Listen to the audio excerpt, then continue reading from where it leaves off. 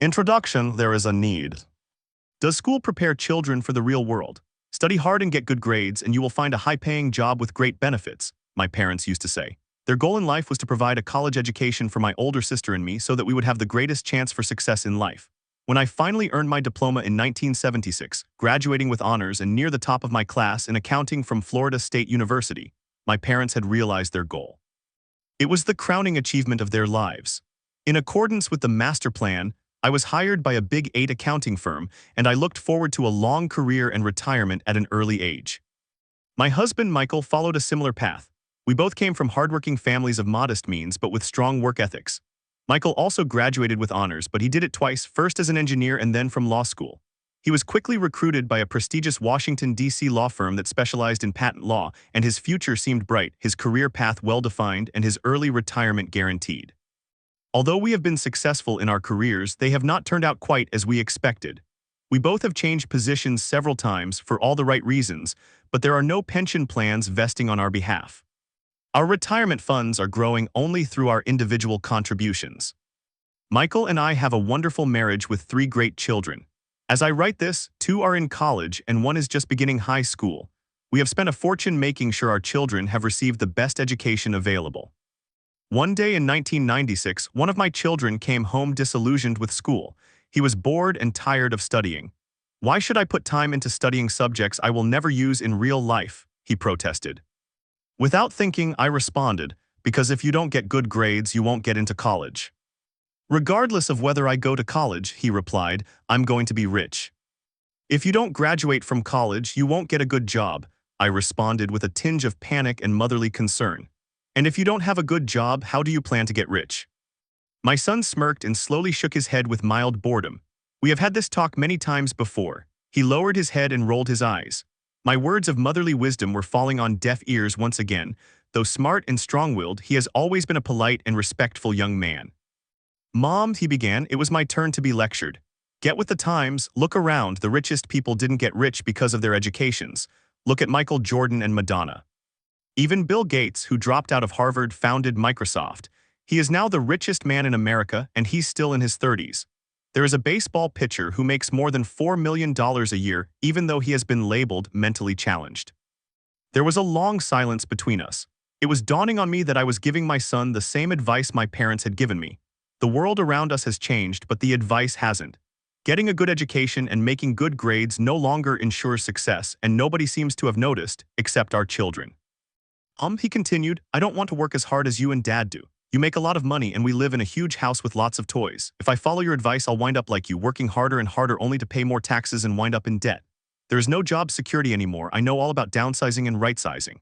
I also know that college graduates today earn less than you did when you graduated. Look at doctors. They don't make nearly as much money as they used to.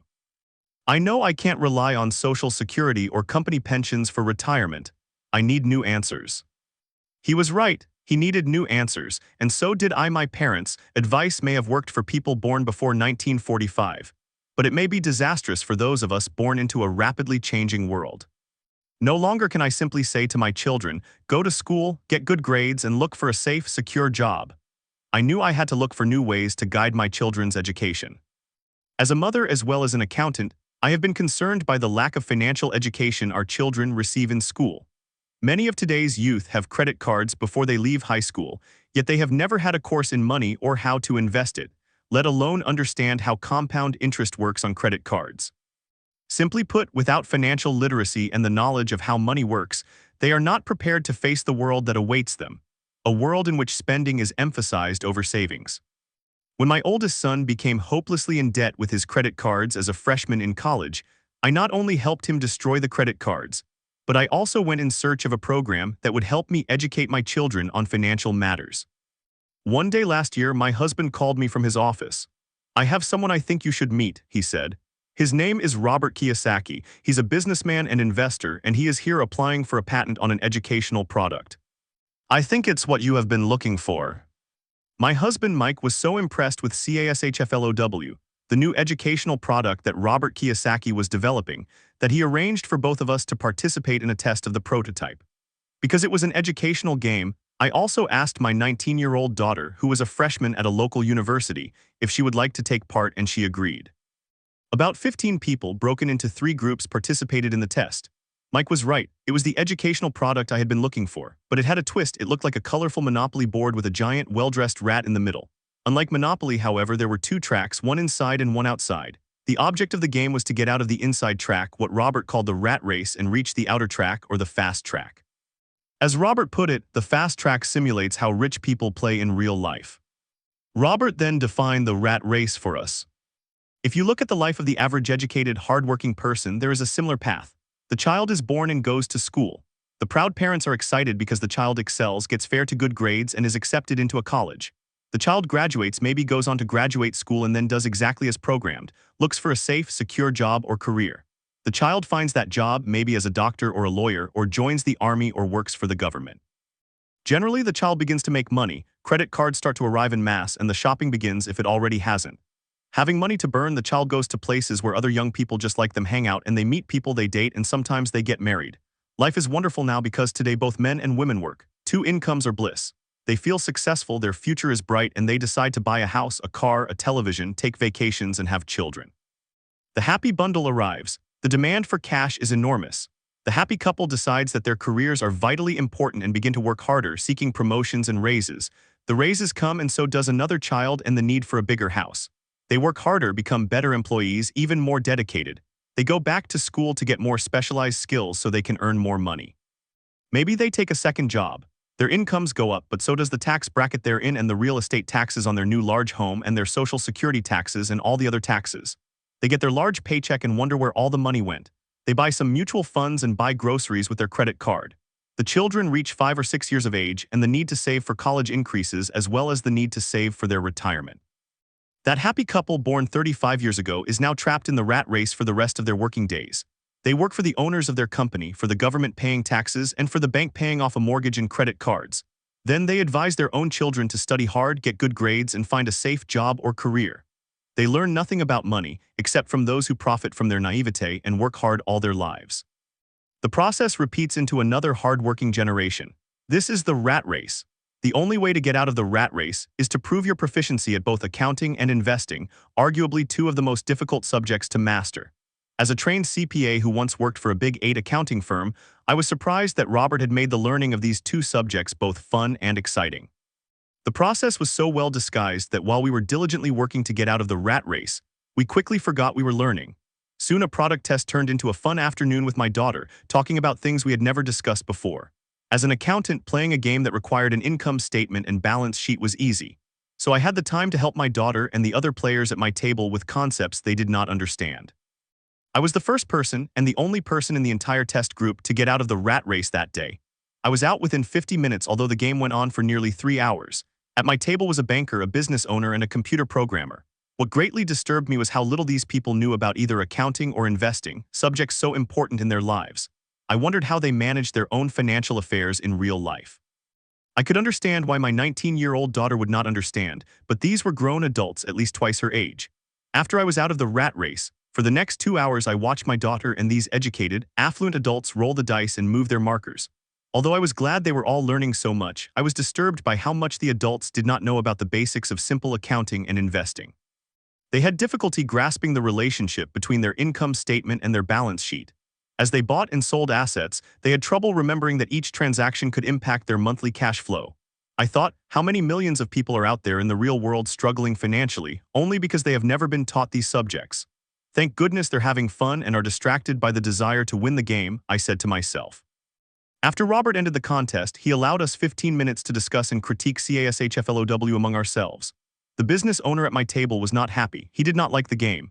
I don't need to know this, he said out loud. I hire accountants, bankers, and attorneys to tell me about this stuff. To which Robert replied, have you ever noticed that there are a lot of accountants who aren't rich, and bankers and attorneys and stockbrokers and real estate brokers? They know a lot and for the most part are smart people, but most of them are not rich. Since our schools do not teach people what the rich know, we take advice from these people. But one day you're driving down the highway, stuck in traffic, struggling to get to work, and you look over to your right and you see your accountant stuck in the same traffic jam. You look to your left and you see your banker. That should tell you something. The computer programmer was also unimpressed by the game. I can buy software to teach me this. The banker, however, was moved. I studied this in school, the accounting part, that is, but I never knew how to apply it to real life. Now I know I need to get myself out of the rat race. But it was my daughter's comments that most touched me. I had fun learning, she said. I learned a lot about how money really works and how to invest. Then she added, now I know I can choose a profession for the work I want to perform and not because of job security, benefits, or how much I get paid. If I learn what this game teaches, I'm free to do and study what my heart wants to study rather than study something because businesses are looking for certain job skills. If I learn this, I won't have to worry about job security and social security the way most of my classmates already do. I was not able to stay and talk with Robert after we had played the game, but we agreed to meet later to further discuss his project. I knew he wanted to use the game to help others become more financially savvy, and I was eager to hear more about his plans. My husband and I set up a dinner meeting with Robert and his wife within the next week. Although it was our first social get-together, we felt as if we had known each other for years. We found out we had a lot in common. We covered the gamut, from sports and plays to restaurants and socioeconomic issues. We talked about the changing world. We spent a lot of time discussing how most Americans have little or nothing saved for retirement, as well as the almost bankrupt state of Social Security and Medicare.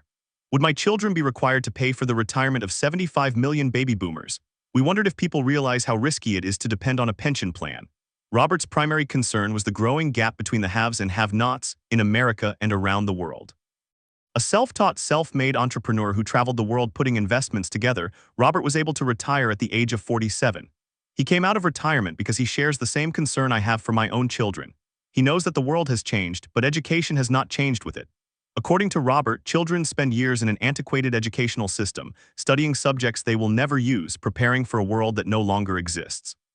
Today, the most dangerous advice you can give a child is go to school, get good grades, and look for a safe, secure job, he likes to say. That is old advice and it's bad advice. If you could see what is happening in Asia, Europe, South America, you would be as concerned as I am.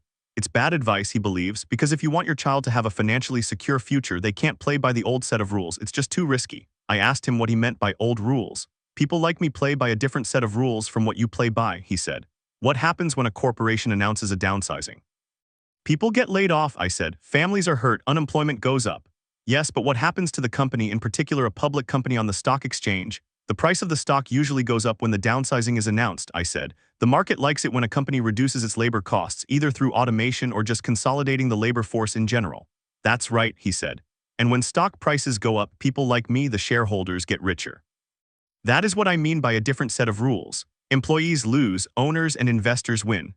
Robert was describing not only the difference between an employee and employer, but also the difference between controlling your own destiny and giving up that control to someone else. But it's hard for most people to understand why that happens, I said.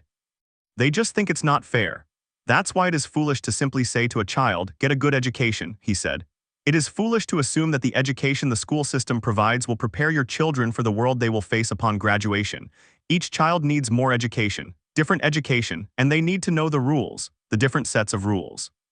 There are rules of money that the rich play by, and there are the rules that the other 95% of the population plays by, he said. And the 95% learns those rules at home and in school. That is why it's risky today to simply say to a child, study hard and look for a job. A child today needs a more sophisticated education, and the current system is not delivering the goods. I don't care how many computers they put in the classroom or how much money schools spend. How can the education system teach a subject that it does not know?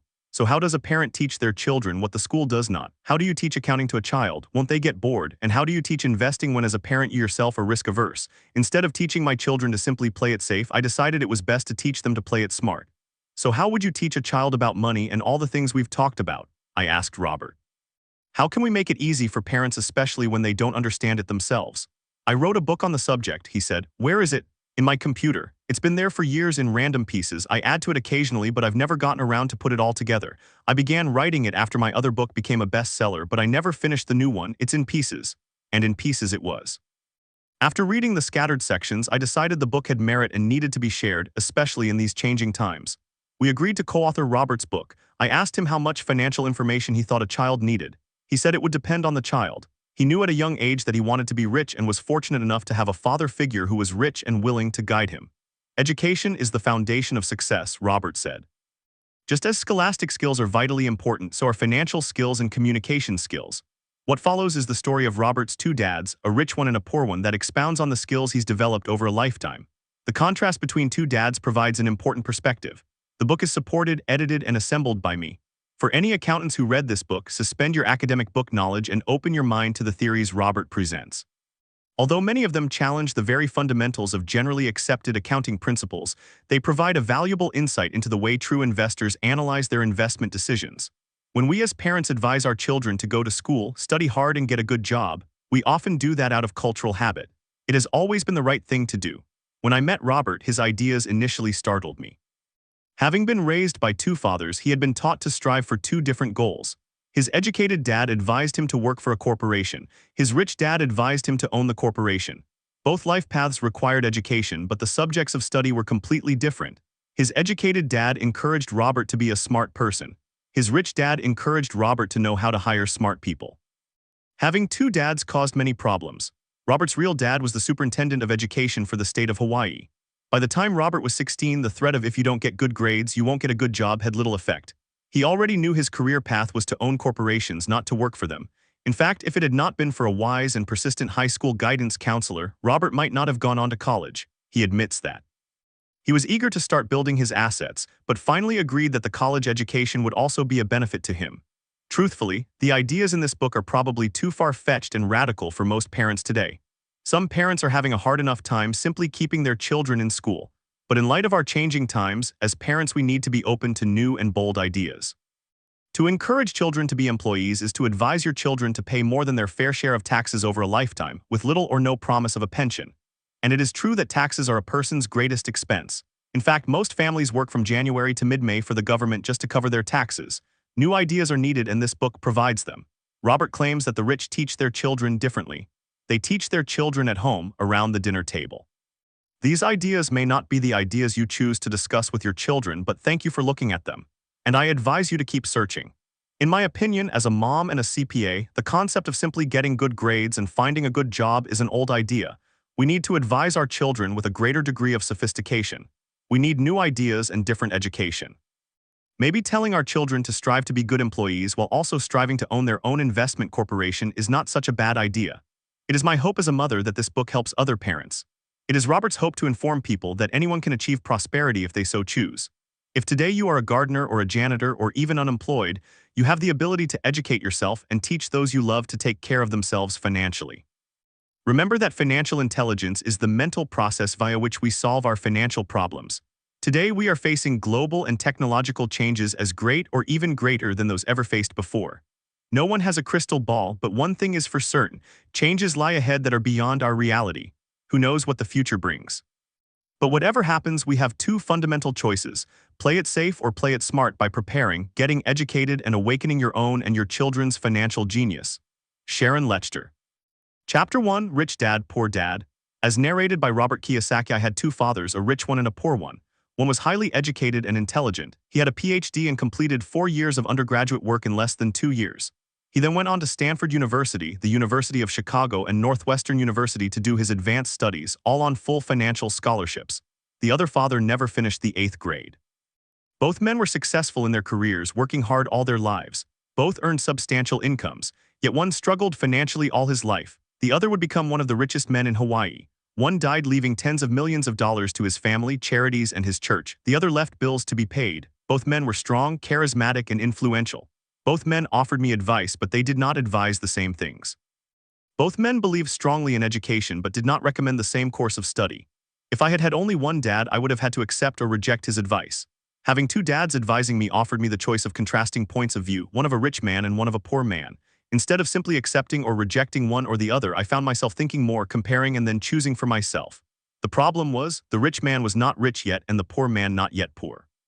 Both were just starting out on their careers and both were struggling with money and families, but they had very different points of view about the subject of money. For example, one dad would say, the love of money is the root of all evil. The other, the lack of money is the root of all evil.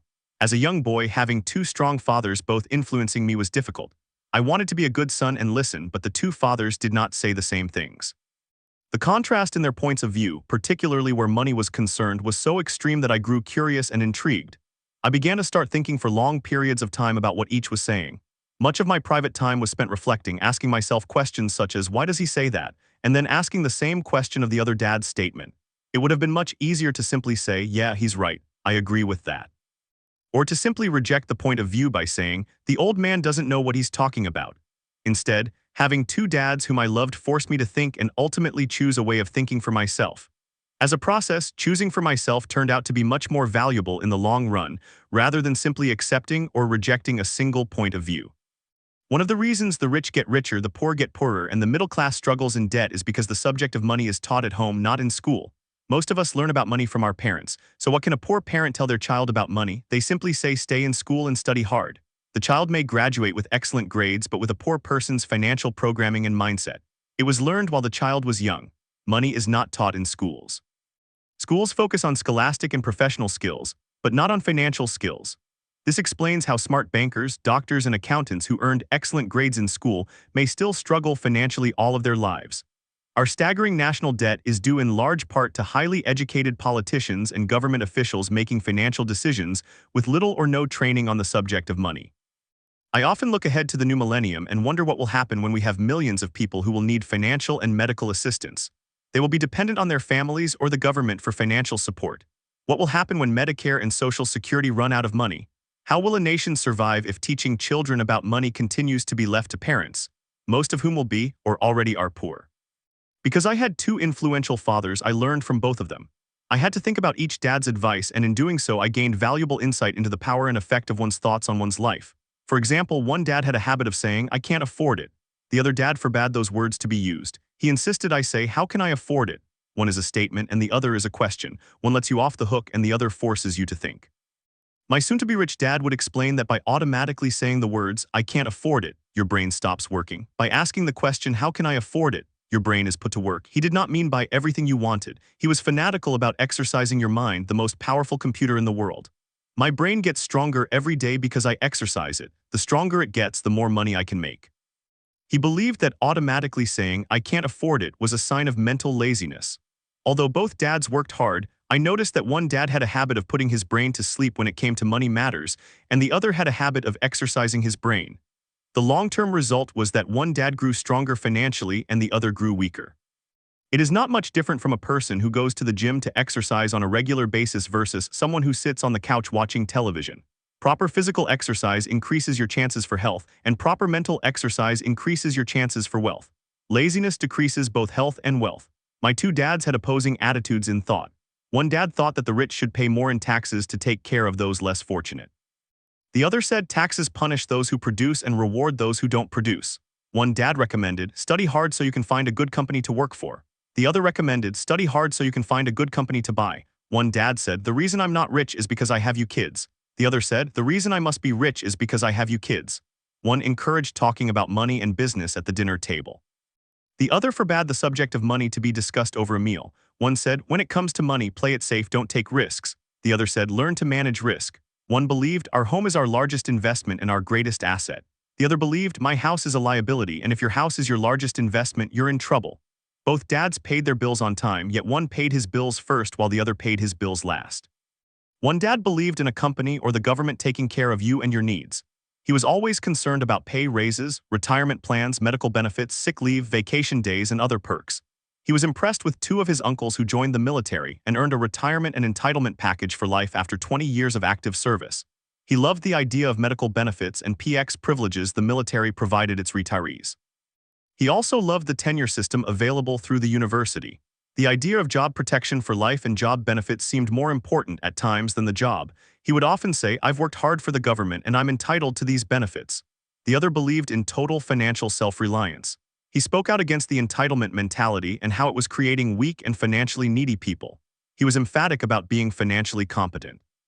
One dad struggled to save a few dollars. The other simply created investments. One dad taught me how to write an impressive resume so I could find a good job. The other taught me how to write strong business and financial plans so I could create jobs. Being a product of two strong dads allowed me the luxury of observing the effects different thoughts have on one's life. I noticed that people really do shape their life through their thoughts. For example, my poor dad always said, I'll never be rich. And that prophecy became reality. My rich dad, on the other hand, always referred to himself as rich. He would say things like, I'm a rich man and rich people don't do this. Even when he was flat broke after a major financial setback, he continued to refer to himself as a rich man. He would cover himself by saying, there is a difference between being poor and being broke. Broke is temporary and poor is eternal. My poor dad would also say, I'm not interested in money, or money doesn't matter. My rich dad always said, money is power. The power of our thoughts may never be measured or appreciated, but it became obvious to me as a young boy to be aware of my thoughts and how I expressed myself. I noticed that my poor dad was poor not because of the amount of money he earned, which was significant, but because of his thoughts and actions. As a young boy having two fathers, I became acutely aware of being careful which thoughts I chose to adopt as my own. Whom should I listen to, my rich dad or my poor dad? Although both men had tremendous respect for education and learning, they disagreed in what they thought was important to learn. One wanted me to study hard, earn a degree, and get a good job to work for money. He wanted me to study to become a professional, an attorney or an accountant, or to go to business school for my MBA. The other encouraged me to study to be rich, to understand how money works and to learn how to have it work for me. I don't work for money, were words he would repeat over and over. Money works for me. At the age of 9, I decided to listen to and learn from my rich dad about money. In doing so, I chose not to listen to my poor dad, even though he was the one with all the college degrees. A lesson from Robert Frost. Robert Frost is my favorite poet. Although I love many of his poems, my favorite is The Road Not Taken. I use its lesson almost daily. The road not taken, two roads diverged in a yellow wood, and sorry I could not travel both and be one traveler. Long I stood and looked down one as far as I could to where it bent in the undergrowth. Then took the other as just as fair and having perhaps the better claim, because it was grassy and wanted where, though as for that the passing there had worn them really about the same. And both that morning equally lay in leaves no step had trodden black. Oh, I kept the first for another day. Yet knowing how way leads on to way, I doubted if I should ever come back. I shall be telling this with a sigh somewhere ages and ages hence. Two roads diverged in a wood, and I took the one less traveled by, and that has made all the difference. Robert Frost, 1916, and that made all the difference. Over the years, I have often reflected upon Robert Frost's poem. Choosing not to listen to my highly educated dad's advice and attitude about money was a painful decision, but it was a decision that shaped the rest of my life. Once I made up my mind whom to listen to, my education about money began.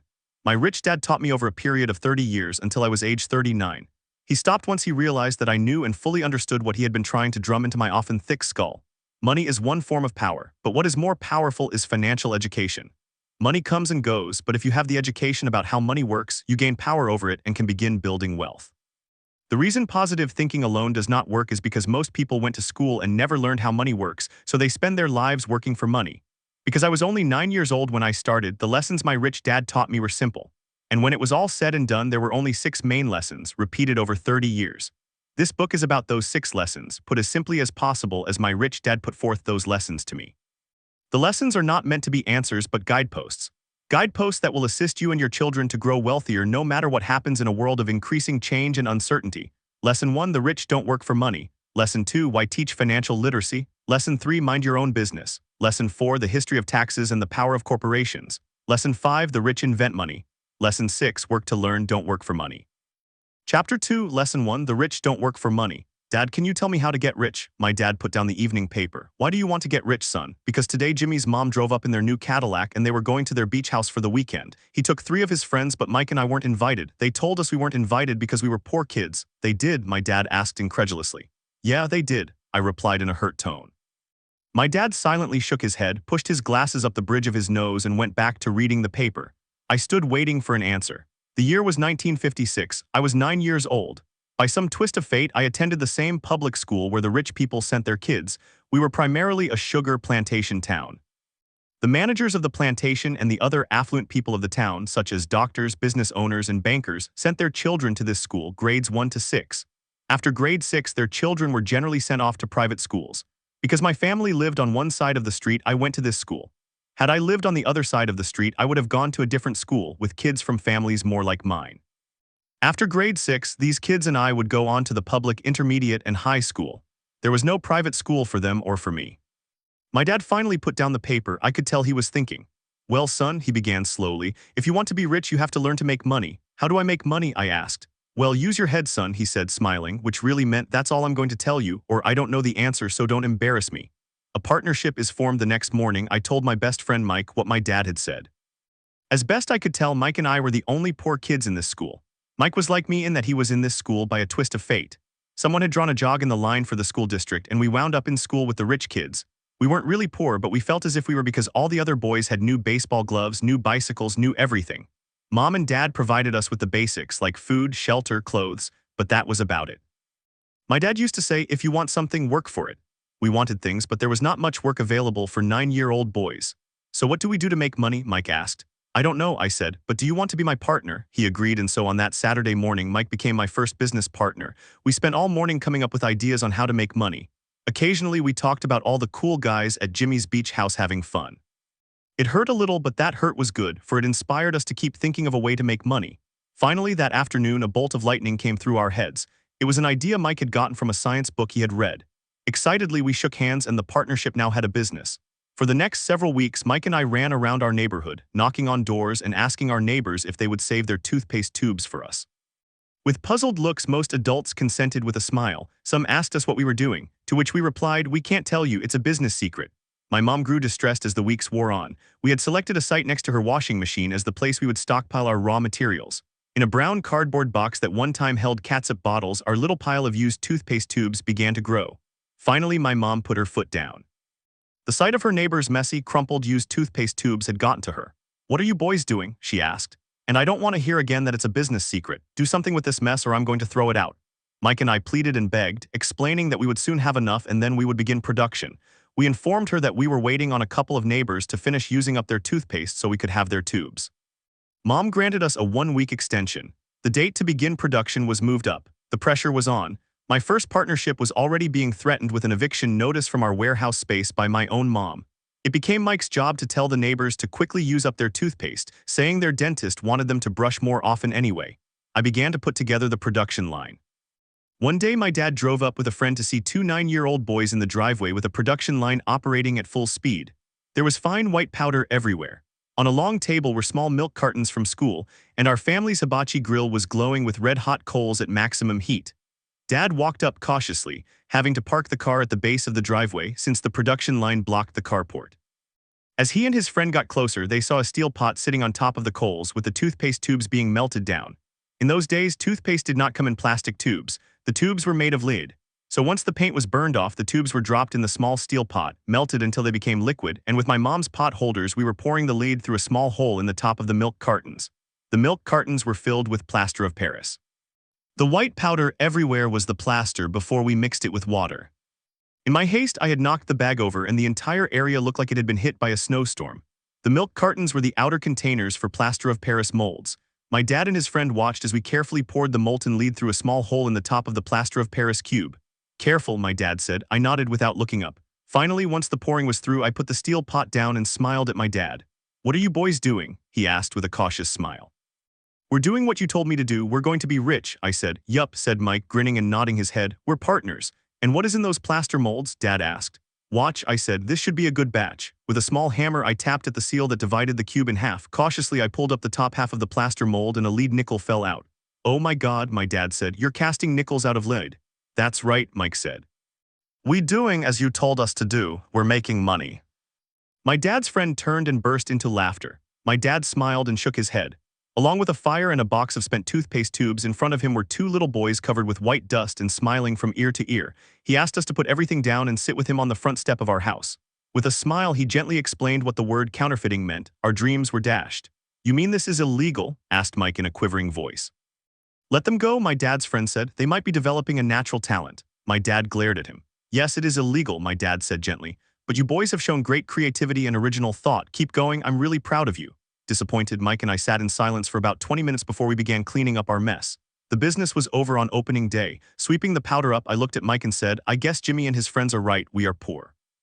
My father was just leaving as I said that. "Boys," he said, "you're only poor if you give up. The most important thing is that you did something. Most people only talk and dream of getting rich. You've done something. I'm very proud of the 2 of you. I will say it again, keep going, don't quit." Mike and I stood there in silence. They were nice words, but we still did not know what to do. "So how come you're not rich, Dad?" I asked. "Because I chose to be a school teacher. School teachers really don't think about being rich. We just like to teach. I wish I could help you, but I really don't know how to make money."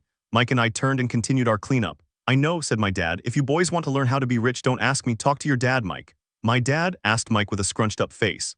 "Yeah, your dad," repeated my dad with a smile. "Your dad and I have the same banker, and he raves about your father. He's told me several times that your father is brilliant when it comes to making money." "My dad?" Mike asked again in disbelief. "Then how come we don't have a nice car and a nice house like the rich kids at school?" "A nice car and a nice house does not necessarily mean you're rich or you know how to make money," my dad replied. "Jimmy's dad works for the sugar plantation. He's not much different from me." He works for a company and I work for the government. The company buys the car for him. The sugar company is in financial trouble and Jimmy's dad may soon have nothing. Your dad is different, Mike. He seems to be building an empire and I suspect in a few years he will be a very rich man. With that, Mike and I got excited again. With new vigor, we began cleaning up the mess caused by our now defunct first business. As we were cleaning, we made plans on how and when to talk to Mike's dad. The problem was that Mike's dad worked long hours and often did not come home until late. His father owned warehouses, a construction company, a chain of stores, and 3 restaurants. It was the restaurants that kept him out late. Mike caught the bus home after we had finished cleaning up. He was going to talk to his dad when he got home that night and ask him if he would teach us how to become rich. Mike promised to call as soon as he had talked to his dad, even if it was late. The phone rang at 8:30 p.m. Okay, I said, next Saturday, and put the phone down. Mike's dad had agreed to meet with Mike and me. At 7:30 Saturday morning, I caught the bus to the poor side of town. The lessons begin, I'll pay you 10 cents an hour.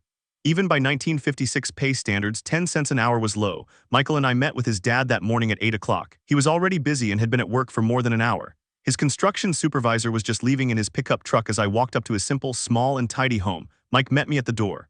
Dad's on the phone and he said to wait on the back porch, Mike said as he opened the door. The old wooden floor creaked as I stepped across the threshold of this aging house. There was a cheap mat just inside the door. The mat was there to hide the years of wear from countless footsteps that the floor had supported. Although clean, it needed to be replaced. I felt claustrophobic as I entered the narrow living room, which was filled with old, musty, overstuffed furniture that today would be collector's items. Sitting on the couch were 2 women, a little older than my mom. Across from the women sat a man in workman's clothes. He wore khaki slacks and a khaki shirt, neatly pressed but without starch, and polished workbooks. He was about 10 years older than my dad, I'd say about 45 years old. They smiled as Mike and I walked past them, heading for the kitchen, which led to the porch that overlooked the backyard. I smiled back shyly. Who are those people? I asked. Oh, they work for my dad. The older man runs his warehouses and the women are the managers of the restaurants. And you saw the construction supervisor who is working on a road project about 50 miles from here. His other supervisor, who is building a tract of houses, had already left before you got here. Does this go on all the time? I asked. Not always, but quite often, said Mike, smiling as he pulled up a chair to sit down next to me. I asked him if he would teach us to make money, Mike said. Oh, and what did he say to that? I asked with cautious curiosity. Well, he had a funny look on his face at first, and then he said he would make us an offer. Oh, I said, rocking my chair back against the wall. I sat there perched on 2 rear legs of the chair. Mike did the same thing. Do you know what the offer is? I asked. No, but we'll soon find out. Suddenly, Mike's dad burst through the rickety screen door and onto the porch. Mike and I jumped to our feet, not out of respect, but because we were startled. Ready, boys? Mike's dad asked as he pulled up a chair to sit down with us. We nodded our heads as we pulled our chairs away from the wall to sit in front of him. He was a big man, about 6 feet tall and 200 pounds. My dad was taller, about the same weight, and 5 years older than Mike's dad. They sort of looked alike, though not of the same ethnic makeup. Maybe their energy was similar. Mike says you want to learn to make money? Is that correct, Robert? I nodded my head quickly, but with a little intimidation. He had a lot of power behind his words and smile. Okay, here's my offer. I'll teach you, but I won't do it classroom style. You work for me, I'll teach you. You don't work for me, I won't teach you. I can teach you faster if you work, and I'm wasting my time if you just want to sit and listen like you do in school. That's my offer. Take it or leave it. May I ask a question first? I asked. No, take it or leave it. I've got too much work to do to waste my time. If you can't make up your mind decisively, then you'll never learn to make money anyway. Opportunities come and go. Being able to know when to make quick decisions is an important skill. You have an opportunity that you asked for. School is beginning or it's over in 10 seconds, Mike's dad said with a teasing smile. Take it, I said. Take it, said Mike. Good, said Mike's dad. Mrs. Martin will be by in 10 minutes. After I'm through with her, you ride with her to my superette and you can begin working. I'll pay you 10 cents an hour and you will work for 3 hours every Saturday. But I have a softball game today, I said. Mike's dad lowered his voice to a stern tone. Take it or leave it, he said. I'll take it, I replied, choosing to work and learn instead of playing softball. 30 cents later, by 9 a.m. on a beautiful Saturday morning, Mike and I were working for Mrs. Martin. She was a kind and patient woman. She always said that Mike and I reminded her of her 2 sons who were grown and gone.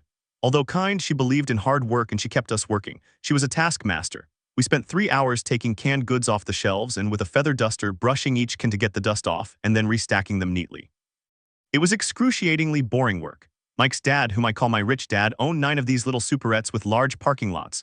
They were the early version of the 7-Eleven convenience stores.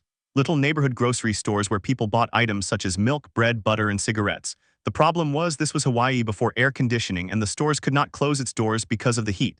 On 2 sides of the store, the doors had to be wide open to the road and parking lot. Every time a car drove by or pulled into the parking lot, dust would swirl and settle in the store. Hence, we had a job for as long as there was no air conditioning. For 3 weeks, Mike and I reported to Mrs. Martin and worked our 3 hours. By noon, our work was over and she dropped 3 little dimes in each of our hands. Now, even at the age of 9 in the mid-1950s, 30 cents was not too exciting. Comic books cost 10 cents back then, so I usually spent my money on comic books and went home. By Wednesday of the 4th week, I was ready to quit. I had agreed to work only because I wanted to learn to make money from Mike's dad, and now I was a slave for 10 cents an hour. On top of that, I had not seen Mike's dad since that first Saturday. I'm quitting, I told Mike at lunchtime. The school lunch was miserable. School was boring, and now I did not even have my Saturdays to look forward to, but it was the 30 cents that really got to me. This time Mike smiled. What are you laughing at? I asked with anger and frustration. Dad said this would happen. He said to meet with him when you were ready to quit. What? I said indignantly. He's been waiting for me to get fed up. Sort of, Mike said. Dad's kind of different. He teaches differently from your dad. Your mom and dad lecture a lot. My dad is quiet and a man of few words. You just wait till this Saturday. I'll tell him you're ready. You mean I've been set up? No, not really, but maybe. Dad will explain on Saturday. Waiting in line on Saturday, I was ready to face him and I was prepared. Even my real dad was angry with him. My real dad, the one I call the poor one, thought that my rich dad was violating child labor laws and should be investigated. My educated poor dad told me to demand what I deserve. At least 25 cents an hour. My poor dad told me that if I did not get a raise, I was to quit immediately. You don't need that damn job anyway, said my poor dad with indignity. At 8 o'clock Saturday morning, I was going through the same rickety door of Mike's house. Take a seat and wait in line, Mike's dad said as I entered. He turned and disappeared into his little office next to a bedroom. I looked around the room and did not see Mike anywhere. Feeling awkward, I cautiously sat down next to the same 2 women who were there 4 weeks earlier. They smiled and slid across the couch to make room for me. 45 minutes went by and I was steaming. The 2 women had met with him and left 30 minutes earlier. An older gentleman was in there for 20 minutes and was also gone. The house was empty, and I sat out in his musty dark living room on a beautiful sunny Hawaiian day, waiting to talk to a cheapskate who exploited children. I could hear him rustling around the office, talking on the phone and ignoring me. I was now ready to walk out, but for some reason I stayed. Finally, 15 minutes later, at exactly 9 o'clock, Rich Dad walked out of his office, said nothing, and signaled with his hand for me to enter his dingy office. I understand you want a raise or you're going to quit, Rich Dad said as he swiveled in his office chair. Well, you're not keeping your end of the bargain, I blurted out nearly in tears. It was really frightening for a 9-year-old boy to confront a grown-up. You said that you would teach me if I worked for you. Well, I've worked for you, I've worked hard, I've given up my baseball games to work for you, and you don't keep your word. You haven't taught me anything. You are a crook like everyone in town thinks you are. You're greedy. You want all the money and don't take care of your employees. You make me wait and don't show me any respect. I'm only a little boy and I deserve to be treated better. Rich Dad rocked back in his swivel chair, hands up to his chin, somewhat staring at me. It was like he was studying me. Not bad, he said. In less than a month, you sound like most of my employees. What? I asked, not understanding what he was saying. I continued with my grievance. I thought you were going to keep your end of the bargain and teach me. Instead, you want to torture me. That's cruel. That's really cruel. I am teaching you, Rich Dad said quietly. What have you taught me? Nothing, I said angrily. You haven't even talked to me once since I agreed to work for peanuts. 10 cents an hour, huh? I should notify the government about you. We have child labor laws, you know. My dad works for the government, you know. Wow, said Rich Dad. Now you sound just like most of the people who used to work for me. People I've either fired or they've quit. So what do you have to say? I demanded, feeling pretty brave for a little kid. You lied to me. I've worked for you and you have not kept your word. You haven't taught me anything. How do you know that I've not taught you anything? Asked Rich Dad calmly. Well, you've never talked to me. I've worked for 3 weeks and you have not taught me anything, I said with a pout. Does teaching mean talking or a lecture? Rich Dad asked. Well, yes, I replied. That's how they teach you in school, he said, smiling. But that is not how life teaches you, and I would say that life is the best teacher of all. Most of the time, life does not talk to you. It just sort of pushes you around. Each push is life saying, wake up. There's something I want you to learn. What is this man talking about? I asked myself silently. Life pushing me around was life talking to me. Now I knew I had to quit my job. I was talking to someone who needed to be locked up. If you learn life's lessons, you will do well. If not, life will just continue to push you around. People do 2 things. Some just let life push them around. Others get angry and push back.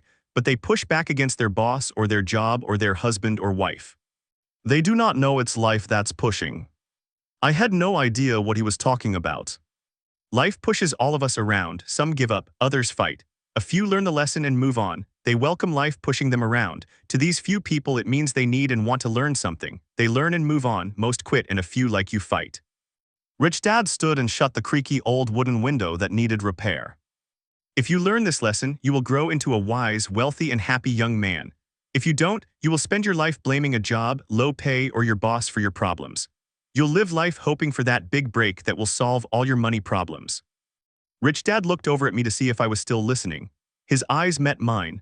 We stared at each other, streams of communication going between us through our eyes. Finally, I pulled away once I had absorbed his last message. I knew he was right. I was blaming him, and I did ask to learn. I was fighting. Rich Dad continued. Or if you're the kind of person who has no guts, you just give up every time life pushes you. If you're that kind of person, you'll live all your life playing it safe, doing the right things, saving yourself for some event that never happens. Then you die a boring old man.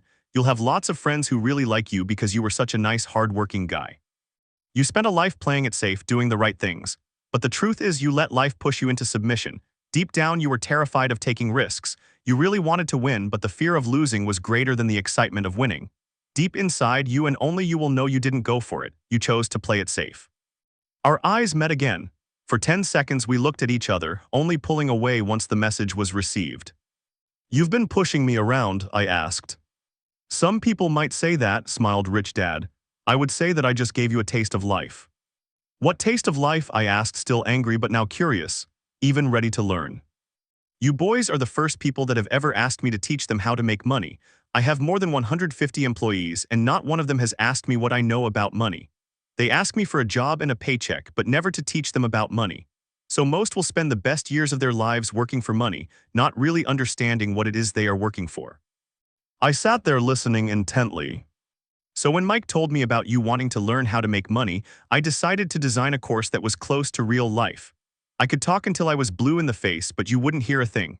So I decided to let life push you around a bit so you could hear me. That's why I only paid you 10 cents. So what is the lesson I learned from working for only 10 cents an hour?" I asked. "That you're cheap and exploit your workers." Rich Dad rocked back and laughed heartily. Finally, after his laughing stopped, he said, "You'd best change your point of view. Stop blaming me, thinking I'm the problem. If you think I'm the problem, then you have to change me. If you realize that you're the problem, then you can change yourself, learn something and grow wiser. Most people want everyone else in the world to change but themselves. Let me tell you, it's easier to change yourself than everyone else." "I don't understand," I said. "Don't blame me for your problems," Rich Dad said, growing impatient. "But you only pay me 10 cents. So what are you learning?" Rich Dad asked, smiling.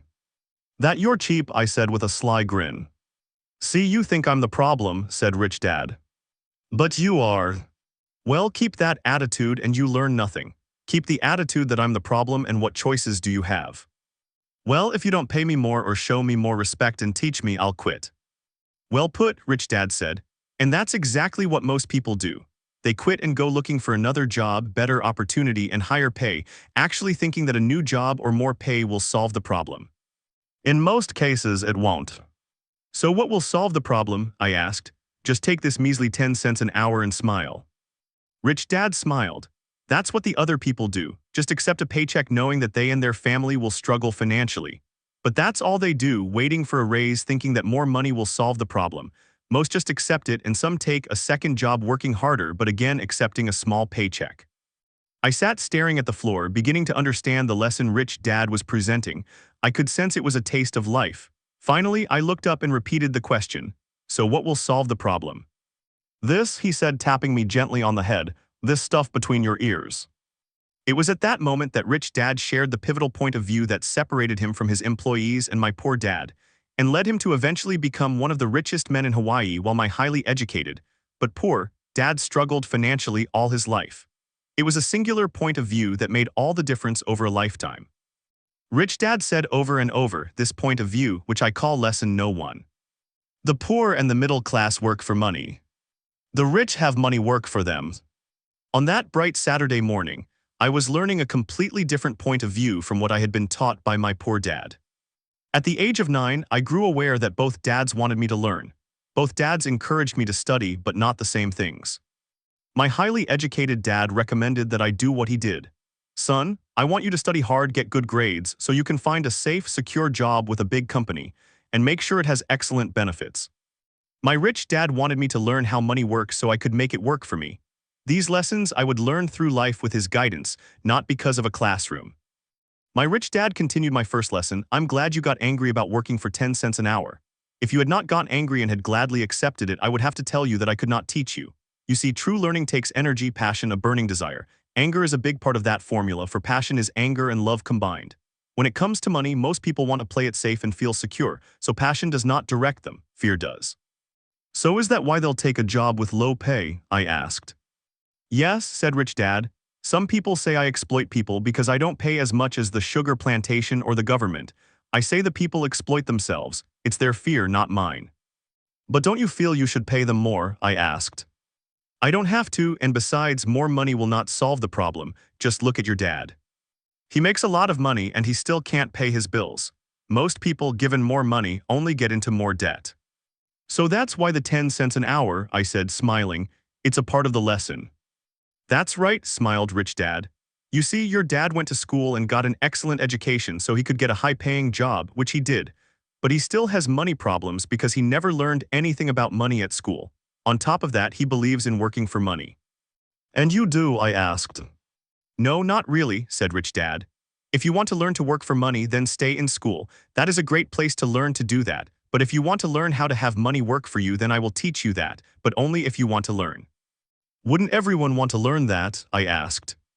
No, said Rich Dad.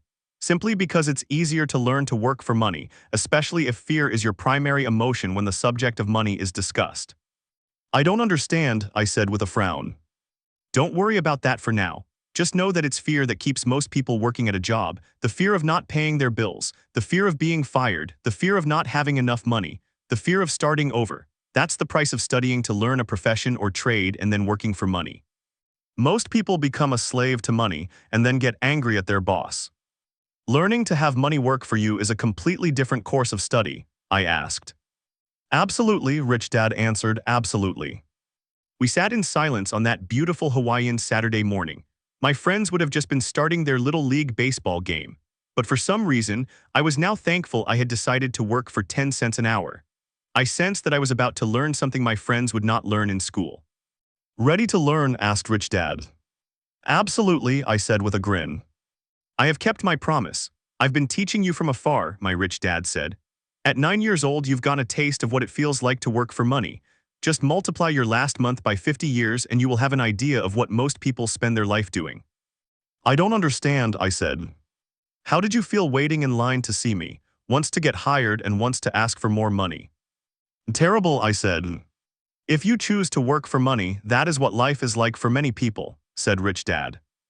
And how did you feel when Mrs. Martin dropped 3 dimes in your hand for 3 hours' work? I felt like it wasn't enough, it seemed like nothing. I was disappointed, I said. And that is how most employees feel when they look at their paychecks. Especially after all the tax and other deductions are taken out. At least you got 100%. You mean most workers don't get paid everything? I asked with amazement. Heavens no, said Rich Dad. The government always takes its share first. How do they do that? I asked. Taxes, said Rich Dad. You're taxed when you earn, you're taxed when you spend, you're taxed when you save, you're taxed when you die. Why do people let the government do that to them? The rich don't, said Rich Dad with a smile.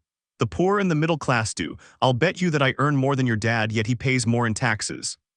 How can that be? I asked. As a 9-year-old boy, that made no sense to me. Why would someone let the government do that to them? Rich Dad sat there in silence. I guess he wanted me to listen instead of jabber away at the mouth. Finally, I calmed down. I did not like what I had heard.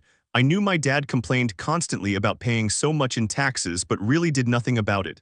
Was that life pushing him around? Rich Dad rocked slowly and silently in his chair, just looking at me. Ready to learn? He asked. I nodded my head slowly. As I said, there is a lot to learn. Learning how to have money work for you is a lifetime study. Most people go to college for 4 years and their education ends. I already know that my study of money will continue over my lifetime, simply because the more I find out I need to know.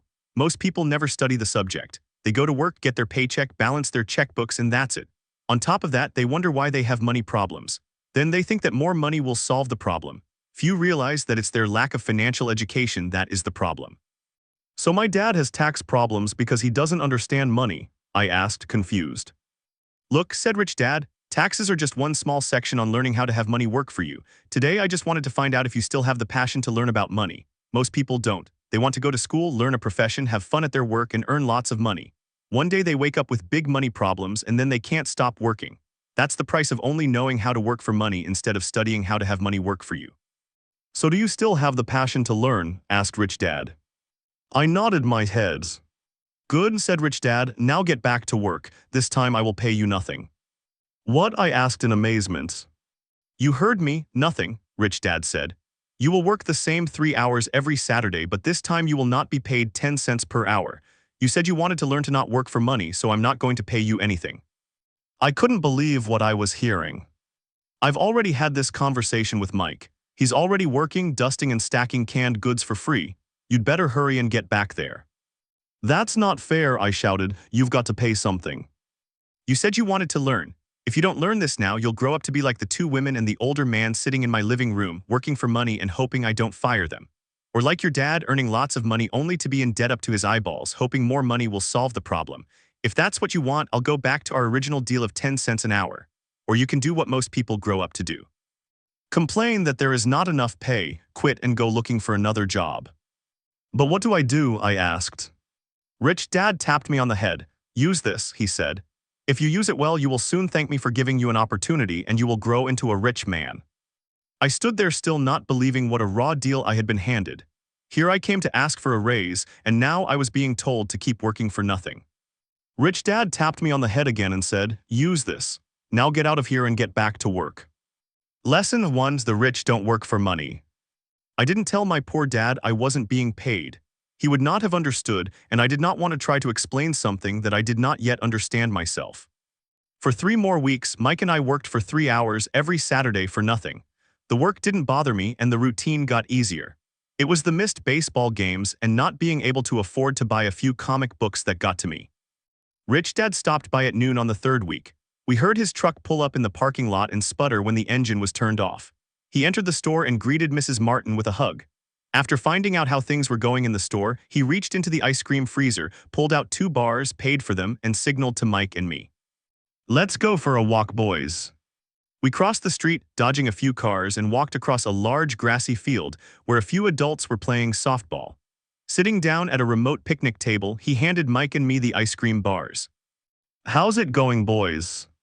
Okay, Mike said. I nodded in agreement. Learn anything yet? Rich Dad asked.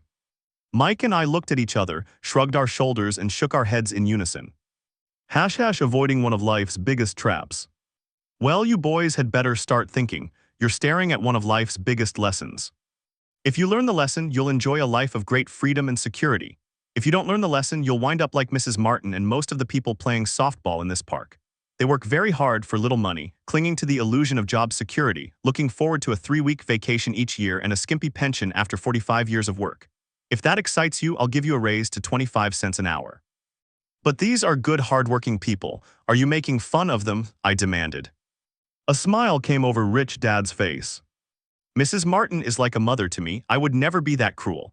I may sound cruel because I'm doing my best to point something out to the 2 of you. I want to expand your point of view so you can see something. Something most people never have the benefit of seeing because their vision is too narrow. Most people never see the trap they are in. Mike and I sat there uncertain of his message. He sounded cruel, yet we could sense he was desperately wanting us to know something. With a smile, Rich Dad said, "Doesn't that 25 cents an hour sound good? Doesn't it make your heart beat a little faster?"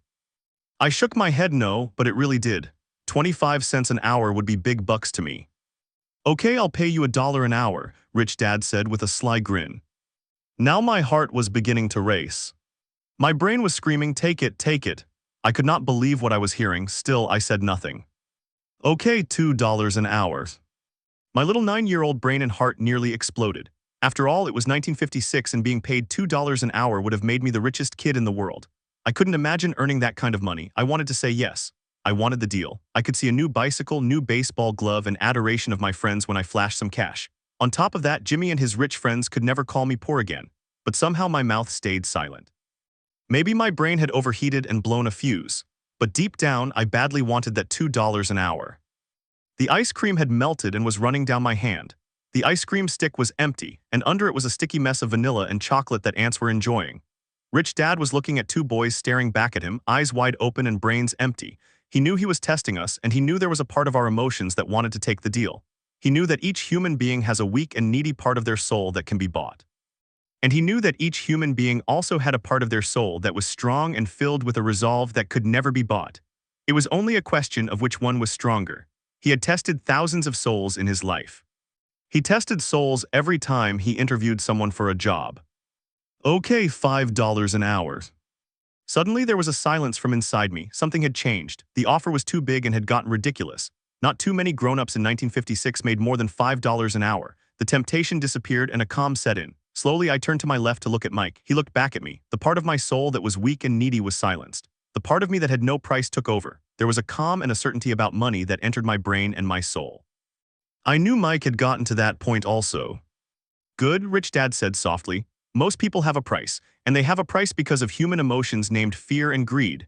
First, the fear of being without money motivates us to work hard, and then once we get that paycheck, greed or desire starts us thinking about all the wonderful things money can buy.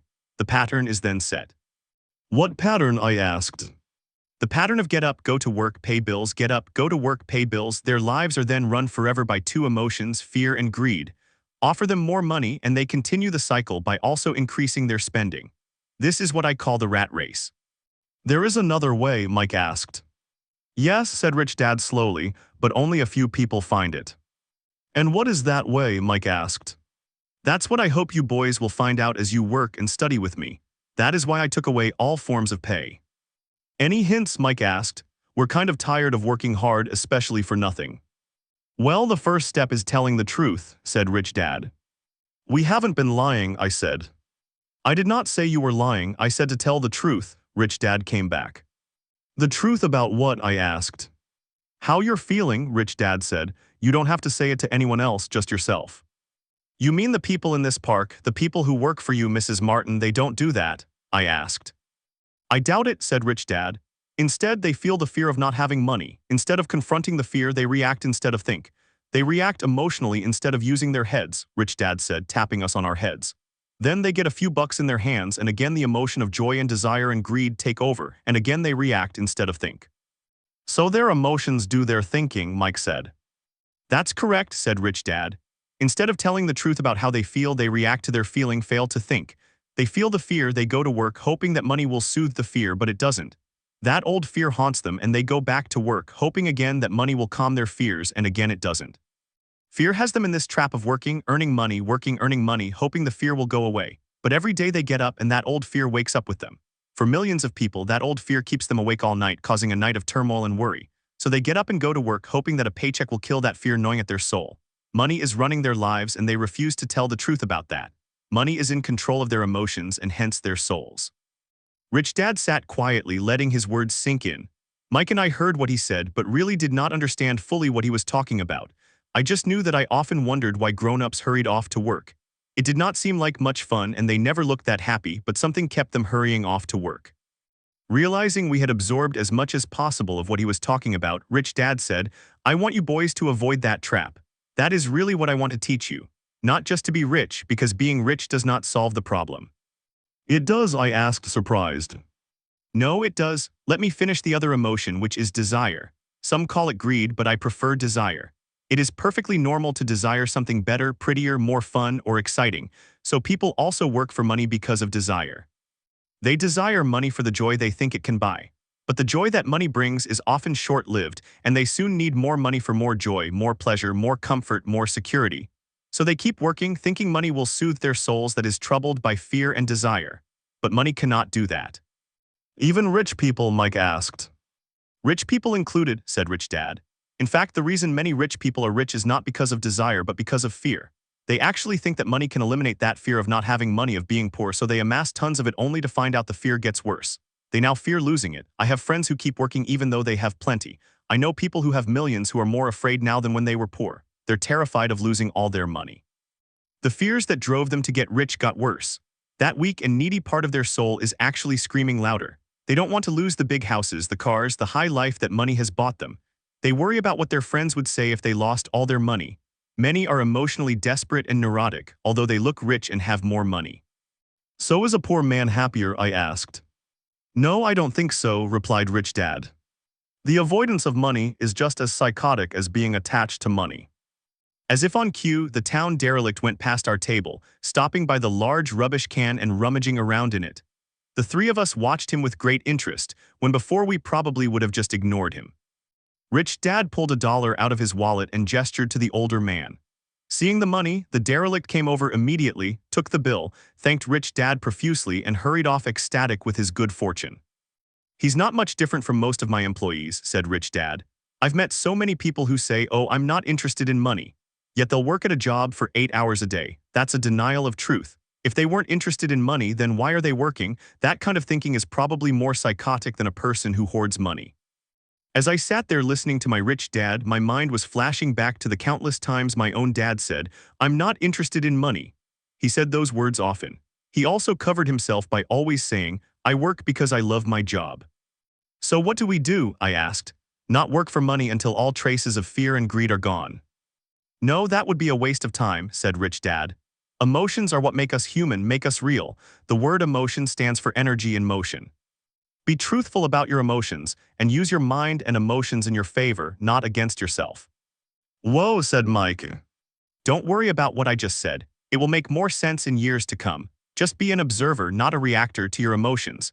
Most people do not know that it's their emotions that are doing the thinking. Your emotions are your emotions, but you have got to learn to do your own thinking." "Can you give me an example?" I asked. "Sure," replied Rich Dad. "When a person says, 'I need to find a job,' it's most likely an emotion doing the thinking. Fear of not having money generates that thought." "But people do need money if they have bills to pay," I said. "Sure they do," smiled Rich Dad. "All I'm saying is that it's fear that is all too often doing the thinking." "I don't understand," said Mike. "For example," said Rich Dad, "if the fear of not having enough money arises, instead of immediately running out to get a job so they can earn a few bucks to kill the fear, they instead might ask themselves this question: will a job be the best solution to this fear over the long run? In my opinion, the answer is no, especially when you look over a person's lifetime. A job is really a short-term solution to a long-term problem. But my dad is always saying, stay in school, get good grades so you can find a safe, secure job." I spoke out, somewhat confused. "Yes, I understand he says that," said Rich Dad, smiling. "Most people recommend that, and it's a good idea for most people, but people make that recommendation primarily out of fear." "You mean my dad says that because he's afraid?" "Yes," said Rich Dad. "He's terrified that you won't be able to earn money and won't fit into society. Don't get me wrong, he loves you and wants the best for you, and I think his fear is justified. An education and a job are important, but it won't handle the fear. You see, that same fear that makes him get up in the morning to earn a few bucks is the fear that is causing him to be so fanatical about you going to school." "So what do you recommend?" I asked. "I want to teach you to master the power of money, not be afraid of it. And they don't teach that in school. If you don't learn it, you become a slave to money." It was finally making sense. He did want us to widen our views, to see what Mrs. Martin could not see, his employees could not see, or my dad for that matter. He used examples that sounded cruel at the time, but I've never forgotten them. My vision widened that day, and I could begin to see the trap that lay ahead for most people. "You see, we're all employees ultimately. We just work at different levels," said Rich Dad. "I just want you boys to have a chance to avoid the trap caused by those two emotions, fear and desire. Use them in your favor, not against you. That's what I want to teach you. I'm not interested in just teaching you to make a pile of money. That won't handle the fear or desire. If you don't first handle fear and desire and you get rich, you'll only be a high-paid slave." "So how do we avoid the trap?" I asked. "The main cause of poverty or financial struggle is fear and ignorance, not the economy or the government or the rich. It's self-inflicted fear and ignorance that keeps people trapped. So you boys go to school and get your college degrees. I'll teach you how to stay out of the trap." The pieces of the puzzle were appearing. My highly educated dad had a great education and a great career, but school never told him how to handle money or his fears. It became clear that I could learn different and important things from two fathers. "So you've been talking about the fear of not having money. How does the desire of money affect our thinking?" Mike asked. "How did you feel when I tempted you with a pay raise? Did you notice your desires rising?" We nodded our heads. "By not giving in to your emotions, you were able to delay your reactions and think. That is most important. We will always have emotions of fear and greed. From here on in, it is most important for you to use those emotions to your advantage and for the long term, and not simply let your emotions run you by controlling your thinking. Most people use fear and greed against themselves. That's the start of ignorance. Most people live their lives chasing paychecks, pay raises, and job security because of the emotions of desire and fear, not really questioning where those emotion-driven thoughts are leading them. It's just like the picture of a donkey dragging a cart, with its owner dangling a carrot just in front of the donkey's nose. The donkey's owner may be going where he wants to go, but the donkey is chasing an illusion. Tomorrow there will only be another carrot for the donkey. You mean the moment I began to picture a new baseball glove, candy and toys, that's like a carrot to a donkey? Mike asked. Yeah, and as you get older, your toys get more expensive. A new car, a boat, and a big house to impress your friends, said Rich Dad with a smile. Fear pushes you out the door and desire calls to you, enticing you toward the rocks. That's the trap. So what's the answer? Mike asked. What intensifies fear and desire is ignorance. That is why rich people with lots of money often have more fear the richer they get.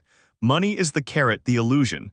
If the donkey could see the whole picture, it might rethink its choice to chase the carrot.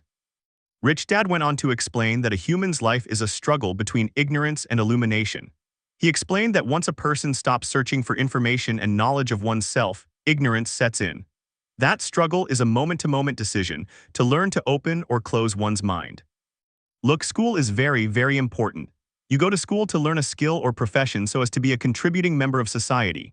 Every culture needs teachers, doctors, mechanics, artists, cooks, business people, police officers, firefighters, soldiers. Schools train them so our culture can thrive and flourish, said Rich Dad. Unfortunately for many people, school is the end, not the beginning. There was a long silence. Rich Dad was smiling. I did not comprehend everything he said that day. But as with most great teachers whose words continue to teach for years, often long after they're gone, his words are still with me today. I've been a little cruel today, said Rich Dad. Cruel for a reason. I want you to always remember this talk. I want you to always think of Mrs. Martin. I want you always to think of the donkey. Never forget, because your two emotions, fear and desire, can lead you into life's biggest trap if you're not aware of them controlling your thinking. To spend your life living in fear, never exploring your dreams, is cruel. To work hard for money, thinking that money will buy you things that will make you happy, is also cruel. To wake up in the middle of the night terrified about paying bills is a horrible way to live.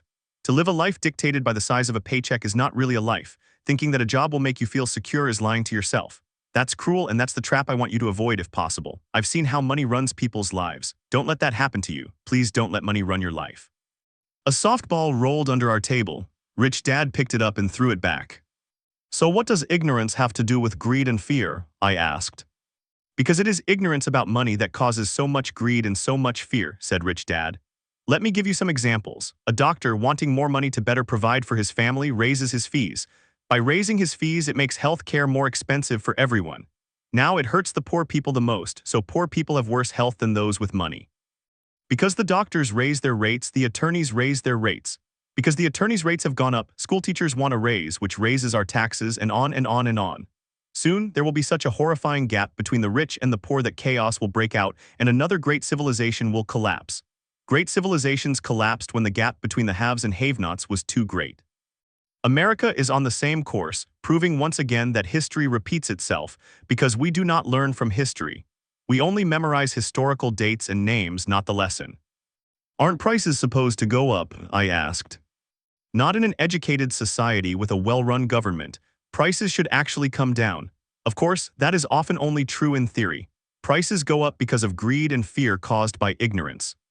If schools taught people about money, there would be more money and lower prices. But schools focus only on teaching people to work for money, not how to harness money's power. But don't we have business schools? Mike asked. Aren't you encouraging me to go to business school for my master's degree? Yes, said Rich Dad, but all too often business schools train employees who are sophisticated bean counters. Heaven forbid a bean counter takes over a business. All they do is look at the numbers, fire people, and kill the business. I know because I hire bean counters. All they think about is cutting costs and raising prices, which cause more problems. Bean counting is important. I wish more people knew it, but it too is not the whole picture, added Rich Dad angrily. So is there an answer? Asked Mike. Yes, said Rich Dad. Learn to use your emotions to think, not think with your emotions. When you boys mastered your emotions, first by agreeing to work for free, I knew there was hope. When you again resisted your emotions when I tempted you with more money, you were again learning to think in spite of being emotionally charged. That's the first step. Why is that step so important? I asked. Well, that's up to you to find out. If you want to learn, I'll take you boys into the briar patch. That place where almost everyone else avoids. I'll take you to that place where most people are afraid to go. If you go with me, you'll let go of the idea of working for money and instead learn to have money work for you. And what will we get if we go with you? What if we agree to learn from you? What will we get? I asked. The same thing Briar Rabbit got, said Rich Dad. Freedom from the tar baby. Is there a briar patch? I asked. Yes, said Rich Dad. The briar patches are fear and our greed. Going into our fear and confronting our greed, our weaknesses, our neediness is the way out. And the way out is through the mind by choosing our thoughts. Choosing our thoughts, Mike asked, puzzled. Yes, choosing what we think rather than reacting to our emotions. Instead of just getting up and going to work to solve your problems just because the fear of not having the money to pay your bills is scaring you, thinking would be taking the time to ask yourself a question. A question like, is working harder at this the best solution to this problem? Most people are so terrified at not telling themselves the truth. That fear is in control, that they cannot think and instead run out the door. Tar baby is in control. That's what I mean by choosing your thoughts. And how do we do that? Mike asked. That's what I will be teaching you. I'll be teaching you to have a choice of thoughts to consider, rather than knee-jerk reacting, like gulping down your morning coffee and running out the door. Remember what I said before, a job is only a short-term solution to a long-term problem.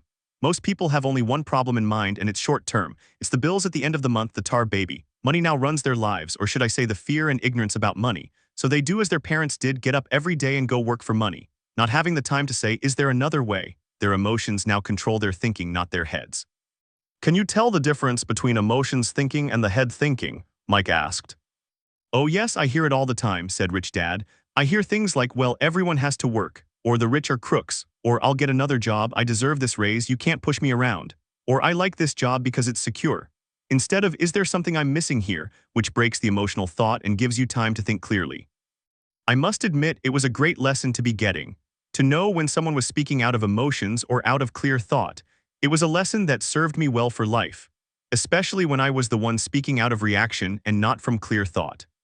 As we headed back to the store, Rich Dad explained that the rich really did make money. They did not work for it. He went on to explain that when Mike and I were casting 5-cent pieces out of lead thinking we were making money, we were very close to thinking the way the rich think. The problem was that it was illegal for us to do it. It was legal for the government and banks to do it, but not us. He explained that there are legal ways to make money and illegal ways. Rich Dad went on to explain that the rich know that money is an illusion, truly like the carrot for the donkey. It's only out of fear and greed that the illusion of money is held together by billions of people thinking that money is real. Money is really made up. It was only because of the illusion of confidence and the ignorance of the masses that the house of cards stood standing. In fact, he said, in many ways the donkey's carrot was more valuable than money.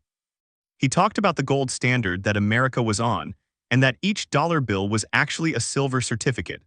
What concerned him was the rumor that we would someday go off the gold standard and our dollars would no longer be silver certificates. When that happens, boys, all hell is going to break loose. The poor, the middle class, and the ignorant will have their lives ruined simply because they will continue to believe that money is real and that the company they work for or the government will look after them. We really did not understand what he was saying that day, but over the years it made more and more sense. Seeing what others miss. As he climbed into his pickup truck outside of his little convenience store, he said, keep working, boys, but the sooner you forget about needing a paycheck, the easier your adult life will be. Keep using your brain, work for free, and soon your mind will show you ways of making money far beyond what I could ever pay you. You will see things that other people never see. Opportunities right in front of their noses. Most people never see these opportunities because they're looking for money and security, so that's all they get. The moment you see one opportunity, you will see them for the rest of your life. The moment you do that, I'll teach you something else. Learn this and you'll avoid one of life's biggest traps. You'll never ever touch that tar baby. Mike and I picked up our things from the store and waved goodbye to Mrs. Martin. We went back to the park, to the same picnic bench, and spent several more hours thinking and talking. We spent the next week at school thinking and talking. For 2 more weeks, we kept thinking, talking, and working for free. At the end of the second Saturday, I was again saying goodbye to Mrs. Martin and looking at the comic book stand with a longing gaze. The hard thing about not even getting 30 cents every Saturday was that I didn't have any money to buy comic books. Suddenly, as Mrs. Martin was saying goodbye to Mike and me, I saw something she was doing that I had never seen her do before. I mean, I had seen her do it, but I never took notice of it. Mrs. Martin was cutting the front page of the comic book in half. She was keeping the top half of the comic book cover and throwing the rest of the comic book into a large brown cardboard box. When I asked her what she did with the comic books, she said, I throw them away. I give the top half of the cover back to the comic book distributor for credit when he brings in the new comics. He's coming in an hour. Mike and I waited for an hour. Soon the distributor arrived and I asked him if we could have the comic books. To which he replied, you can have them if you work for this store and do not resell them. Our partnership was revived. Mike's mom had a spare room in the basement that no one used. We cleaned it out and began piling hundreds of comic books in that room. Soon our comic book library was open to the public. We hired Mike's younger sister, who loved to study, to be head librarian. She charged each child 10 cents admission to the library, which was open from 2:30 to 4:30 p.m. every day after school. The customers, the children of the neighborhood, could read as many comics as they could in 2 hours. It was a bargain for them since a comic costs 10 cents each, and they could read 5 or 6 in 2 hours. Mike's sister would check the kids as they left to make sure they weren't borrowing any comic books. She also kept the books, logging in how many kids showed up each day, who they were, and any comments they might have. Mike and I averaged $9.50 per week over a 3-month period. We paid his sister $1 a week and allowed her to read the comics for free, which she rarely did since she was always studying. Mike and I kept our agreement by working in the store every Saturday and collecting all the comic books from the different stores. We kept our agreement to the distributor by not selling any comic books. We burned them once they got too tattered. We tried opening a branch office, but we could never quite find someone as dedicated as Mike's sister we could trust. At an early age, we found out how hard it was to find good staff. 3 months after the library first opened, a fight broke out in the room. Some bullies from another neighborhood pushed their way in and started it. Mike's dad suggested we shut down the business, so our comic book business shut down and we stopped working on Saturdays at the convenience store. Anyway, Rich Dad was excited because he had new things he wanted to teach us. He was happy because we had learned our first lessons so well. We had learned to have money work for us. By not getting paid for our work at the store, we were forced to use our imaginations to identify an opportunity to make money. By starting our own business, the comic book library, we were in control of our own finances, not dependent on an employer. The best part was that our business generated money for us even when we weren't physically there. Our money worked for us. Instead of paying us money, Rich Dad had given us so much more. Chapter 3. Lesson 2: Why Teach Financial Literacy. In 1990, my best friend Mike took over his father's empire and is, in fact, doing a better job than his dad did. We see each other once or twice a year on the golf course. He and his wife are wealthier than you could imagine. Rich Dad's empire is in great hands, and Mike is now grooming his son to take his place as his dad had groomed us.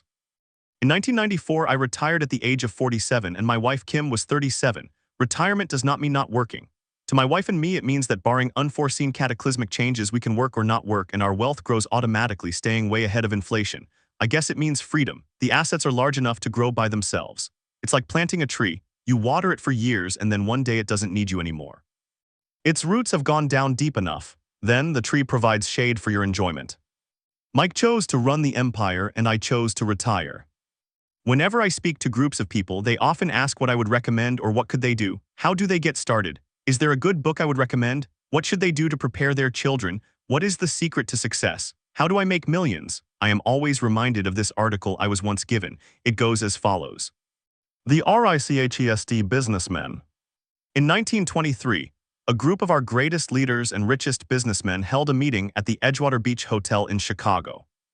Among them were Charles Schwab, head of the largest independent steel company, Samuel Insull, president of the world's largest utility, Howard Hobson, head of the largest gas company, Ivar Kruger, president of the International Match Company, one of the world's largest companies at that time, Leon Frazier, president of the Bank of International Settlements, Richard Whitney, president of the New York Stock Exchange, Arthur Cotton and Jesse Livermore, two of the biggest stock speculators, and Albert Fall, a member of President Harding's cabinet. 25 years later, 9 of them, those listed above, ended as follows. Schwab died penniless after living for 5 years on borrowed money. Insull died broke living in a foreign land. Kruger and Cotton also died broke. Hobson went insane. Whitney and Albert Fall were just released from prison. Fraser and Livermore committed suicide. I doubt if anyone can say what really happened to these men. If you look at the date, 1923, it was just before the 1929 market crash and the Great Depression, which I suspect had a great impact on these men and their lives. The point is this: today we live in times of greater and faster change than these men did. I suspect there will be many booms and busts in the next 25 years that will parallel the ups and downs these men faced. I am concerned that too many people are focused too much on money and not their greatest wealth, which is their education. If people are prepared to be flexible, keep an open mind and learn, they will grow richer and richer through the changes. If they think money will solve problems, I am afraid those people will have a rough ride. Intelligence solves problems and produces money. Money without financial intelligence is money soon gone. Most people fail to realize that in life, it's not how much money you make, it's how much money you keep. We have all heard stories of lottery winners who are poor, then suddenly rich, then poor again. They win millions and are soon back to where they started. or stories of professional athletes who, at the age of 24, are earning millions of dollars a year and are sleeping under a bridge by age 34. In the paper this morning, as I write this, there is a story of a young basketball player who a year ago had millions. Today, he claims his friends, attorney and accountant took his money, and now he works at a car wash for minimum wage. He is only 29. He was fired from the car wash because he refused to take off his championship ring as he was wiping off the cars, so his story made the newspaper. He is appealing his termination, claiming hardship and discrimination and that the ring is all he has left. He claims that if you take that away, he'll crumble. In 1997, I know so many people who are becoming instant millionaires. It's the roaring 20s one more time. And while I am glad people have been getting richer and richer, I only caution that in the long run, it's not how much you make, it's how much you keep and how many generations you keep it. So when people ask, where do I get started, or tell me how to get rich quick, they often are greatly disappointed with my answer. I simply say to them what my rich dad said back to me when I was a little kid. If you want to be rich, you need to be financially literate. That idea was drummed into my head every time we were together. As I said, my educated dad stressed the importance of reading books, while my rich dad stressed the need to master financial literacy. If you are going to build the Empire State Building, the first thing you need to do is dig a deep hole and pour a strong foundation. If you are going to build a home in the suburbs, all you need to do is pour a 6-inch slab of concrete. Most people in their drive to get rich are trying to build an Empire State Building on a 6-inch slab. Our school system, having been created in the agrarian age, still believes in homes with no foundation. Dirt floors are still the rage, so kids graduate from school with virtually no financial foundation. One day, sleepless and deep in debt in suburbia, living the American dream, they decide that the answer to their financial problems is to find a way to get rich quick. Construction on the skyscraper begins. It goes up quickly, and soon, instead of the Empire State Building, we have the Leaning Tower of suburbia.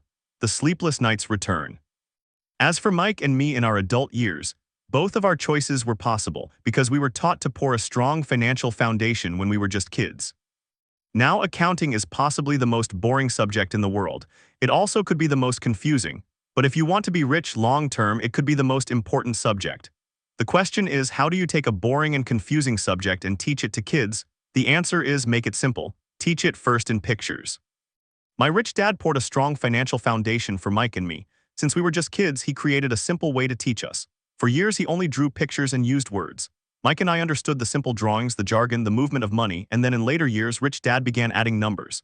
Today, Mike has gone on to master much more complex and sophisticated accounting analysis because he has had to. He has a billion-dollar empire to run. I am not as sophisticated because my empire is smaller, yet we come from the same simple foundation. In the following pages, I offer to you the same simple line drawings Mike's dad created for us. Though simple, those drawings helped guide two little boys in building great sums of wealth on a solid and deep foundation. Rule 1: you must know the difference between an asset and a liability and buy assets. If you want to be rich, this is all you need to know. It is rule number 1. It is the only rule. This may sound absurdly simple, but most people have no idea how profound this rule is. Most people struggle financially because they do not know the difference between an asset and a liability. Rich people acquire assets. The poor and middle class acquire liabilities, but they think they are assets. When Rich Dad explained this to Mike and me, we thought he was kidding.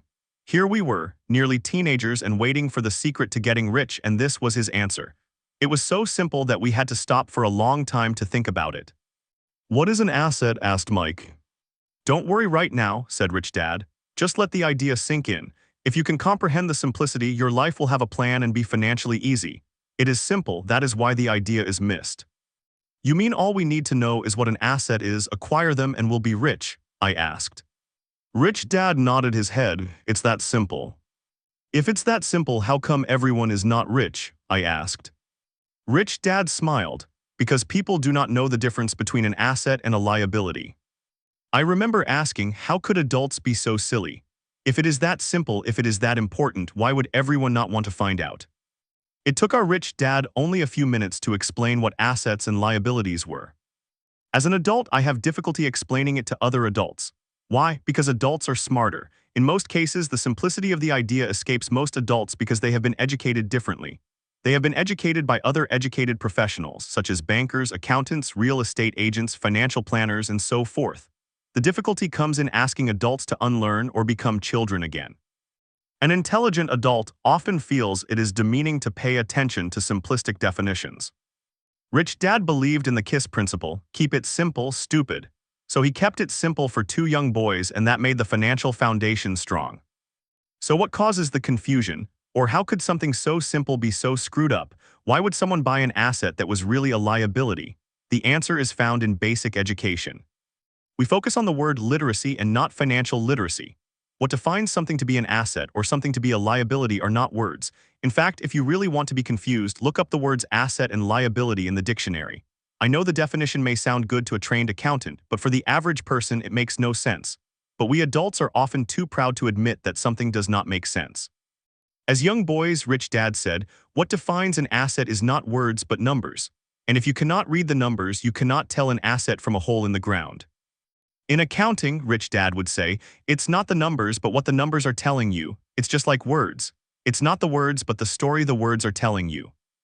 Many people read but do not understand much. It's called reading comprehension, and we all have different abilities when it comes to reading comprehension. For example, I recently bought a new VCR. It came with an instruction book that explained how to program the VCR. All I wanted to do was record my favorite TV show on Friday night. I nearly went crazy trying to read the manual. Nothing in my world is more complex than learning how to program my VCR. I could read the words, but I understood nothing. I get an A for recognizing the words. I get an F for comprehension. And so it is with financial statements for most people. If you want to be rich, you've got to read and understand numbers. If I heard that once, I heard it 1,000 times from my rich dad, and I also heard, the rich acquire assets and the poor and middle class acquire liabilities. Here is how to tell the difference between an asset and a liability. Most accountants and financial professionals do not agree with the definitions, but these simple drawings were the start of strong financial foundations for two young boys. To teach preteen boys, Rich Dad kept everything simple, using as many pictures as possible, as few words as possible, and no numbers for years. The book text states, this is the cash flow pattern of an asset. The above box is an income statement, often called a profit and loss statement. It measures income and expenses, money in and money out. The bottom diagram is the balance sheet. It is called that because it is supposed to balance assets against liabilities. Many financial novices do not know the relationship between the income statement and the balance sheet. That relationship is vital to understand. The primary cause of financial struggle is simply not knowing the difference between an asset and a liability. The cause of the confusion is found in the definition of the two words. If you want a lesson in confusion, simply look up the words asset and liability in the dictionary. Now it may make sense to trained accountants, but to the average person, it may as well be written in Mandarin. You read the words in the definition, but true comprehension is difficult. So as I said earlier, my rich dad simply told two young boys that assets put money in your pocket. Nice, simple, and usable. The book text states, this is the cash flow pattern of a liability. Now that assets and liabilities have been defined through pictures, it may be easier to understand my definitions in words. An asset is something that puts money in my pocket. A liability is something that takes money out of my pocket. This is really all you need to know. If you want to be rich, simply spend your life buying assets. If you want to be poor or middle class, spend your life buying liabilities. It's not knowing the difference that causes most of the financial struggle in the real world. I remember when I drew a diagram for my dad showing him the direction of cash flow. I also showed him the ancillary expenses that went along with owning the home. A bigger home meant bigger expenses, and the cash flow kept going out through the expense column as a liability. Today I am still challenged on the idea of a house not being an asset, and I know that for many people it is their dream as well as their largest investment, and owning your own home is better than nothing. I simply offer an alternate way of looking at this popular dogma. If my wife and I were to buy a bigger, more flashy house, we realize it would not be an asset, it would be a liability since it would take money out of our pocket. So here is the argument I put forth. I really do not expect most people to agree with it because a nice home is an emotional thing. And when it comes to money, high emotions tend to lower financial intelligence. I know from personal experience that money has a way of making every decision emotional. First, when it comes to houses, I point out that most people work all their lives paying for a home they never own. In other words, most people buy a new house every so many years, each time incurring a new 30-year loan to pay off the previous one. Second, even though people receive a tax deduction for interest on mortgage payments, they pay for all their other expenses with after-tax dollars, even after they pay off their mortgage. Third, property taxes. My wife's parents were shocked when the property taxes on their home went to $1,000 a month. This was after they had retired, so the increase put a strain on their retirement budget, and they felt forced to move. Fourth, houses do not always go up in value. In 1997, I still have friends who owe $1 million for a home that will today sell for only $700,000. Fifth, the greatest losses of all are those from missed opportunities. If all your money is tied up in your house, you may be forced to work harder because your money continues blowing out of the expense column instead of adding to the asset column, which is the classic middle-class cash flow pattern. If a young couple would put more money into their asset column early on, their later years would get easier, especially as they prepared to send their children to college. Their assets would have grown and would be available to help cover expenses. All too often, a house only serves as a vehicle for incurring a home equity loan to pay for mounting expenses. In summary, the end result in making a decision to own a house that is too expensive in lieu of starting an investment portfolio early on impacts an individual in at least the following 3 ways. Number 1, loss of time, during which other assets could have grown in value. Number 2, loss of additional capital, which could have been invested instead of paying for high-maintenance expenses related directly to the home. And number 3, loss of education.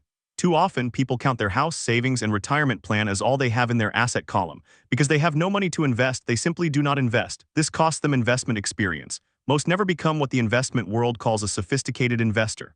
And the best investments are usually first sold to sophisticated investors, who then turn around and sell them to the people playing it safe. I am not saying don't buy a house.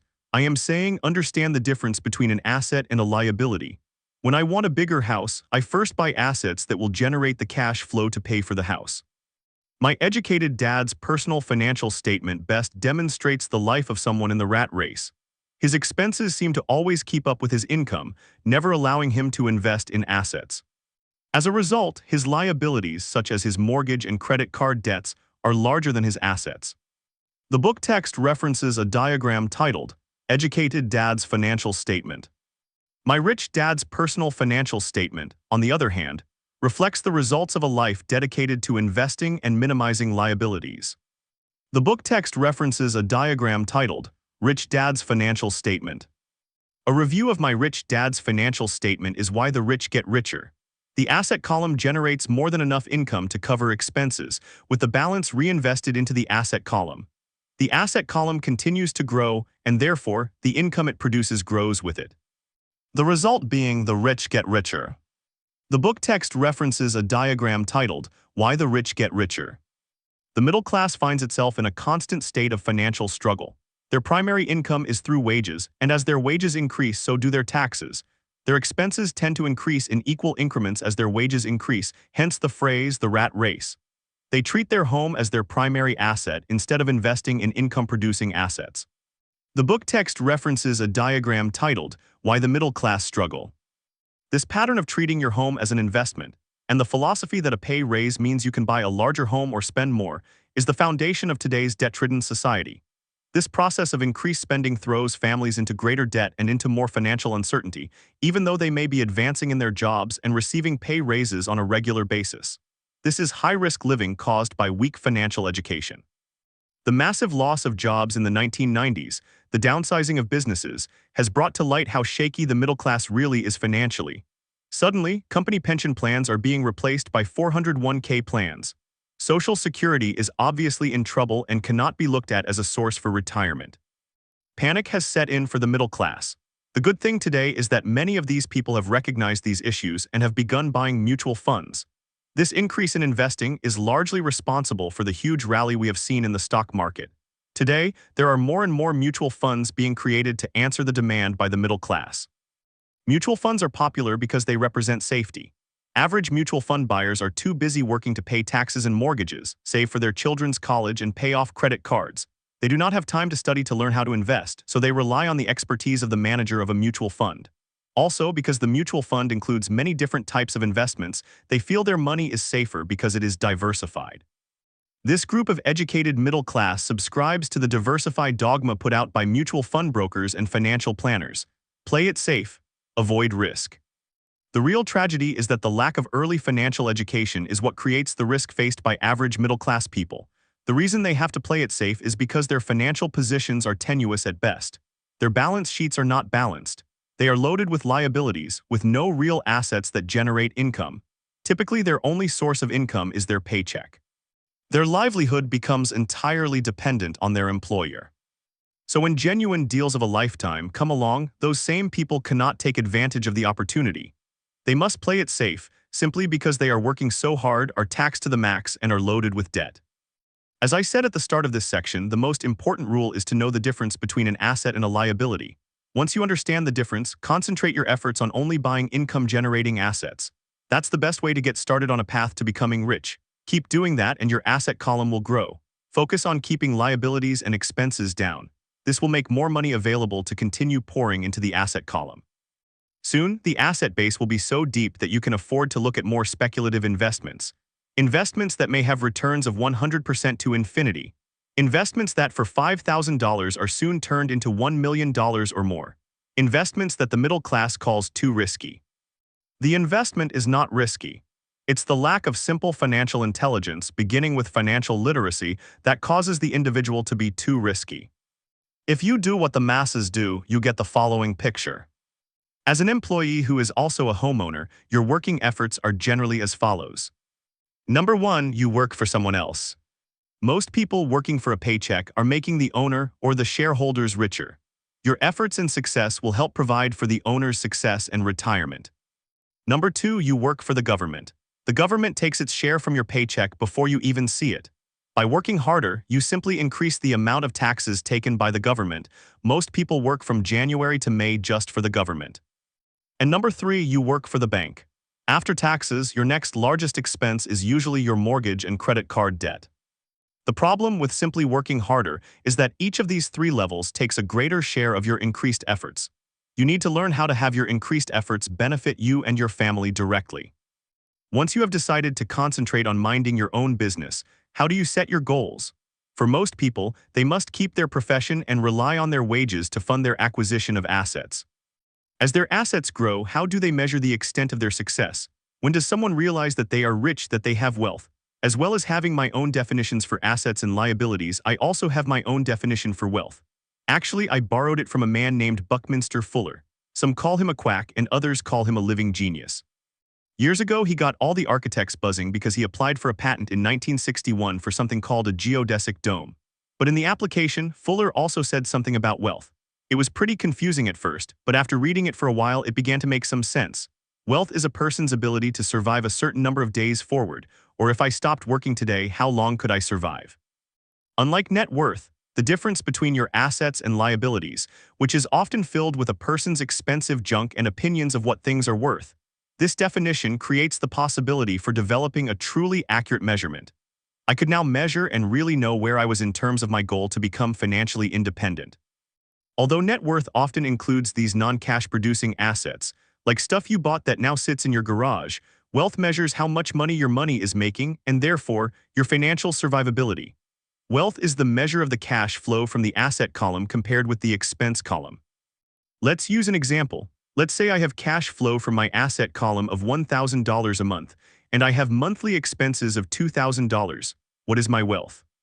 Let's go back to Buckminster Fuller's definition.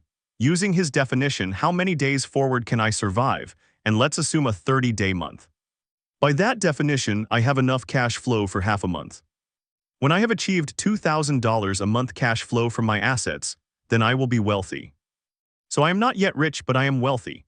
I now have income generated from assets each month that fully cover my monthly expenses. If I want to increase my expenses, I first must increase my cash flow from assets to maintain this level of wealth. Take notice that it is at this point that I no longer am dependent on my wages. I have focused on and been successful in building an asset column that has made me financially independent. If I quit my job today, I would be able to cover my monthly expenses with the cash flow from my assets. My next goal would be to have the excess cash flow from my assets reinvested into the asset column.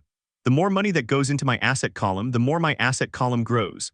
The more my assets grow, the more my cash flow grows.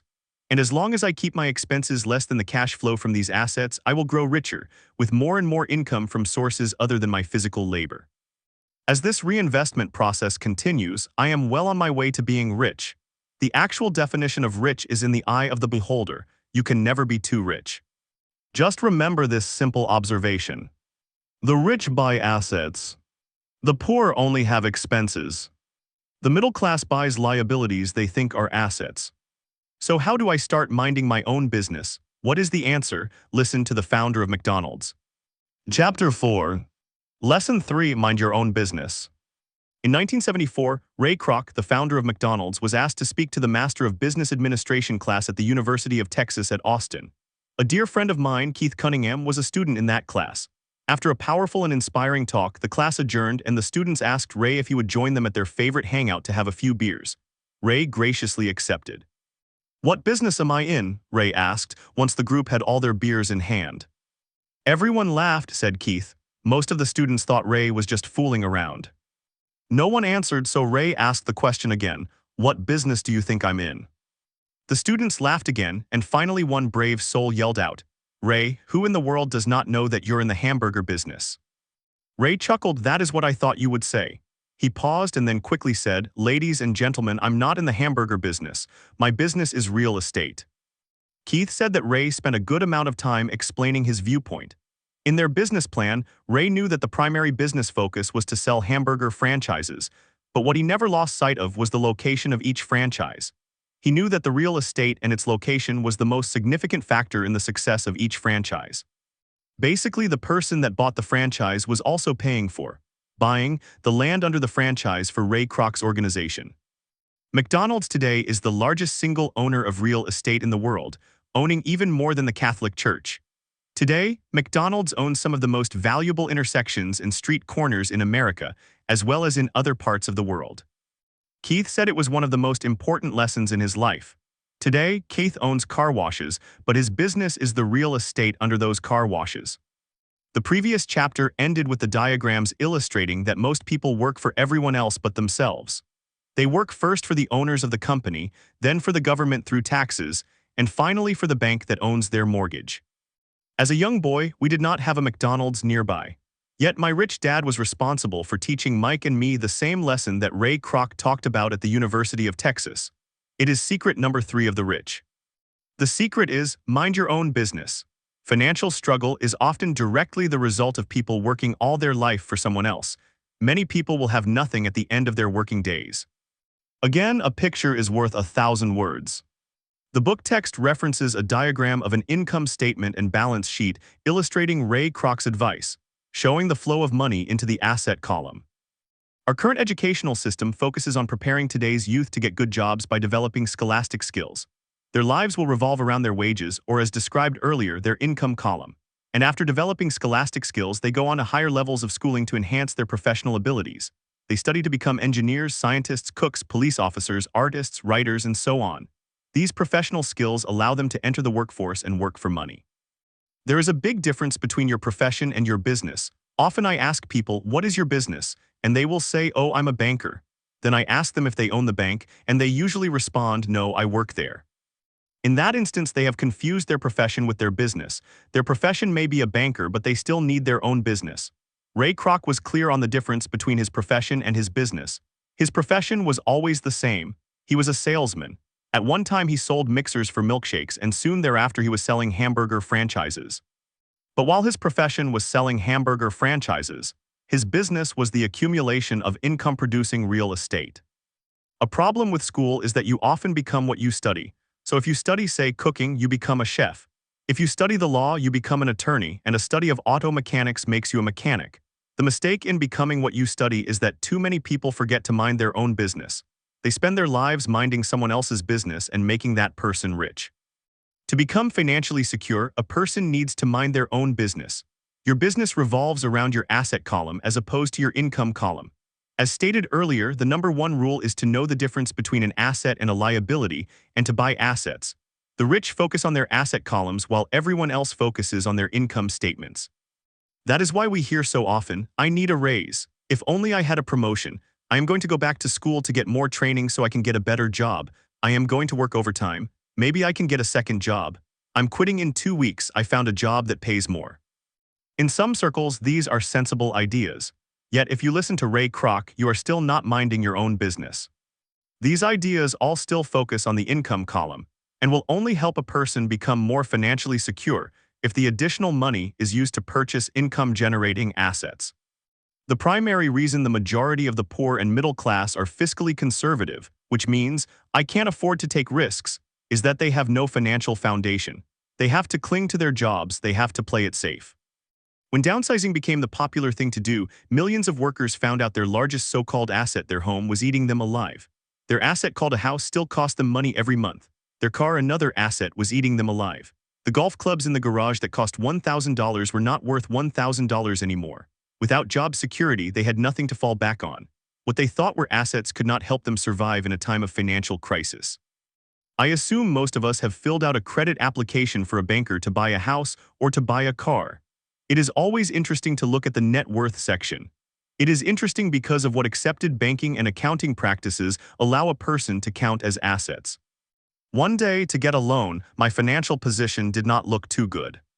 So I added my new golf clubs, my art collection, books, stereo, television, Armani suits, wristwatches, shoes, and other personal effects to boost the number in the asset column.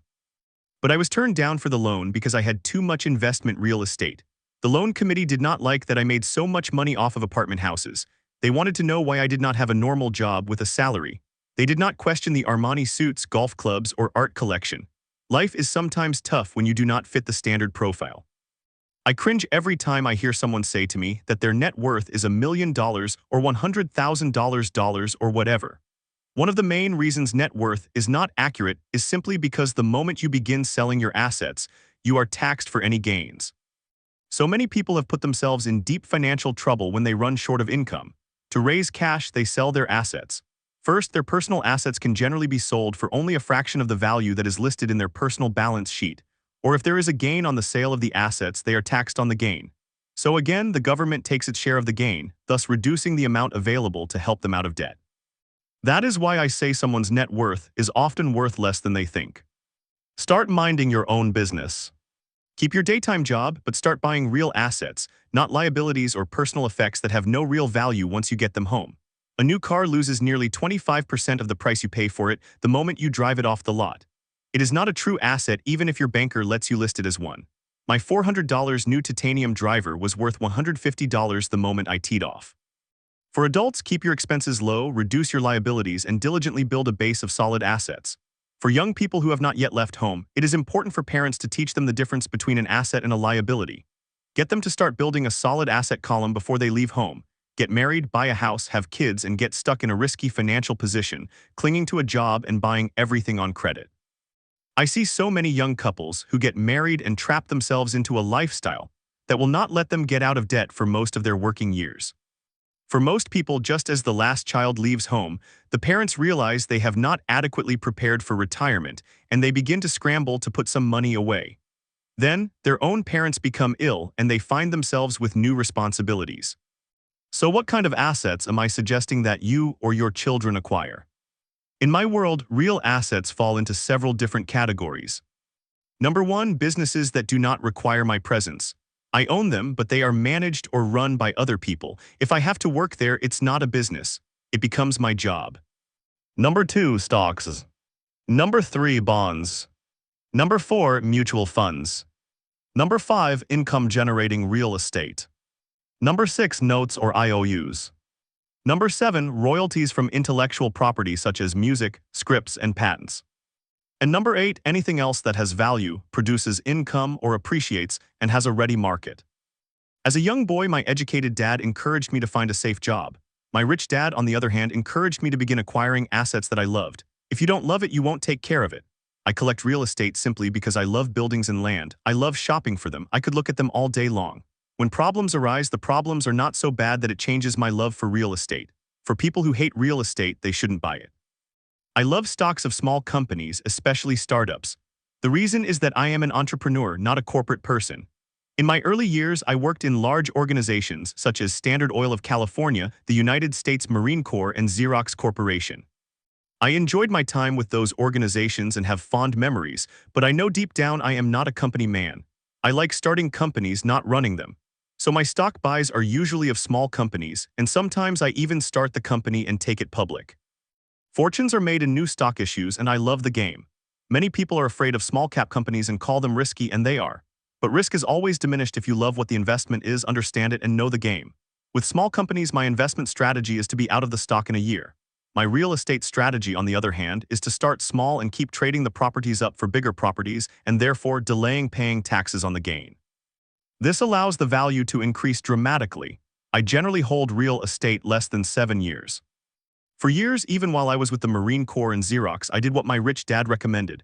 I kept my daytime job, but I still minded my own business. I was active in my asset column. I traded real estate and small stocks. Rich Dad always stressed the importance of financial literacy.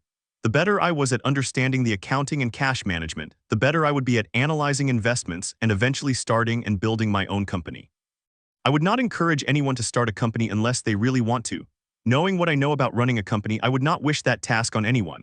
There are times when people cannot find employment where starting a company is a solution for them. The odds are against success. 9 out of 10 companies fail in 5 years. Of those that survive the first 5 years, 9 out of every 10 of those eventually fail as well. So only if you really have the desire to own your own company do I recommend it. Otherwise, keep your daytime job and mind your own business. When I say mind your own business, I mean to build and keep your asset column strong. Once a dollar goes into it, never let it come out. Think of it this way: once a dollar goes into your asset column, it becomes your employee.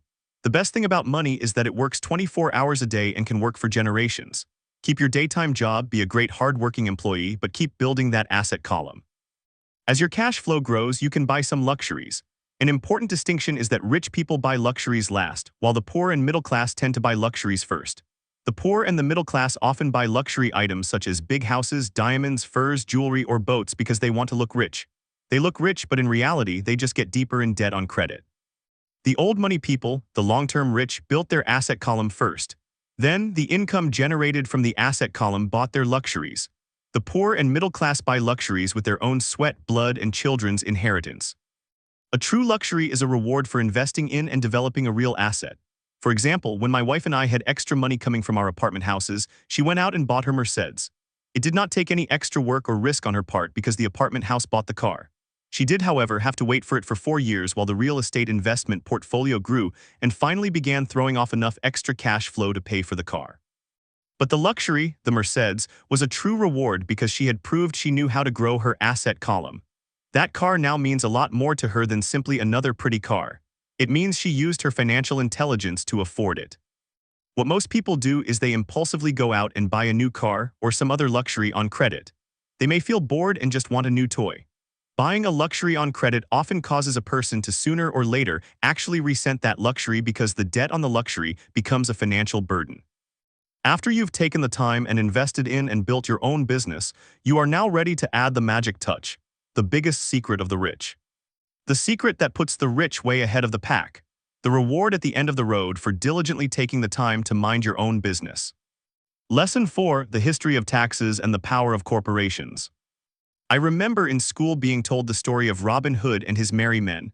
My school teacher thought it was a wonderful story of a romantic hero, a Kevin Costner type, who robbed from the rich and gave to the poor. My rich dad did not see Robin Hood as a hero. He called Robin Hood a crook. Robin Hood may be long gone, but his followers live on.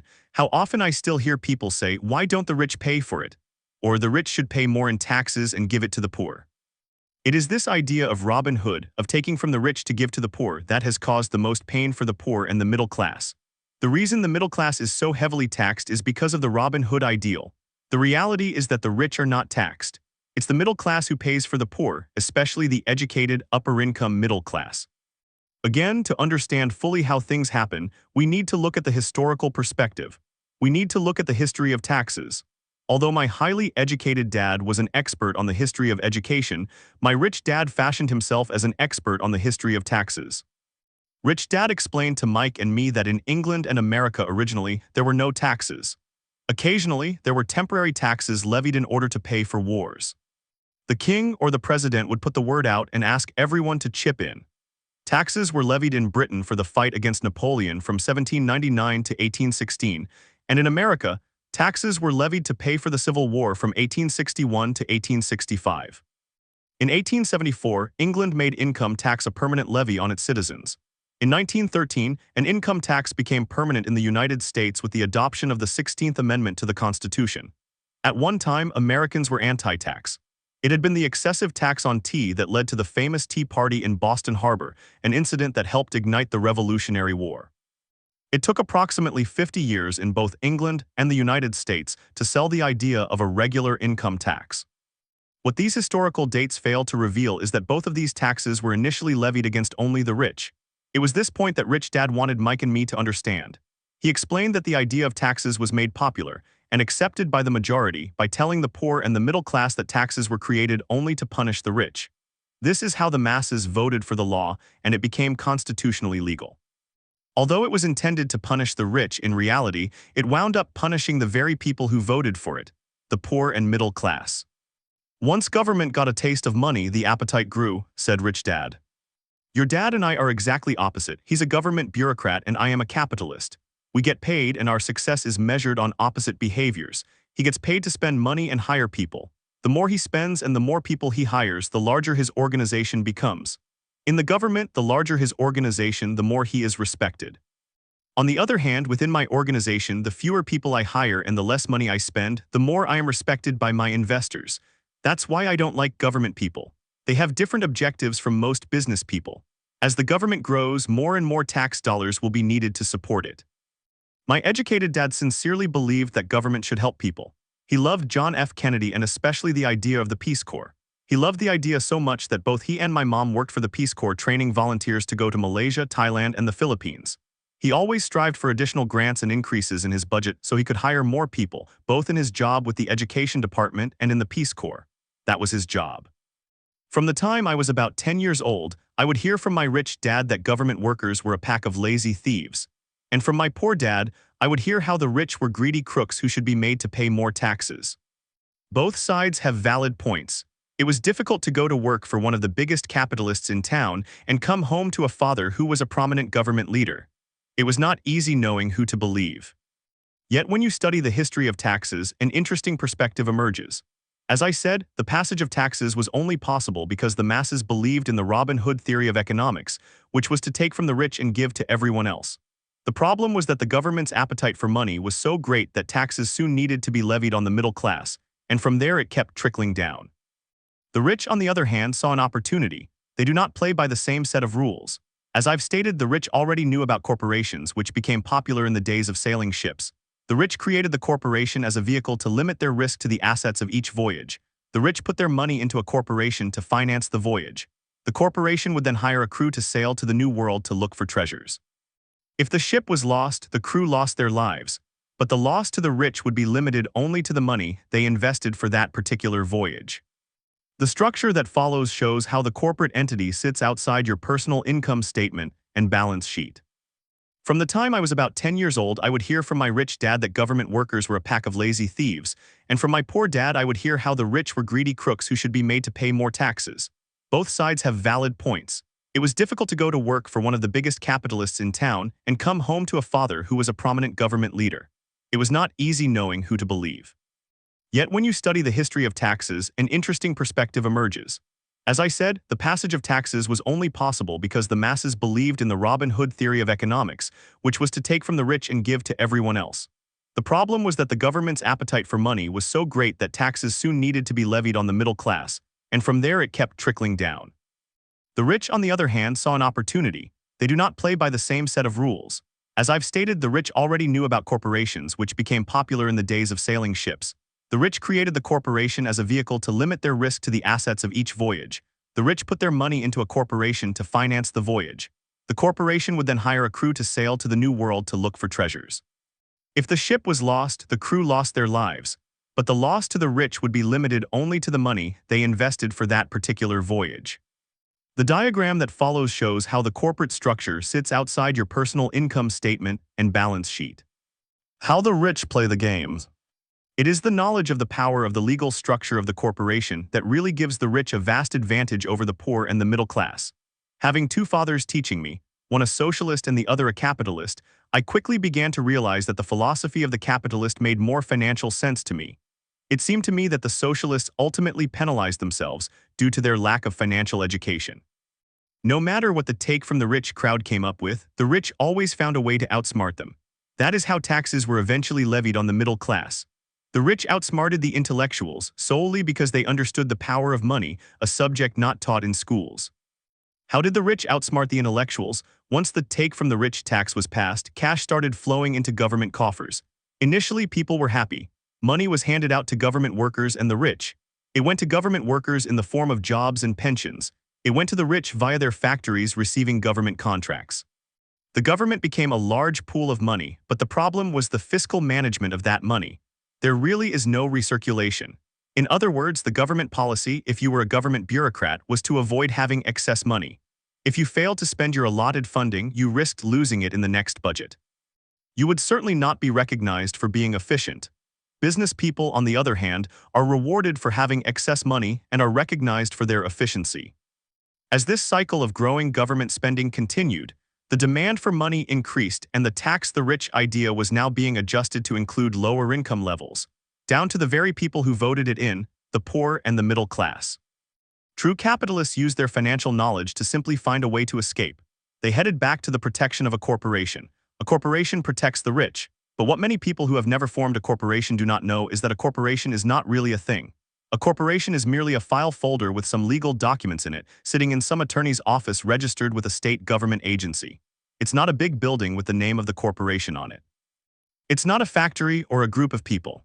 A corporation is merely a legal document that creates a legal body without a soul. The wealth of the rich was once again protected. Once again, the use of corporations became popular once the permanent income laws were passed, because the income tax rate of the corporation was less than the individual income tax rates. In addition, as described earlier, certain expenses could be paid with pre-tax dollars within the corporation. This war between the haves and have-nots has been going on for hundreds of years. It is the take from the rich crowd versus the rich. The battle is waged whenever and wherever laws are made. The battle will go on forever. The problem is the people who lose are the uninformed. The ones who get up every day and diligently go to work and pay taxes. If they only understood the way the rich play the game, they could play it too. Then they would be on their way to their own financial independence. This is why I cringe every time I hear a parent advise their children to go to school, so they can find a safe, secure job. An employee with a safe, secure job without financial aptitude has no escape. Average Americans today work 5 to 6 months for the government before they make enough to cover their taxes. In my opinion, that is a long time. The harder you work, the more you pay the government. That is why I believe that the idea of take from the rich backfired on the very people who voted it in. Every time people try to punish the rich don't simply comply, they react. They have the money, power, and intent to change things. They do not just sit there and voluntarily pay more taxes. They search for ways to minimize their tax burden. They hire smart attorneys and accountants and persuade politicians to change laws or create legal loopholes. They have the resources to effect change. The tax code of the United States also allows other ways to save on taxes. Most of these vehicles are available to anyone, but it is the rich who usually look for them because they are minding their own business. For example, 1031 is jargon for Section 1031 of the Internal Revenue Code, which allows a seller to delay paying taxes on a piece of real estate that is sold for a capital gain through an exchange for a more expensive piece of real estate. Real estate is one investment vehicle that allows such a great tax advantage. As long as you keep trading up in value, you will not be taxed on the gains until you liquidate. People who do not take advantage of these tax savings offered legally are missing a great opportunity to build their asset columns. The poor and middle class do not have the same resources. They sit there and let the government's needles enter their arm and allow the blood donation to begin. Today I am constantly shocked at the number of people who pay more taxes or take fewer deductions simply because they are afraid of the government. And I do know how frightening and intimidating a government tax agent can be. I have had friends who have had their businesses shut down and destroyed, only to find out it was a mistake on the part of the government. I realize all that. But the price of working from January to mid-May is a high price to pay for that intimidation. My poor dad never fought back. My rich dad didn't either. He just played the game smarter, and he did it through corporations, the biggest secret of the rich. You may remember the first lesson I learned from my rich dad. I was a little boy of 9 who had to sit and wait for him to choose to talk to me. I often sat in his office waiting for him to get to me. He was ignoring me on purpose. He wanted me to recognize his power and desire to have that power for myself one day. For all the years I studied and learned from him, he always reminded me that knowledge was power.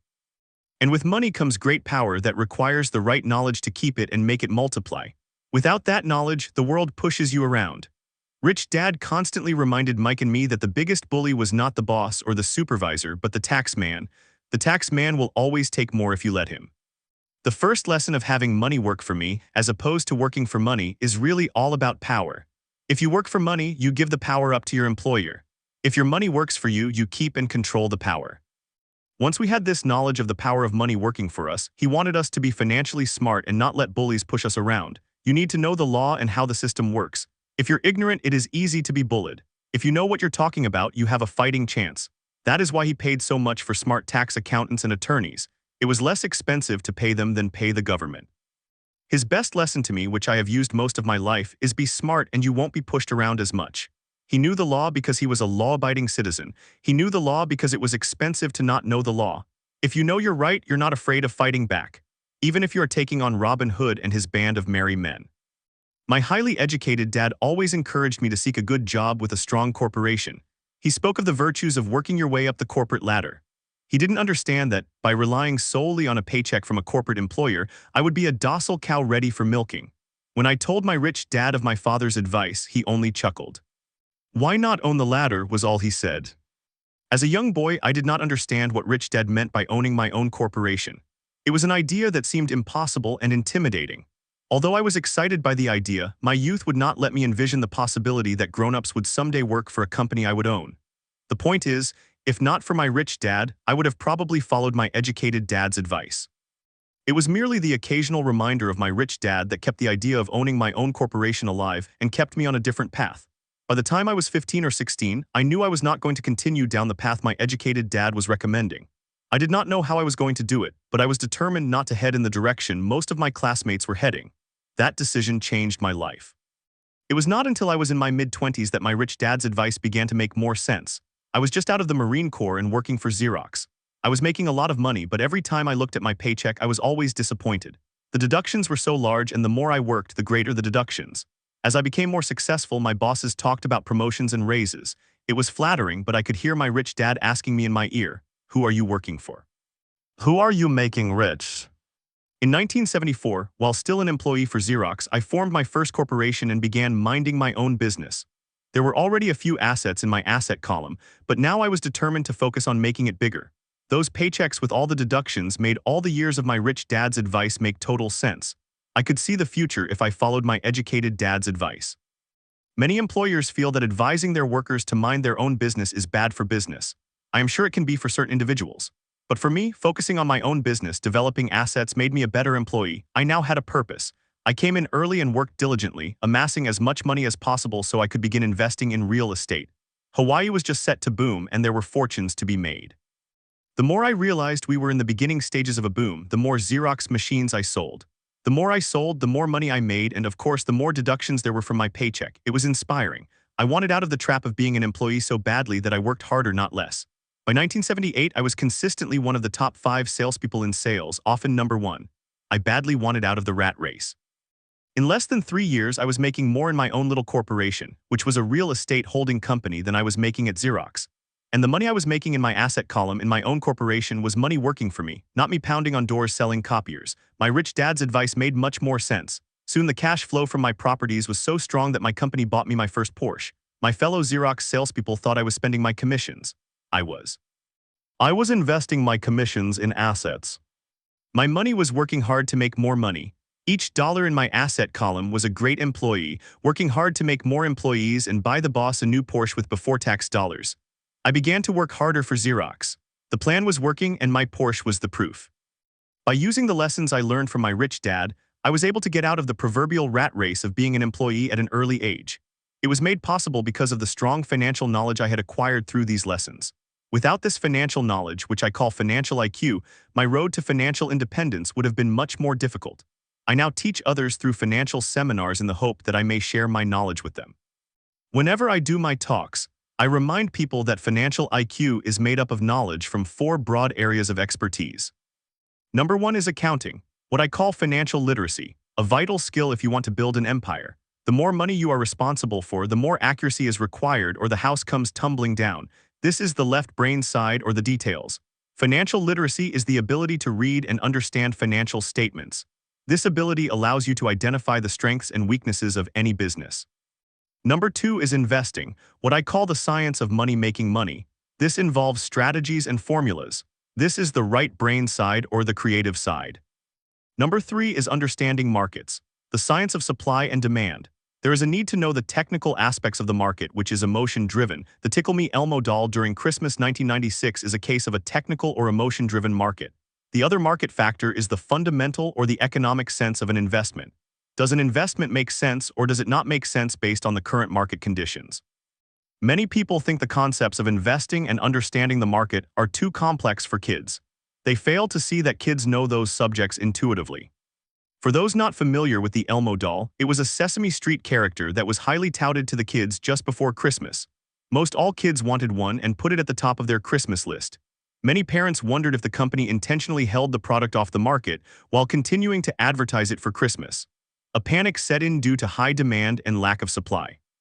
Having no dolls to buy in the stores, scalpers saw an opportunity to make a small fortune from desperate parents. The unlucky parents who did not find a doll were forced to buy another toy for Christmas. The incredible popularity of the Tickle Me Elmo doll made no sense to me, but it serves as an excellent example of supply and demand economics. The same thing goes on in the stock, bond, real estate, and baseball card markets. Number 4 is the law. For instance, utilizing a corporation wrapped around the technical skills of accounting, investing in markets can aid explosive growth. An individual with the knowledge of the tax advantages and protection provided by a corporation can get rich so much faster than someone who is an employee or a small business sole proprietor. It's like the difference between someone walking and someone flying. The difference is profound when it comes to long-term wealth. 1. Tax advantages. A corporation can do so many things that an individual cannot. Like pay for expenses before it pays taxes. That is a whole area of expertise that is so exciting, but not necessary to get into unless you have sizable assets or a business. Employees earn and get taxed and they try to live on what is left. A corporation earns, spends everything it can and is taxed on anything that is left. It's one of the biggest legal tax loopholes that the rich use. They're easy to set up and are not expensive if you own investments that are producing good cash flow. For example, by owning your own corporation, vacations are board meetings in Hawaii. Car payments, insurance, repairs are company expenses. Health club membership is a company expense. Most restaurant meals are partial expenses, and on, but do it legally with pre-tax dollars. 2. Protection from lawsuits. We live in a litigious society. Everybody wants a piece of your action. The rich hide much of their wealth using vehicles such as corporations and trusts to protect their assets from creditors. When someone sues a wealthy individual, they are often met with layers of legal protection and often find that the wealthy person actually owns nothing. They control everything but own nothing. The poor and middle class try to own everything and lose it to the government or to fellow citizens who like to sue the rich. They learned it from the Robin Hood story. Take from the rich, give to the poor. It is not the purpose of this book to go into the specifics of owning a corporation, but I will say that if you own any kind of legitimate assets, I would consider finding out more about the benefits and protection offered by a corporation as soon as possible. There are many books written on the subject that will detail the benefits and even walk you through the steps necessary to set up a corporation. One book in particular, Inc. and Grow Rich, provides a wonderful insight into the power of personal corporations. Financial IQ is actually the synergy of many skills and talents, but I would say it is the combination of the 4 technical skills listed above that make up basic financial intelligence. If you aspire to great wealth, it is the combination of these skills that will greatly amplify an individual's financial intelligence. As part of your overall financial strategy, we strongly recommend owning your own corporation wrapped around your assets. Chapter 6, Lesson 5, The Rich Invent Money. Last night I took a break from writing and watched a TV program on the history of a young man named Alexander Graham Bell. Bell had just patented his telephone and was having growing pains because the demand for his new invention was so strong. Needing a bigger company, he then went to the giant at that time, Western Union, and asked them if they would buy his patent and his tiny company. He wanted $100,000 for the whole package. The president of Western Union scoffed at him and turned him down, saying the price was ridiculous. The rest is history. A multi-billion-dollar industry emerged and AT&T was born. The evening news came on right after the story of Alexander Graham Bell ended. On the news was a story of another downsizing at a local company. The workers were angry and complained that the company ownership was unfair. A terminated manager of about 45 years of age had his wife and 2 babies at the plant and was begging the guards to let him talk to the owners to ask if they would reconsider his termination. He had just bought a house and was afraid of losing it. The camera focused in on his pleading for all the world to see. Needless to say, it held my attention. I have been teaching professionally since 1984. It has been a great experience and rewarding. It is also a disturbing profession, for I have taught thousands of individuals and I see one thing in common in all of us, myself included. We all have tremendous potential and we all are blessed with gifts. Yet the one thing that holds all of us back is some degree of self-doubt. It is not so much the lack of technical information that holds us back, but more the lack of self-confidence. Some are more affected than others. Once we leave school, most of us know that it is not as much a matter of college degrees or good grades that count. In the real world outside of academics, something more than just grades is required. I have heard it called guts, chutzpah, balls, audacity, bravado, cunning, daring, tenacity, and brilliance. This factor, whatever it is labeled, ultimately decides one's future much more than school grades. Inside each of us is one of these brave, brilliant, and daring characters. There is also the flip side of that character, people who could get down on their knees and beg if necessary.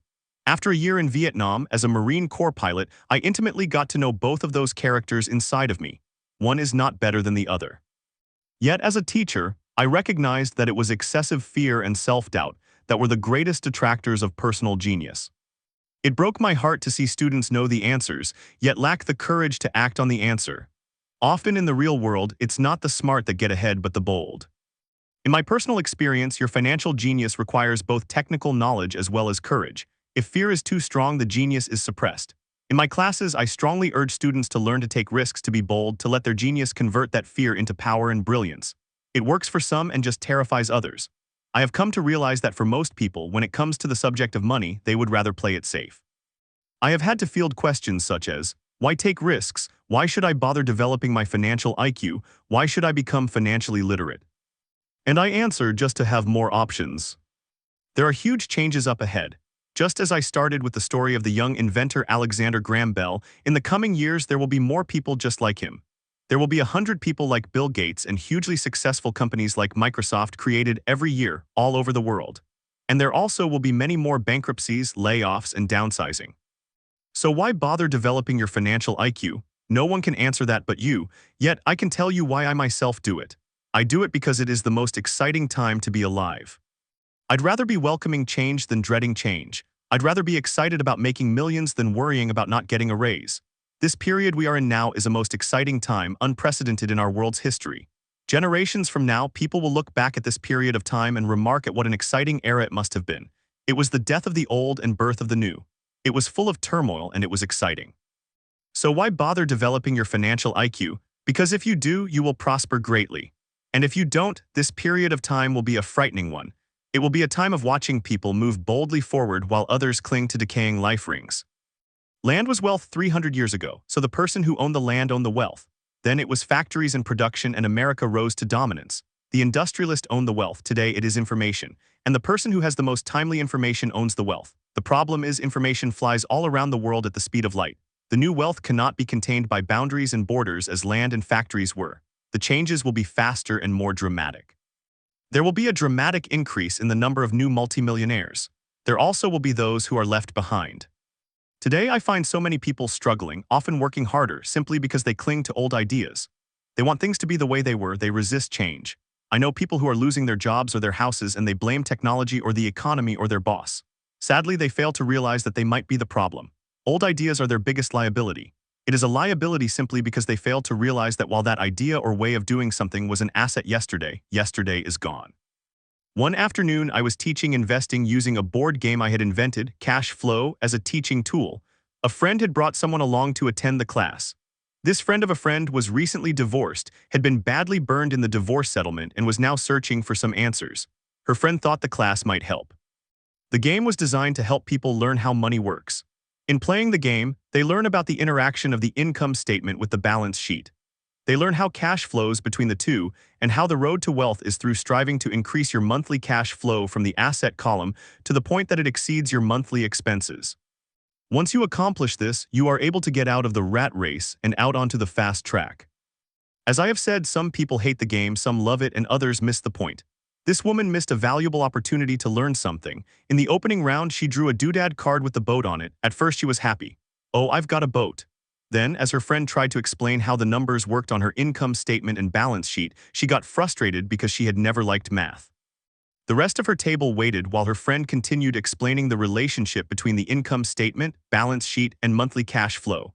Suddenly, when she realized how the numbers worked, it dawned on her that her boat was eating her alive. Later on in the game, she was also downsized and had a child. It was a horrible game for her. After the class, her friend came by and told me that she was upset. She had come to the class to learn about investing and did not like the idea that it took so long to play a silly game.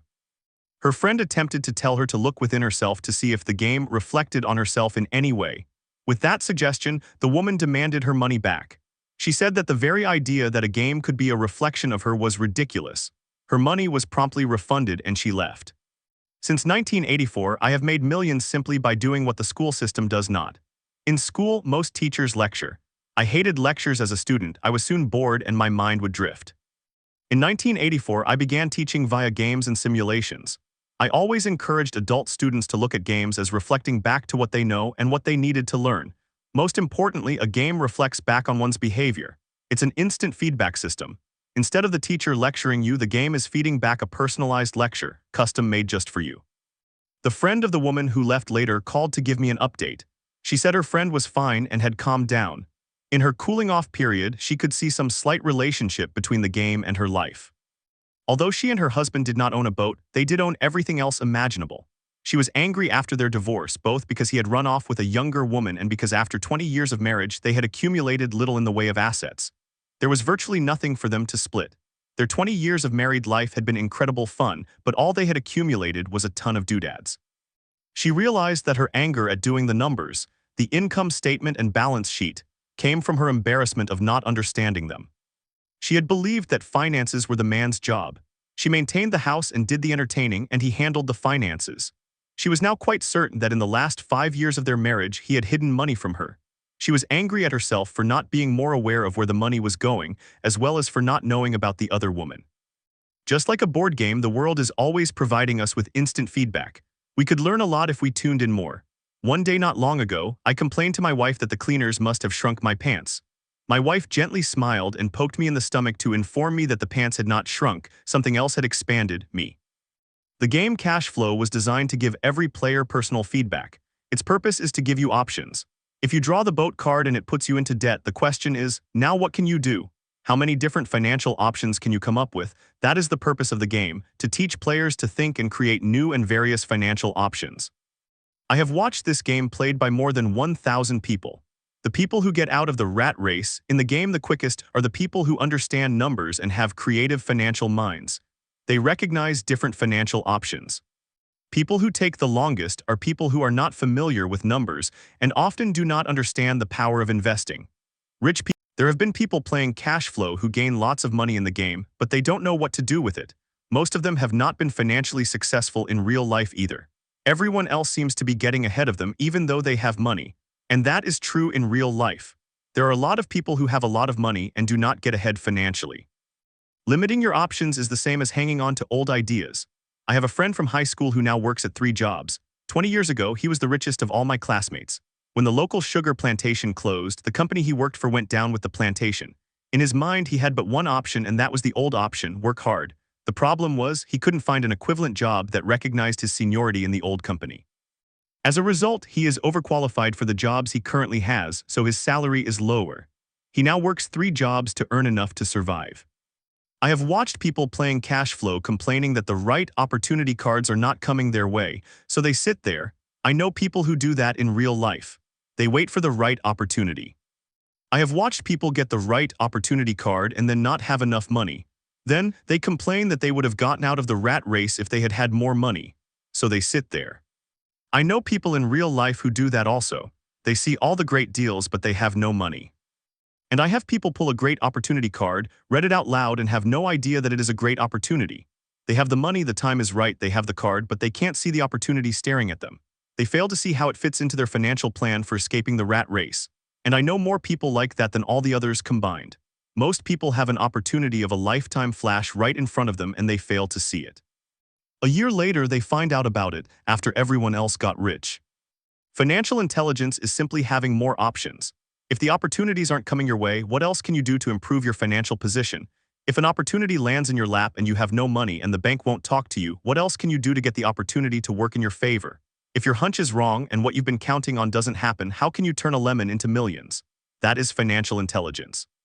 It is not so much what happens, but how many different financial solutions you can think of to turn a lemon into millions. It is how creative you are in solving financial problems. Most people only know one solution: work hard, save, and borrow. So why would you want to increase your financial intelligence? Because you want to be the kind of person who creates your own luck. You take whatever happens and make it better. Few people realize that luck is created just as money is. And if you want to be luckier and create money instead of working hard, then your financial intelligence is important. If you are the kind of person who is waiting for the right thing to happen, you might wait for a long time. It's like waiting for all the traffic lights to be green for 5 miles before starting the trip. As young boys, Mike and I were constantly told by my rich dad that money is not real. Rich dad occasionally reminded us of how close we came to the secret of money on that first day we got together and began making money out of plaster of Paris. The poor and middle class work for money, he would say. The rich make money. The more real you think money is, the harder you will work for it. If you can grasp the idea that money is not real, you will grow richer faster. What is it? Was a question Mike and I often came back with. What is money if it is not real? What we agree it is, was all Rich Dad would say. The single most powerful asset we all have is our mind. If it is trained well, it can create enormous wealth in what seems to be an instant. Wealth so far beyond the dreams of kings and queens 300 years ago. An untrained mind can also create extreme poverty that lasts lifetimes by teaching it to their families. In the information age, money is increasing exponentially. A few individuals are getting ridiculously rich from nothing, just ideas and agreements. If you ask many people who trade stocks or other investments for a living, they see it done all the time. Often millions can be made instantaneously from nothing. And by nothing, I mean no money was exchanged. It is done via agreement, a hand signal in a trading pit, a blip on a trader's screen in Lisbon from a trader's screen in Toronto and back to Lisbon, a call to my broker to buy and a moment later to sell. Money did not change hands, agreements did. So why develop your financial genius? Only you can answer that. I can tell you why I have been developing this area of my intelligence. I do it because I want to make money fast. Not because I need to, but because I want to. It is a fascinating learning process. I develop my financial IQ because I want to participate in the fastest game and biggest game in the world. And in my own small way, I would like to be part of this unprecedented evolution of humanity, the era where humans work purely with their minds and not with their bodies. Besides, it is where the action is. It is what is happening, it's hip, it's scary, and it's fun. That is why I invest in my financial intelligence, developing the most powerful asset I have. I want to be with people moving boldly forward. I do not want to be with those left behind. I will give you a simple example of creating money. In the early 1990s, the economy of Phoenix was horrible. I was watching the TV show Good Morning America when a financial planner came on and began forecasting doom and gloom. His advice was to save money. Put $100 away every month, he said, and in 40 years you will be a multimillionaire. Well, putting money away every month is a sound idea. It is one option, the option most people subscribe to. The problem is this: it blinds the person from what is really going on. They miss major opportunities for much more significant growth of their money. The world is passing them by. As I said, the economy was terrible at that time. For investors, this is the perfect market condition. A chunk of my money was in the stock market and in apartment houses. I was short of cash. Because everyone was giving stuff away, I was buying. I was not saving money, I was investing. My wife and I had more than $1 million in cash working in a market that was rising fast. It was the best opportunity to invest. The economy was terrible. I just could not pass up these small deals. Houses that were once $100,000 were now $75,000. But instead of shopping at the local real estate office, I began shopping at the bankruptcy attorney's office or the courthouse steps. In these shopping places, a $75,000 house could sometimes be bought for $20,000 or less. For $2,000, which was loaned to me from a friend for 90 days for $200, I gave an attorney a cashier's check as a down payment. While the acquisition was being processed, I ran an ad in the paper advertising a $75,000 house for only $60,000 and no money down. The phone rang hard and heavy. Prospective buyers were screened, and once the property was legally mine, all the prospective buyers were allowed to look at the house. It was a feeding frenzy. The house sold in a few minutes. I asked for a $2,500 processing fee, which they gladly handed over, and the escrow and title company took over from there.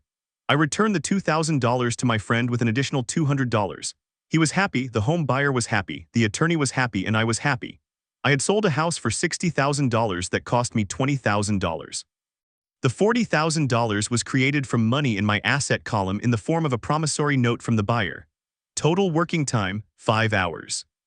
So now that you are financially literate and read numbers, I will show you why this is an example of money being invented. $40,000 created in the asset column means money was invented without being taxed. At 10% interest, you created $4,000 a year in cash flow. During this depressed market, my wife and I were able to do 6 of these simple transactions in our spare time. While the bulk of our money was in larger properties in the stock market, we were able to create more than $190,000 in assets, specifically notes at 10% interest in those 6 buy, create, and sell transactions. That comes to approximately $19,000 a year in income, much of it sheltered through our private corporation. Much of that $19,000 a year goes to pay for our company cars, gas, trips, insurance, dinners with clients, and other things. By the time the government gets a chance to tax that income, it has been spent on legally allowed pre-tax expenses. Consider savings. How long would it take to save $40,000 and how much would it cost at 50% in taxes? This was a simple example of how money is invented, created, and protected using financial intelligence. Ask yourself how long it would take to save $190,000. Would the bank pay you 10% interest on your money? And remember, the note is good for 30 years. I hope they never pay me the $190,000. I have to pay a tax if they pay me the principal. Besides, $19,000 paid over 30 years is a little over $500,000 in income. I have people ask what happens if the person does not pay. That does happen, and it is good news. The Phoenix real estate market from 1994 to 1997 has been one of the hottest in the nation. That $60,000 home would be taken back and resold for $70,000, and another $2,500 is collected as a loan processing fee. It would still be a zero-down transaction in the mind of the new buyer, and the process would go on. So if you are quick, the first time I sold the house, I paid back the $2,000. Technically, I have no money in the transaction. My return on investment is infinity. It is an example of no money making a lot of money. In the second transaction, when resold, I would have put $2,000 in my pocket and re-extended the loan to 30 years. What would my return on investment be if I got paid money to make money? I do not know, but it sure beats saving $100 a month. That savings path actually starts out as $150 because it is after-tax income. Doing that for 40 years at 5%, where you are taxed on the 5% again, is not too intelligent. It may be safe, but it is not smart. Today, in 1997, as I write this book, the market conditions are exactly the opposite of 5 years ago. The real estate market of Phoenix is the envy of the United States. Those houses we sold for $60,000 are now worth $110,000. There are foreclosure opportunities still available, but it will cost a valuable asset, my time, to go out looking for them. They are rare. Today, there are thousands of buyers looking for those deals and only a few available that make financial sense. The market has changed. It is time to move on and look for other opportunities to put in the asset column. I hear comments like, "You can't do that here. That is against the law, and you're lying much more often than, can you show me how to do that?" The math is simple. You do not need algebra or calculus. I do not write much because the escrow company handles the legal transaction and the servicing of the payments. I have no roofs to fix or toilets to unplug because the owners do that. It is their house. Occasionally someone does not pay, and that is wonderful because there are late fees or they move out and the property is sold again. The court system handles that. And it may not work in your area. The market conditions may be different, but the example illustrates how a simple financial process can create hundreds of thousands of dollars with little money and low risk. It is an example of money being only an agreement. Anyone with a high school education can do it. Yet most people won't. Most people listen to the standard advice of work hard and save money. For about 30 hours of work, approximately $190,000 was created in the asset column and no taxes were paid. Which one sounds harder to you? Option number 1, asterisk work hard, pay 50% in taxes and save what is left. Your savings then earns 5%, which is also taxed. Option number 2, asterisk take the time to develop your financial intelligence and harness the power of your brain and the asset column. Add to that how much time does it take you, time being one of your greatest assets, to save $190,000 if you used option number 1. Now you may understand why I silently shake my head when I hear parents say, "My child is doing well in school and receiving a good education." It may be good, but is it adequate? I know the above investment strategy is a small one. It is used to illustrate how small can grow into big. Again, my success reflects the importance of a strong financial foundation, which starts with a strong financial education. I have said it before, yet it is worth repeating. Financial intelligence is made up of these 4 main technical skills. 1. Financial literacy, the ability to read numbers.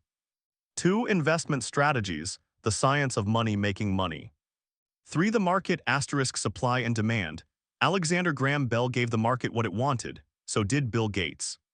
A $75,000 house offered for $60,000 that cost $20,000 was also the result of seizing an opportunity created by the market. Somebody was buying and someone was selling. For the law, the awareness of accounting, corporate, state, and national rules and regulations. I recommend playing within the rules. In the last chapter, I offer 10 steps that I followed on the road to my financial freedom, but always remember to have fun. This is only a game. Sometimes you win and sometimes you learn, but have fun. Most people never win because they are more afraid of losing. That is why I found school so silly. In school, we learn that mistakes are bad and we are punished for making them. Yet, if you look at the way humans are designed to learn, we learn by making mistakes. We learn to walk by falling down. If we never fell down, we would never walk. The same is true for learning to ride a bike.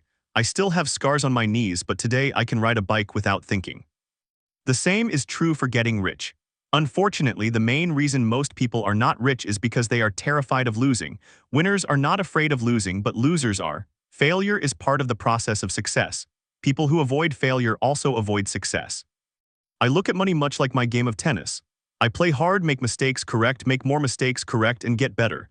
If I lose the game, I reach across the net, shake my opponent's hand, smile, and say, "See you next Saturday." There are two kinds of investors.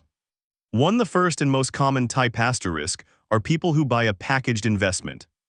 They call a retail outlet such as a real estate company, a stockbroker, or a financial planner, and they buy something. It could be a mutual fund, a real estate investment trust, a stock, or a bond. It is a good, clean, and simple way of investing. An example would be a shopper who goes to a computer store and buys a computer right off the shelf. 2. The second type asterisk are investors who create investments. This investor usually assembles a deal, much like there are people who buy components of computers and put them together.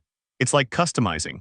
I do not know the first thing about putting components of a computer together, but I do know how to put pieces of opportunities together, or know people who do. It is this second type of investor that is most probably the professional investor. Sometimes it may take years for all the pieces to come together, and sometimes they never do come together. It was this second type of investor my rich dad encouraged me to be.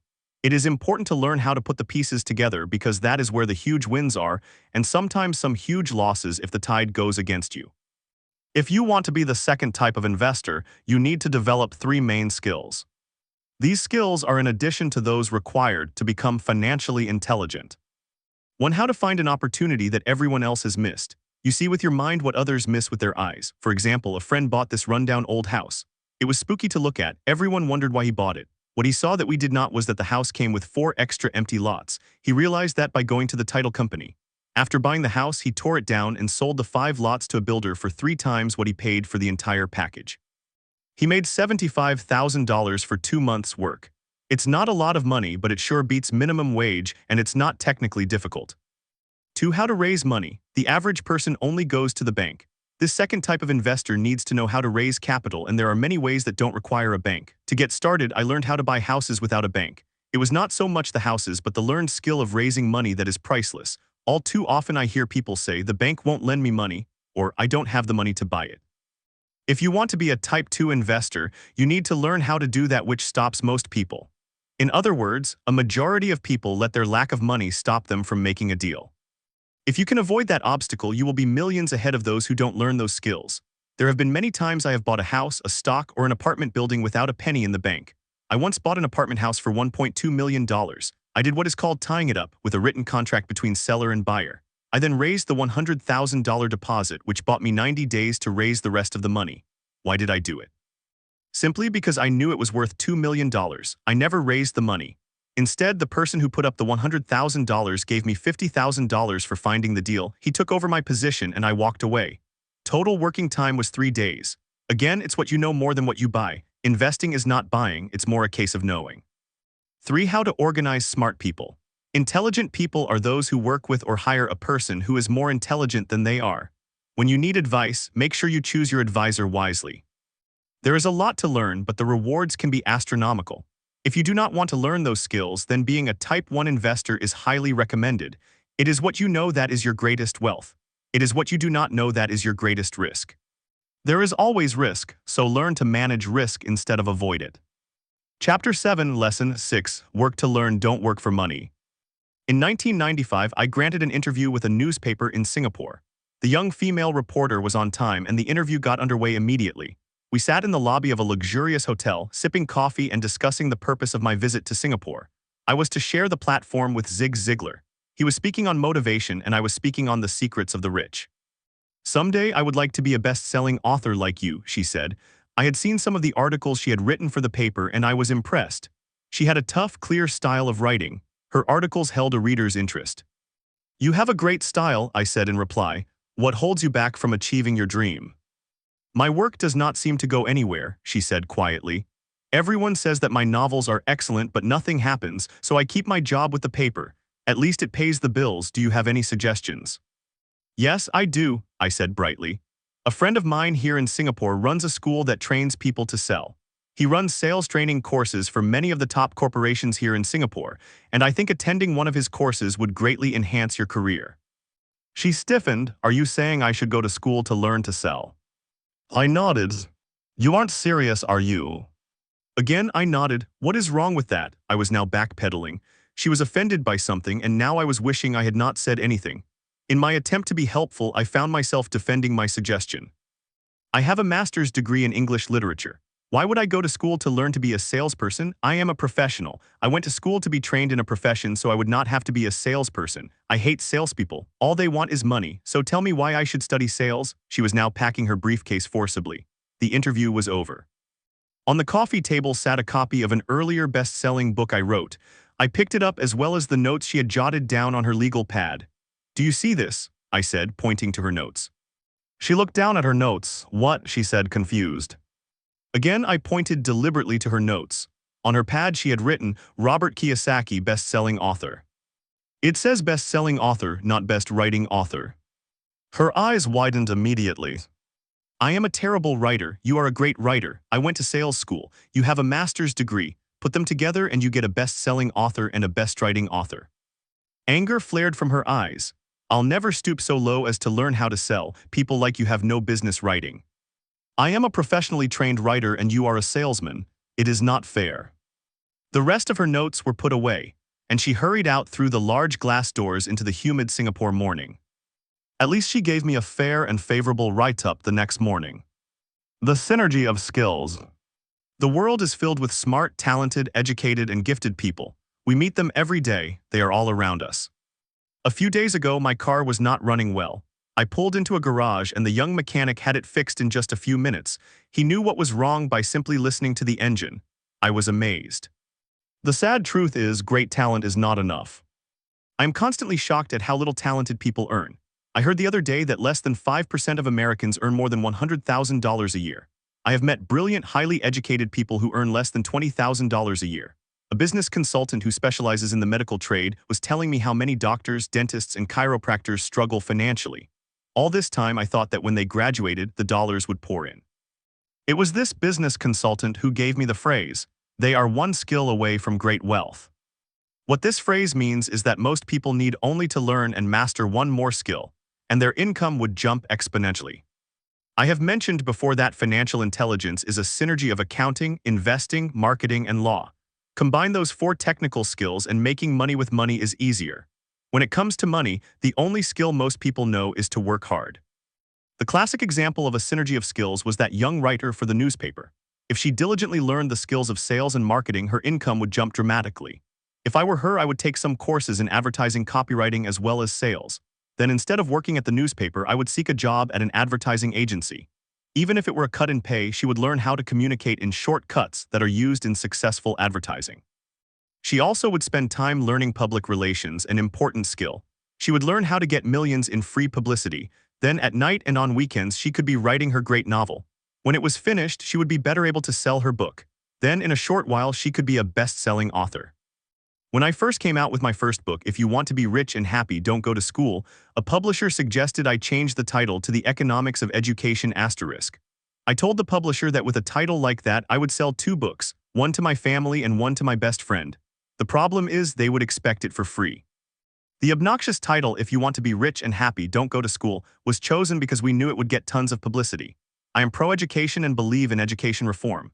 Otherwise, why would I continue to press for changing our antiquated educational system? So I chose a title that would get me on more TV and radio shows simply because I was willing to be controversial. Many people thought I was a fruitcake, but the book sold and sold. Specialization versus versatility.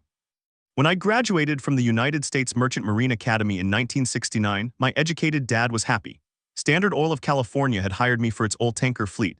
I was a third mate and the pay was low compared with my classmates, but it was okay for a first real job after college. My starting pay was about $42,000 a year, including overtime, and I only had to work for 7 months. I had 5 months of vacation. If I had wanted to, I could have taken the run to Vietnam with a subsidiary shipping company and easily doubled my pay instead of taking the 5 months vacation. I had a great career ahead of me, yet I resigned after 6 months with the company and joined the Marine Corps to learn how to fly. My educated dad was devastated. Rich dad congratulated me. In school and in the workplace, the popular opinion is the idea of specialization. That is, in order to make more money or get promoted, you need to specialize. That is why medical doctors immediately begin to seek a specialty such as orthopedics or pediatrics. The same is true for accountants, architects, lawyers, pilots, and others. My educated dad believed in the same dogma. That is why he was thrilled when he eventually achieved his doctorate. He often admitted that schools reward people who study more and more about less and less. Rich dad encouraged me to do exactly the opposite. You want to know a little about a lot was his suggestion. That is why for years I worked in different areas of his companies. For a while I worked in his accounting department. Although I would probably never have been an accountant, he wanted me to learn via osmosis. Rich dad knew I would pick up the jargon and a sense of what is important and what is not. I also worked as a busboy and construction worker, as well as in sales, reservations, and marketing. He was grooming Mike and me. That is why he insisted we sit in on the meetings with his bankers, lawyers, accountants, and brokers. He wanted us to know a little about every aspect of his empire. Hash the two logics. When I quit my high-paying job with Standard Oil, my educated dad had a heart-to-heart with me. He was bewildered. He could not understand my decision to resign from a career that offered high pay, great benefits, lots of time off, and opportunity for promotion. When he asked me one evening, "Why did you quit?" I could not explain it to him as much as I tried. My logic did not fit his logic. The big problem was that my logic was my rich dad's logic. Job security meant everything to my educated dad. Learning meant everything to my rich dad. Educated dad thought I went to school to learn to be a ship's officer. Rich dad knew that I went to school to study international trade. So as a student, I made cargo runs, navigating large freighters, oil tankers, and passenger ships to the Far East and the South Pacific. Rich dad emphasized that I stay in the Pacific instead of taking ships to Europe because he knew that the emerging nations were in Asia, not Europe. While most of my classmates, including Mike, were partying at their fraternity houses, I was studying trade, people, business styles, and cultures in Japan, Taiwan, Thailand, Singapore, Hong Kong, Vietnam, Korea, Tahiti, Samoa, and the Philippines. I also was partying, but it was not in any frat house. I grew up rapidly. Educated dad just could not understand why I decided to quit and join the Marine Corps. I told him I wanted to learn to fly, but really I wanted to learn to lead troops. Rich dad explained to me that the hardest part of running a company is managing people. He had spent 3 years in the Army. My educated dad was draft exempt. Rich dad told me of the value of learning to lead men into dangerous situations. Leadership is what you need to learn next, he said. If you're not a good leader, you'll get shot in the back just like they do in business. Returning from Vietnam in 1973, I resigned my commission even though I loved flying. I found a job with Xerox Corporation. I joined it for one reason, and it was not for the benefits. I was a shy person, and the thought of selling was the most frightening subject in the world. Xerox has one of the best sales training programs in America. Rich dad was proud of me. My educated dad was ashamed. Being an intellectual, he thought that salespeople were below him. I worked with Xerox for 4 years until I overcame my fear of knocking on doors and being rejected. Once I could consistently be in the top 5 in sales, I again resigned and moved on, leaving behind another great career with an excellent company. In 1977, I formed my first company. Rich dad had groomed Mike and me to take over companies, so I now had to learn to form them and put them together. My first product, the nylon and Velcro wallet, was manufactured in the Far East and shipped to a warehouse in New York near where I had gone to school. My formal education was complete, and it was time to test my wings. If I failed, I went broke. Rich dad thought it best to go broke before 30. You still have time to recover, was his advice. On the eve of my 30th birthday, my first shipment left Korea for New York.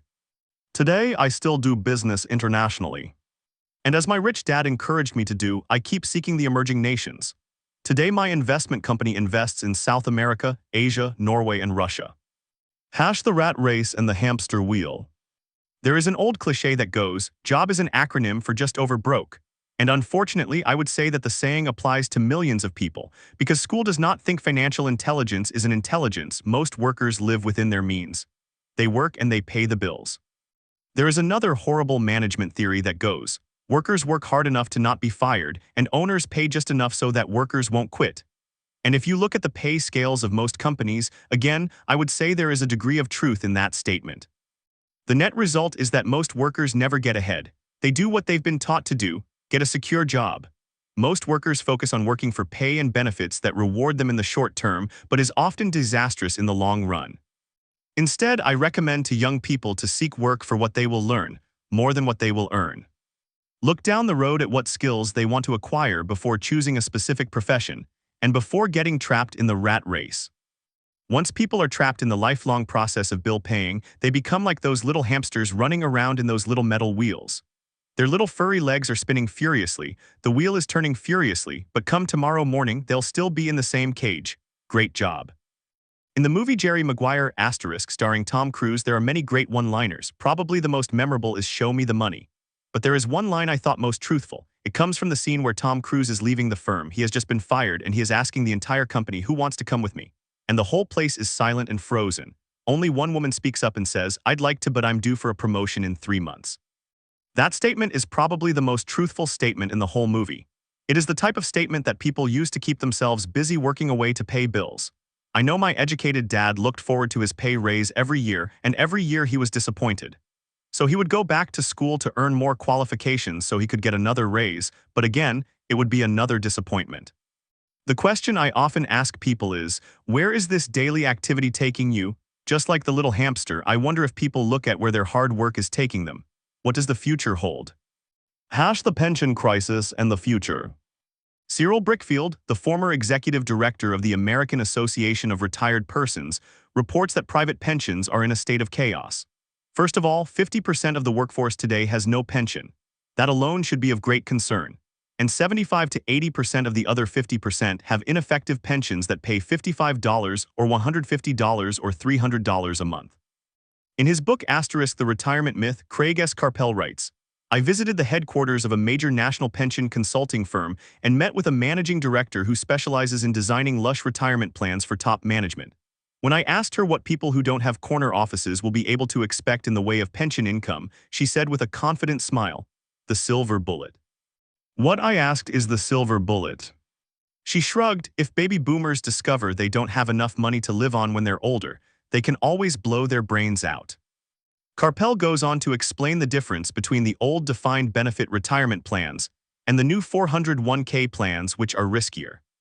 It is not a pretty picture for most people working today, and that is just for retirement. When medical fees and long-term nursing home care are added to the picture is frightening. In his 1995 book, he indicates that nursing home fees run from $30,000 to $125,000 per year. He went to a clean, no-frills nursing home in his area and found the price to be $88,000 a year in 1995. Already, many hospitals in countries with socialized medicine need to make tough decisions such as who will live and who will die. They make those decisions purely on how much money they have and how old the patients are. If the patient is old, they often will give the medical care to someone younger. The older, poor patient gets put to the back of the line. So just as the rich can afford better education, the rich will be able to keep themselves alive, while those who have little wealth will die. So I wonder, are workers looking into the future or just until their next paycheck, never questioning where they are headed? Learning new skills. When I speak to adults who want to earn more money, I always recommend the same thing. I suggest taking a long view of their life. Instead of simply working for the money and security, which I admit are important, I suggest they take a second job that will teach them a second skill. Often I recommend joining a network marketing company, also called multi-level marketing, if they want to learn sales skills. Some of these companies have excellent training programs that help people get over their fear of failure and rejection, which are the main reasons people are unsuccessful. Education is more valuable than money in the long run. When I offer this suggestion, I often hear in response, "Oh, that is too much hassle," or "I only want to do what I am interested in." To the statement of "it's too much of a hassle," I ask, so you would rather work all your life giving 50% of what you earn to the government? To the other statement, "I only do what I am interested in," I say, I'm not interested in going to the gym, but I go because I want to feel better and live longer. Unfortunately, there is some truth to the old statement, you can't teach an old dog new tricks. Unless a person is used to changing, it's hard to change. But for those of you who might be on the fence when it comes to the idea of working to learn something new, I offer this word of encouragement. Life is much like going to the gym. The most painful part is deciding to go. Once you get past that, it's easy. There have been many days I have dreaded going to the gym, but once I am there and in motion, it is a pleasure. After the workout is over, I am always glad I talked myself into going. Highly specialized, then unionize. If you are unwilling to work to learn something new and insist on, instead, becoming highly specialized within your field, make sure the company you work for is unionized. Labor unions are designed to protect specialists. My educated dad, after falling from grace with the governor, became the head of the teachers' union in Hawaii. He told me that it was the hardest job he ever held. My rich dad, on the other hand, spent his life doing his best to keep his companies from becoming unionized. He was successful. Although the unions came close, rich dad was always able to fight them off. Personally, I take no sides because I can see the need for and the benefits of both sides. If you do as school recommends, become highly specialized, then seek union protection. For example, had I continued on with my flying career, I would have sought a company that had a strong pilots union. Why? Because my life would be dedicated to learn a skill that was valuable in only one industry. If I were pushed out of that industry, my life skills would not be as valuable to another industry. A displaced senior pilot, with 100,000 hours of heavy airline transport time, earning $150,000 a year, would have a hard time finding an equivalent high-paying job in school teaching. The skills do not necessarily transfer from industry to industry, because the skills the pilots are paid for in the airline industry are not as important in, say, the school system. The same is true even for doctors today. With all the changes in medicine, many medical specialists are needing to conform to medical organizations such as HMOs. School teachers definitely need to be union members. Today in America, the teachers' union is the largest and the richest labor union of all. The National Education Association has tremendous political clout. Teachers need the protection of their union because their skills are also of limited value to an industry outside of education. So the rule of thumb is highly specialized, then unionize. It's the smart thing to do. The McDonald's analogy. When I ask the classes I teach, how many of you can cook a better hamburger than McDonald's? Almost all the students raise their hands. I then ask, so if most of you can cook a better hamburger, how come McDonald's makes more money than you? The answer is obvious. McDonald's is excellent at business systems. The reason so many talented people are poor is because they focus on building a better hamburger and know little to nothing about business systems. A friend of mine in Hawaii is a great artist. He makes a sizable amount of money. One day his mother's attorney called to tell him that she had left him $35,000. That is what was left of her estate after the attorney and the government took their shares. Immediately, he saw an opportunity to increase his business by using some of this money to advertise. 2 months later, his first 4-color, full-page ad appeared in an expensive magazine that targeted the very rich. The ad ran for 3 months. He received no replies from the ad, and all of his inheritance is now gone. He now wants to sue the magazine for misrepresentation. This is a common case of someone who can build a beautiful hamburger but knows little about business. When I asked him what he learned, his only reply was that advertising salespeople are crooks. I then asked him if he would be willing to take a course in sales and a course in direct marketing. His reply was, I don't have the time and I don't want to waste my money. The world is filled with talented poor people. All too often, they're poor or struggle financially or earn less than they are capable of, not because of what they know but because of what they do not know. They focus on perfecting their skills at building a better hamburger rather than the skills of selling and delivering the hamburger. Maybe McDonald's does not make the best hamburger, but they are the best at selling and delivering a basic average burger. Systems over specialization. Poor dad wanted me to specialize. That was his view on how to be paid more. Even after being told by the governor of Hawaii that he could no longer work in state government, my educated dad continued to encourage me to get specialized. Educated dad then took up the cause of the teachers' union, campaigning for further protection and benefits for these highly skilled and educated professionals. We argued often, but I know he never agreed that overspecialization is what caused the need for union protection. He never understood that the more specialized you become, the more you are trapped and dependent on that specialty. Rich Dad advised that Mike and I groom ourselves. Many corporations do the same thing. They find a young, bright student out of business school and begin grooming that person to someday take over the company.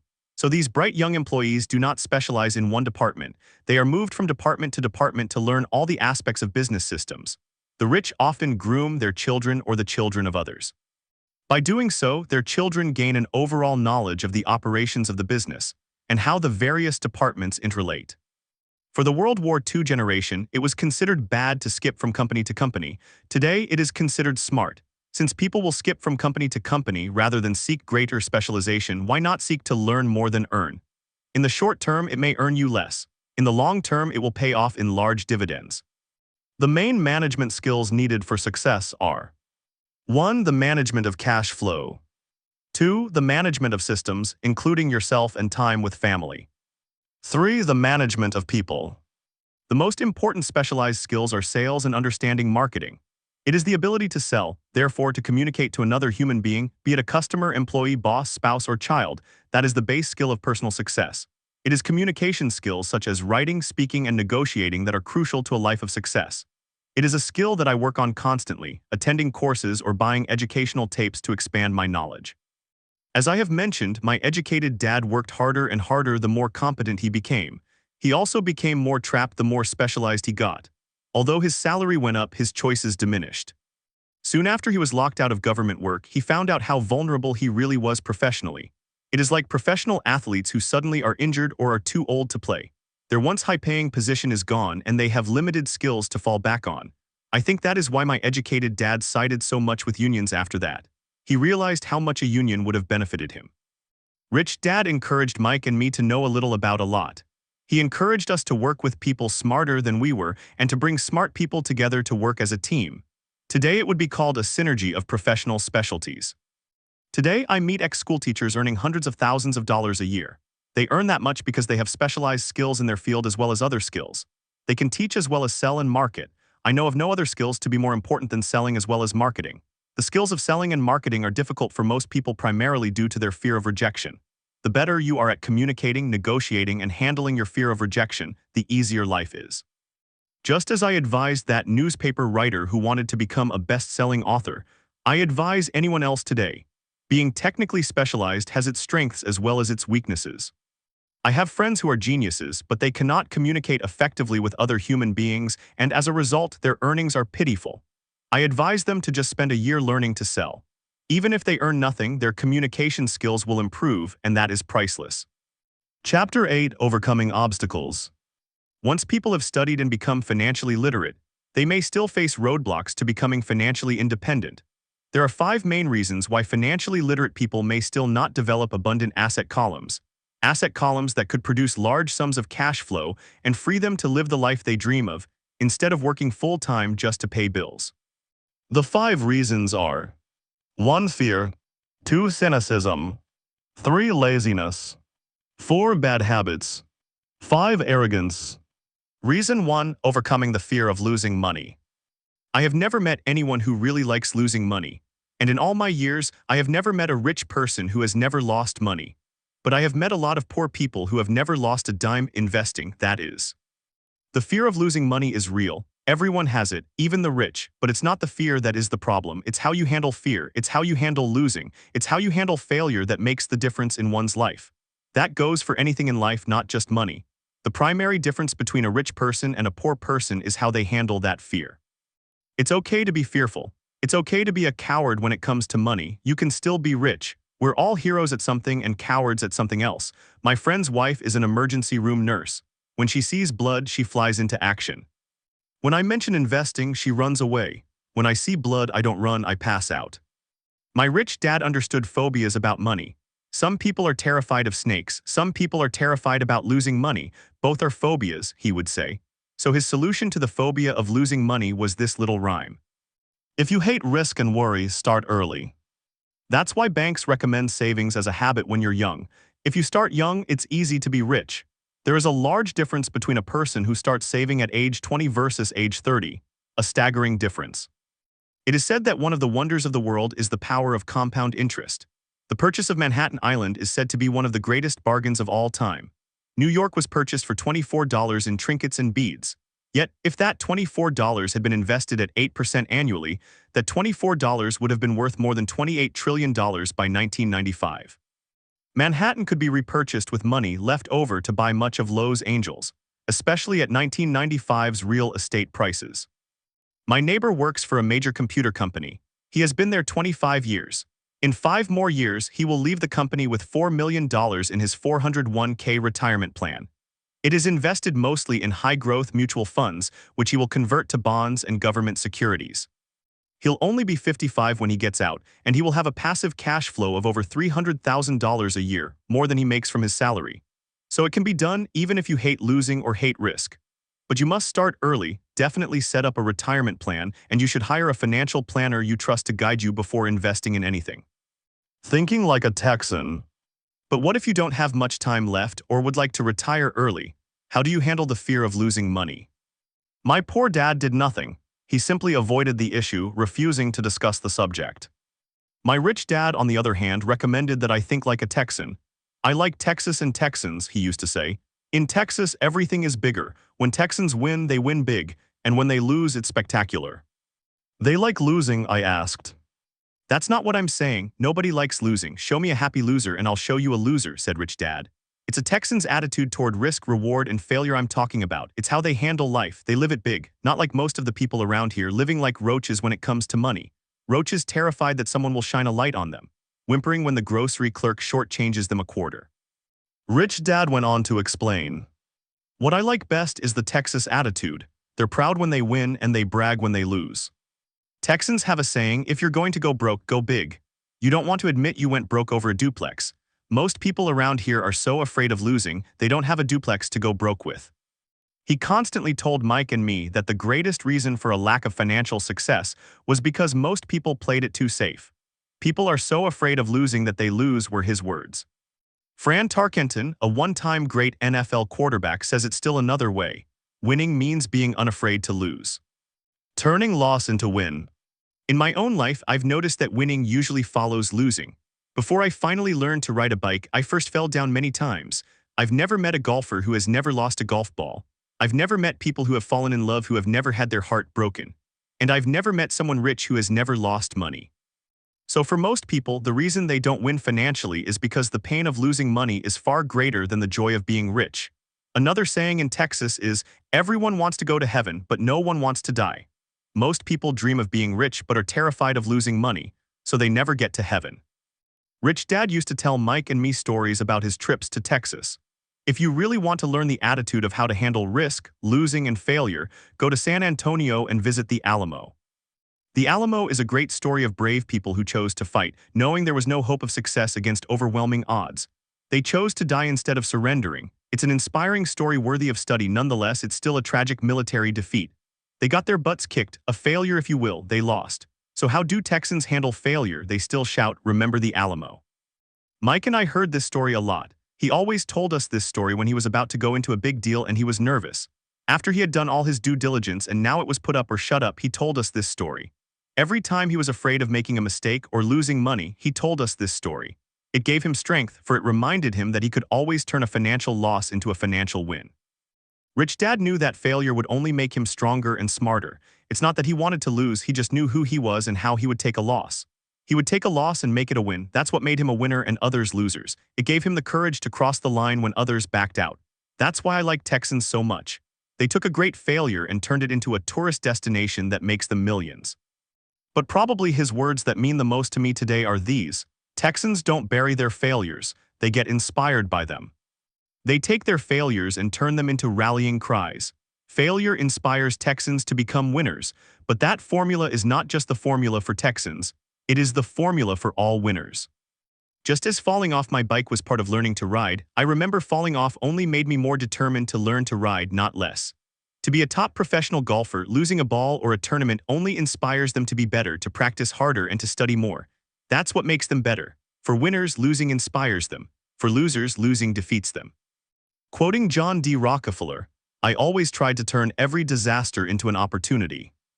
And being Japanese American, I can say this. Many people say that Pearl Harbor was an American mistake. I say it was a Japanese mistake.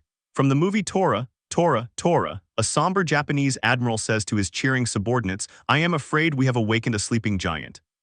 Remember, Pearl Harbor became a rallying cry. It turned one of America's greatest losses into the reason to win. This great defeat gave America strength, and America soon emerged as a world power.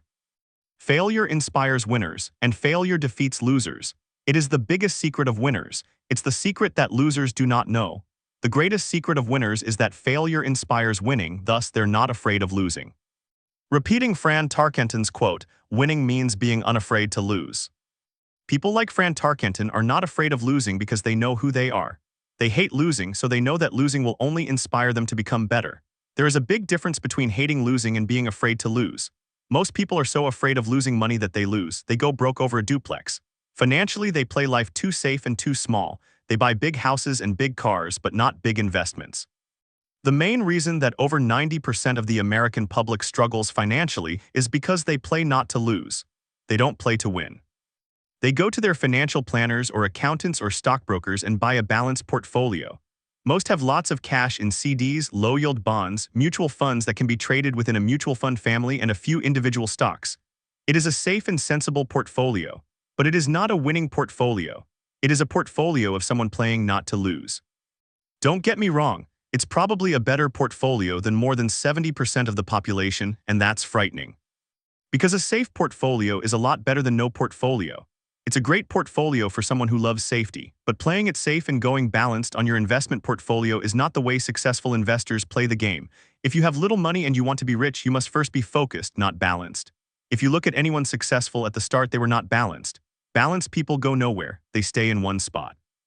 To make progress, you must first go unbalanced. Just look at how you make progress walking. Thomas Edison was not balanced, he was focused.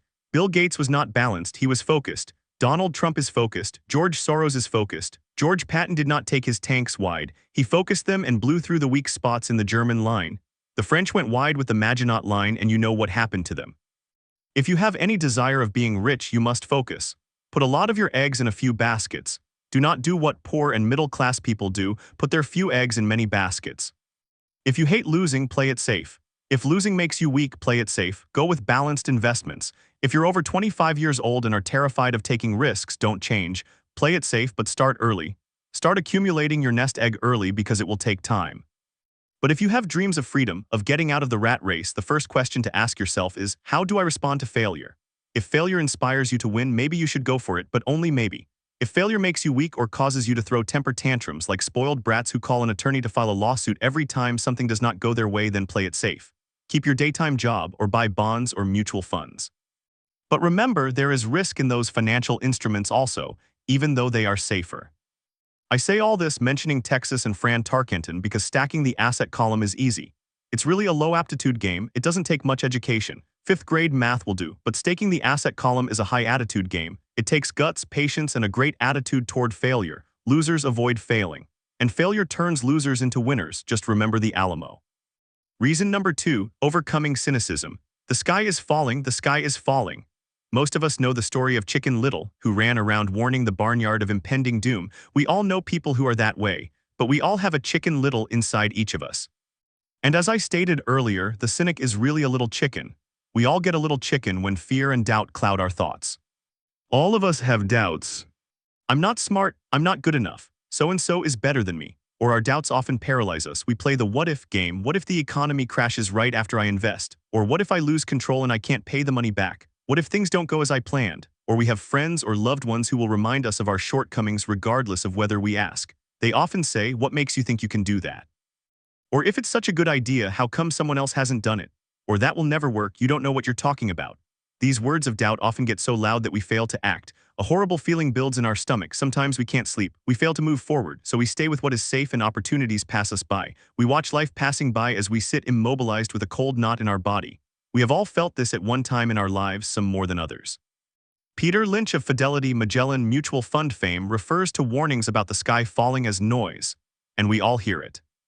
Noise is either created inside our heads or comes from outside, often from friends, family, coworkers, and the media.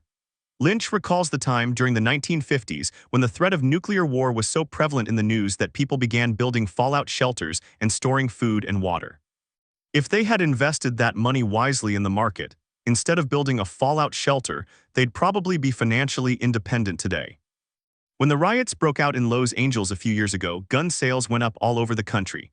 A person dies from rare hamburger meat in Washington state, and the Arizona Health Department orders restaurants to have all beef cooked well done. A drug company runs a national TV commercial showing people catching the flu. The ad runs in February. Colds go up as well as sales of their cold medicine. Most people are poor because when it comes to investing, the world is filled with chicken littles running around yelling, "The sky is falling, the sky is falling." And chicken littles are effective because every one of us is a little chicken.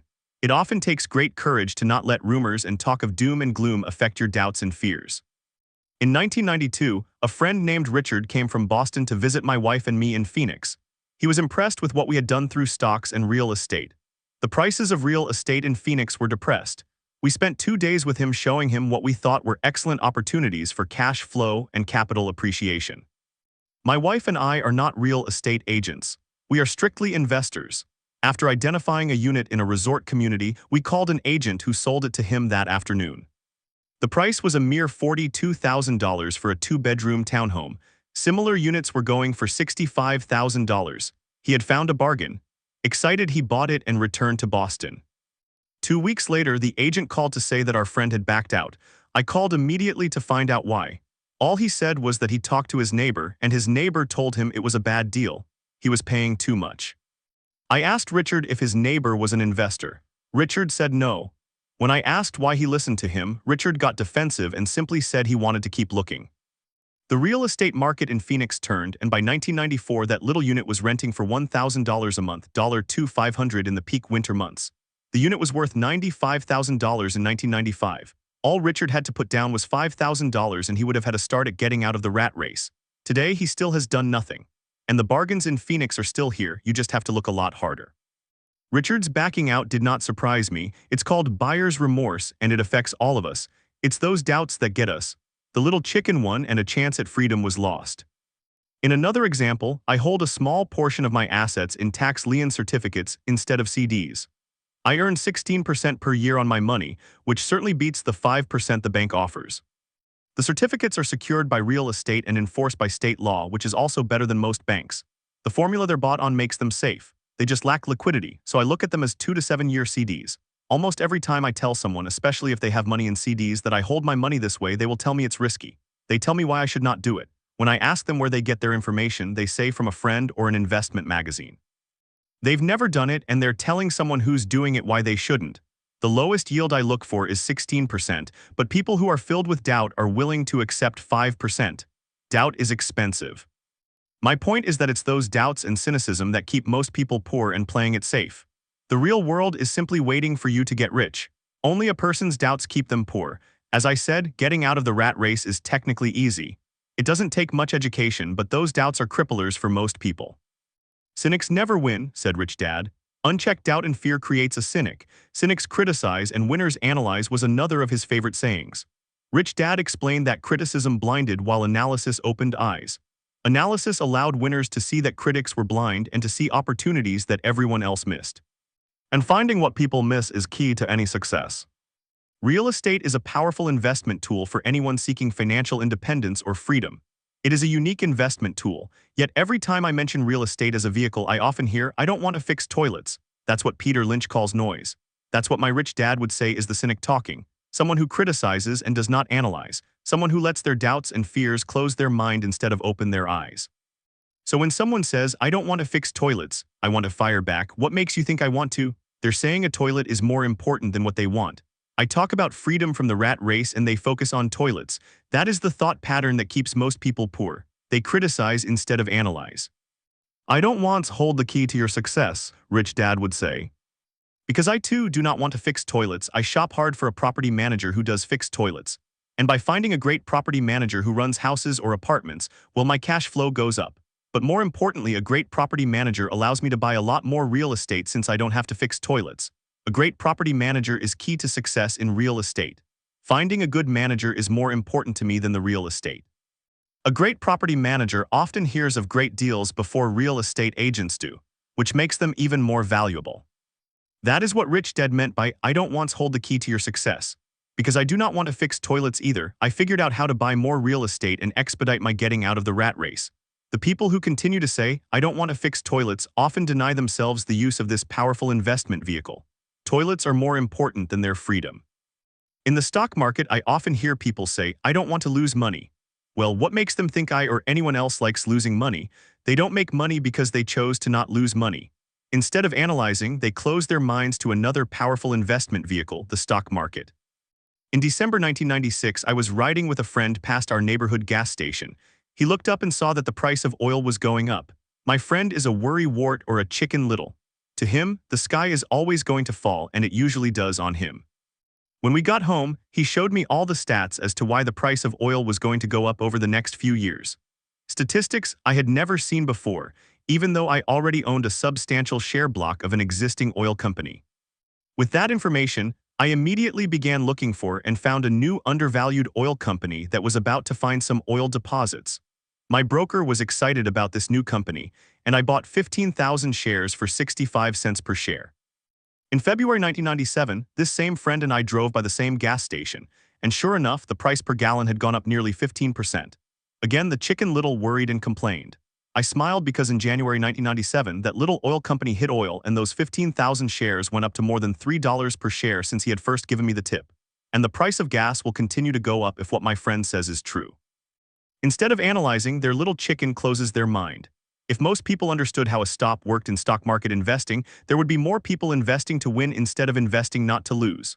A stop is simply a computer command that sells your stock automatically if the price begins to drop, helping to minimize your losses and maximize some gains. It's a great tool for those who are terrified of losing. So whenever I hear people focusing on their I don't wants, rather than what they do want, I know the noise in their head must be loud. Chicken Little has taken over their brain and is yelling, the sky is falling and toilets are breaking. So they avoid their don't wants, but they pay a huge price. They may never get what they want in life. Rich Dad gave me a way of looking at Chicken Little. Just do what Colonel Sanders did. At the age of 66, he lost his business and began to live on his Social Security check. It wasn't enough. He went around the country selling his recipe for fried chicken. He was turned down 1,009 times before someone said yes. And he went on to become a multimillionaire at an age when most people are quitting. He was a brave and tenacious man, Rich Dad said of Harlan Sanders. So when you're in doubt and feeling a little afraid, just do what Carl Sanders did to his little chicken. He fried it. Reason number 3, laziness. Busy people are often the most lazy. We have all heard stories of a businessman who works hard to earn money. He works hard to be a good provider for his wife and children. He spends long hours at the office and brings work home on weekends. One day he comes home to an empty house. His wife is left with the kids. He knew he and his wife had problems, but rather than work to make the relationship strong, he stayed busy at work. Dismayed, his performance at work slips and he loses his job. Today, I often meet people who are too busy to take care of their wealth, and there are people too busy to take care of their health. The cause is the same. They're busy and they stay busy as a way of avoiding something they do not want to face. Nobody has to tell them. Deep down they know. In fact, if you remind them, they often respond with anger or irritation. If they aren't busy at work or with the kids, they're often busy watching TV, fishing, playing golf, or shopping. Yet deep down they know they are avoiding something important. That's the most common form of laziness. Laziness by staying busy. So what is the cure for laziness? The answer is a little greed. For many of us, we were raised thinking of greed or desire as bad. Greedy people are bad people, my mom used to say. Yet we all have inside of us this yearning to have nice things, new things, or exciting things. So to keep that emotion of desire under control, often parents found ways of suppressing that desire with guilt. You only think about yourself. Don't you know you have brothers and sisters? Was one of my mom's favorites. Or you want me to buy you what? Was a favorite of my dad. Do you think we're made of money? Do you think money grows on trees? We're not rich people, you know. It wasn't so much the words, but the angry guilt trip that went with the words that got to me. Or the reverse guilt trip was the I'm sacrificing my life to buy this for you. I'm buying this for you because I never had this advantage when I was a kid. I have a neighbor who is stone broke but can't park his car in his garage. The garage is filled with toys for his kids. Those spoiled brats get everything they ask for. I don't want them to know the feeling of want are his everyday words. He has nothing set aside for their college or his retirement, but his kids have every toy ever made. He recently got a new credit card in the mail and took his kids to visit Las Vegas. I'm doing it for the kids, he said with great sacrifice. Rich Dad forbade the words, I can't afford it. In my real home, that's all I heard. Instead, Rich Dad required his children to say, how can I afford it? His reasoning, the words, I can't afford it, shut down your brain. It didn't have to think anymore. How can I afford it? Opened up the brain, forced it to think and search for answers. But most importantly, he felt the words, I can't afford it, were a lie, and the human spirit knew it. The human spirit is very, very powerful, he would say. It knows it can do anything. By having a lazy mind that says, I can't afford it, a war breaks out inside you. Your spirit is angry and your lazy mind must defend its lie. The spirit is screaming, come on, let's go to the gym and work out. And the lazy mind says, but I'm tired, I worked really hard today. Or the human spirit says, I'm sick and tired of being poor, let's get out there and get rich. To which the lazy mind says, rich people are greedy, besides it's too much bother, it's not safe, I might lose money, I'm working hard enough as it is, I've got too much to do at work anyway, look at what I have to do tonight, my boss wants it finished by the morning. I can't afford it also brings up sadness, a helplessness that leads to despondency and often depression. Apathy is another word. How can I afford it? Opens up possibilities, excitement, and dreams. So Rich Dad was not so concerned about what you wanted to buy, but that how can I afford it created a stronger mind and a dynamic spirit. Thus, he rarely gave Mike or me anything. Instead, he would ask, how can you afford it? And that included college, which we paid for ourselves. It was not the goal, but the process of attaining the goal we desired that he wanted us to learn. The problem I sense today is that there are millions of people who feel guilty about their greed. It's an old conditioning from their childhood, their desire to have the finer things that life offers. Most have been conditioned subconsciously to say, you can't have that, or you'll never afford that. When I decided to exit the rat race, it was simply a question, how can I afford to never work again? And my mind began to kick out answers and solutions. The hardest part was fighting my real parents' dogma of we can't afford that, or stop thinking only about yourself, or why don't you think about others, and other such words designed to instill guilt to suppress my greed. So how do you beat laziness? The answer is a little greed. It's that radio station WIFM which stands for what's in it for me. A person needs to sit down and ask, what's in it for me if I'm healthy, sexy, and good looking? Or what would my life be like if I never had to work again? Or what would I do if I had all the money I needed? Without that little greed, the desire to have something better, progress is not made. Our world progresses because we all desire a better life. New inventions are made because we desire something better. We go to school and study hard because we want something better. So whenever you find yourself avoiding something you know you should be doing, then the only thing to ask yourself is what's in it for me? Be a little greedy. It's the best cure for laziness. Too much greed, however, as anything in excess can be, is not good, but just remember what Michael Douglas said in the movie Wall Street. Greed is good. Rich Dad said it differently. Guilt is worse than greed, for guilt robs the body of its soul. And to me, Eleanor Roosevelt said it best. Do what you feel in your heart to be right, for you'll be criticized anyway. You'll be damned if you do and damned if you don't. Reason number 4, habits. Our lives are a reflection of our habits more than our education. After seeing the movie Conan starring Arnold Schwarzenegger, a friend said, I'd love to have a body like Schwarzenegger. Most of the guys nodded in agreement. I even heard he was really puny and skinny at one time, another friend added. Yeah, I heard that too, another one added. I heard he has a habit of working out almost every day in the gym. Yeah, I'll bet he has too. Nah, said the group cynic. I'll bet he was born that way. Besides, let's stop talking about Arnold and get some beers. This is an example of habits controlling behavior. I remember asking my rich dad about the habits of the rich. Instead of answering me outright, he wanted me to learn through example, as usual. When does your dad pay his bills? Rich Dad asked. The first of the month, I said. Does he have anything left over? He asked. Very little, I said. That's the main reason he struggles, said Rich Dad. He has bad habits. Your dad pays everyone else first. He pays himself last, but only if he has anything left over. Which he usually doesn't, I said. But he has to pay his bills, doesn't he? You're saying he shouldn't pay his bills. Of course not, said Rich Dad. I firmly believe in paying my bills on time. I just pay myself first, before I pay even the government. But what happens if you don't have enough money? I asked. What do you do then? The same, said Rich Dad. I still pay myself first, even if I'm short of money. My asset column is far more important to me than the government. But I said, don't they come after you? Yes, if you don't pay, said Rich Dad. Look, I did not say not to pay. I just said I pay myself first, even if I'm short of money. But I replied, how do you do that? It's not how, the question is why, Rich Dad said. Okay's why. Motivation, said Rich Dad. Who do you think will complain louder if I don't pay them, me or my creditors? Your creditors will definitely scream louder than you, I said, responding to the obvious. You wouldn't say anything if you didn't pay yourself. So you see, after paying myself, the pressure to pay my taxes and the other creditors is so great that it forces me to seek other forms of income. The pressure to pay becomes my motivation. I've worked extra jobs, started other companies, traded in the stock market, anything just to make sure those guys don't start yelling at me. That pressure made me work harder, forced me to think, and all in all made me smarter and more active when it comes to money. If I had paid myself last, I would have felt no pressure, but I'd be broke. So it is the fear of the government or other people you owe money to that motivates you. That's right, said Rich Dad. You see, government bill collectors are big bullies, so are bill collectors in general. Most people give in to these bullies, they pay them and never pay themselves. You know the story of the 96-pound weakling who gets sand kicked in his face. I nodded. I see that ad for weightlifting and bodybuilding lessons in the comic books all the time. Well, most people let the bullies kick sand in their faces.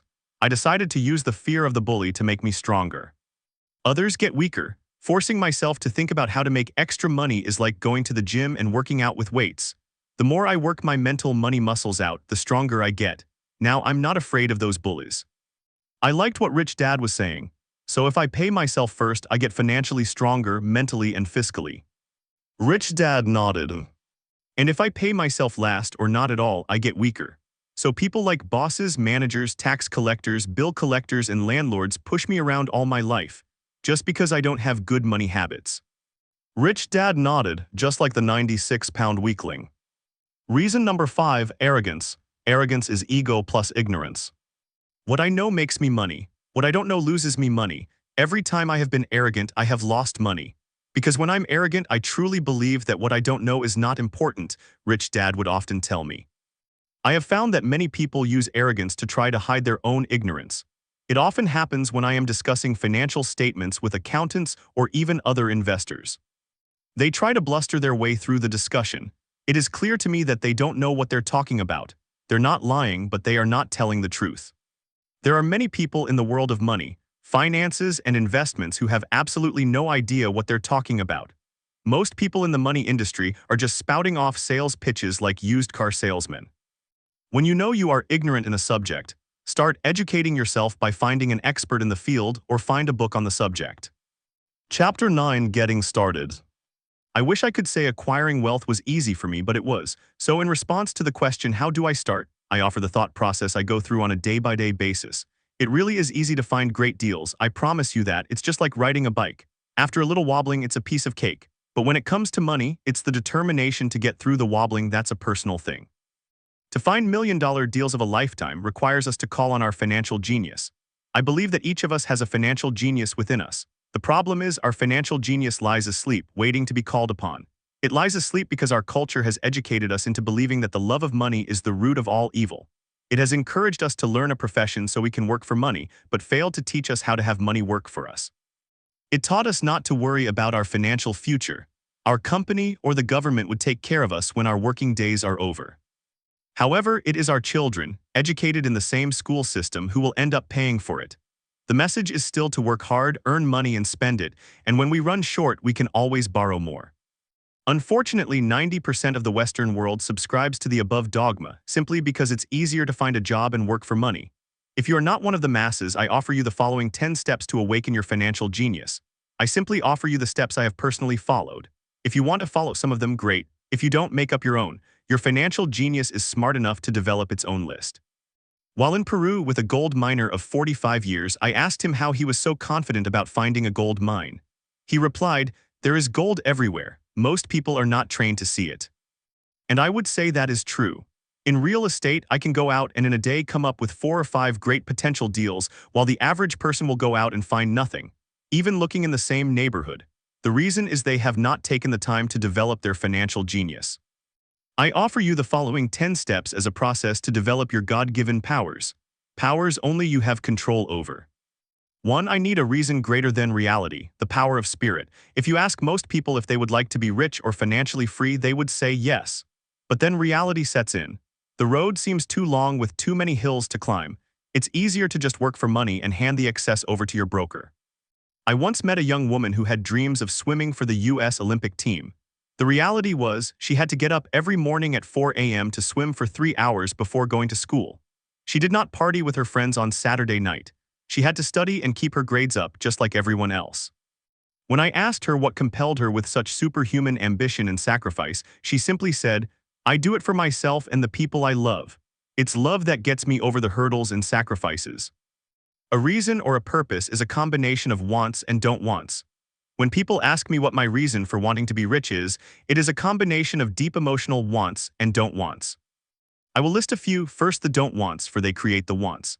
I don't want to work all my life. I don't want what my parents aspired for, which was job security and a house in the suburbs. I don't like being an employee. I hated that my dad always missed my football games because he was so busy working on his career. I hated it when my dad worked hard all his life and the government took most of what he worked for at his death. He could not even pass on what he worked so hard for when he died. The rich don't do that. They work hard and pass it on to their children. Now the wants. I want to be free to travel the world and live in the lifestyle I love. I want to be young when I do this. I want to simply be free. I want control over my time and my life. I want money to work for me. Those are my deep-seated emotional reasons. What are yours? If they are not strong enough, then the reality of the road ahead may be greater than your reasons. I have lost money and been set back many times, but it was the deep emotional reasons that kept me standing up and going forward. I wanted to be free by age 40, but it took me until I was 47 with many learning experiences along the way. As I said, I wish I could say it was easy. It wasn't, but it wasn't hard either. But without a strong reason or purpose, anything in life is hard. If you do not have a strong reason, there is no sense reading further. It will sound like too much work. 2. I choose daily, the power of choice. That is the main reason people want to live in a free country. We want the power to choose. Financially, with every dollar we get in our hands, we hold the power to choose our future to be rich, poor, or middle class. Our spending habits reflect who we are. Poor people simply have poor spending habits. The benefit I had as a boy was that I loved playing Monopoly constantly. Nobody told me Monopoly was only for kids, so I just kept playing the game as an adult. I also had a rich dad who pointed out to me the difference between an asset and a liability. So a long time ago, as a little boy, I chose to be rich, and I knew that all I had to do was learn to acquire assets, real assets. My best friend Mike had an asset column handed to him, but he still had to choose to learn to keep it. Many rich families lose their assets in the next generation simply because there was no one trained to be a good steward over their assets. Most people choose not to be rich. For 90% of the population, being rich is too much of a hassle, so they invent sayings that go, "I'm not interested in money," or "I'll never be rich," or "I don't have to worry, I'm still young," or "When I make some money, then I'll think about my future," or "My husband-wife handles the finances." The problem with those statements is they rob the person who chooses to think such thoughts of two things. One is time, which is your most precious asset, and two is learning. Just because you have no money, it should not be an excuse to not learn. But that is a choice we all make daily, the choice of what we do with our time, our money, and what we put in our heads. That is the power of choice. All of us have choice. I just choose to be rich, and I make that choice every day. Invest first in education. In reality, the only real asset you have is your mind, the most powerful tool we have dominion over. Just as I said about the power of choice, each of us has the choice of what we put in our brain once we're old enough. You can watch MTV all day, or read golf magazines, or go to ceramics class or a class on financial planning. You choose. Most people simply buy investments rather than first invest in learning about investing. A friend of mine, who is a rich woman, recently had her apartment burglarized. The thieves took her TV and VCR and left all the books she reads. And we all have that choice. Again, 90% of the population buys TV sets and only about 10% buy books on business or tapes on investments. So what do? I go to seminars. I like it when they are at least 2 days long because I like to immerse myself in a subject. In 1973, I was watching TV and this guy came on advertising a 3-day seminar on how to buy real estate for nothing down. I spent $385 and that course has made me at least $2 million, if not more. But more importantly, it bought me life. I don't have to work for the rest of my life because of that one course. I go to at least 2 such courses every year.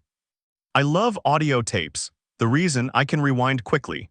I was listening to a tape by Peter Lynch and he said something I completely disagreed with.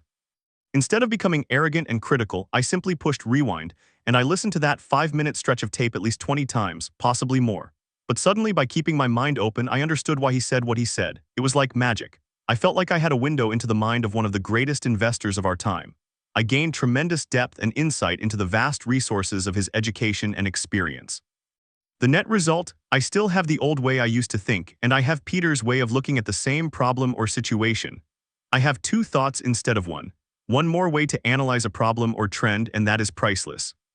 Today I often say, how would Peter Lynch do this, or Donald Trump, or Warren Buffett, or George Soros? The only way I can access their vast mental power is to be humble enough to read or listen to what they have to say. Arrogant or critical people are often people with low self-esteem who are afraid of taking risks. You see, if you learn something new, you are then required to make mistakes in order to fully understand what you have learned. If you have read this far, arrogance is not one of your problems. Arrogant people rarely read or buy tapes. Why should they? They are the center of the universe. There are so many intelligent people who argue or defend when a new idea clashes with the way they think.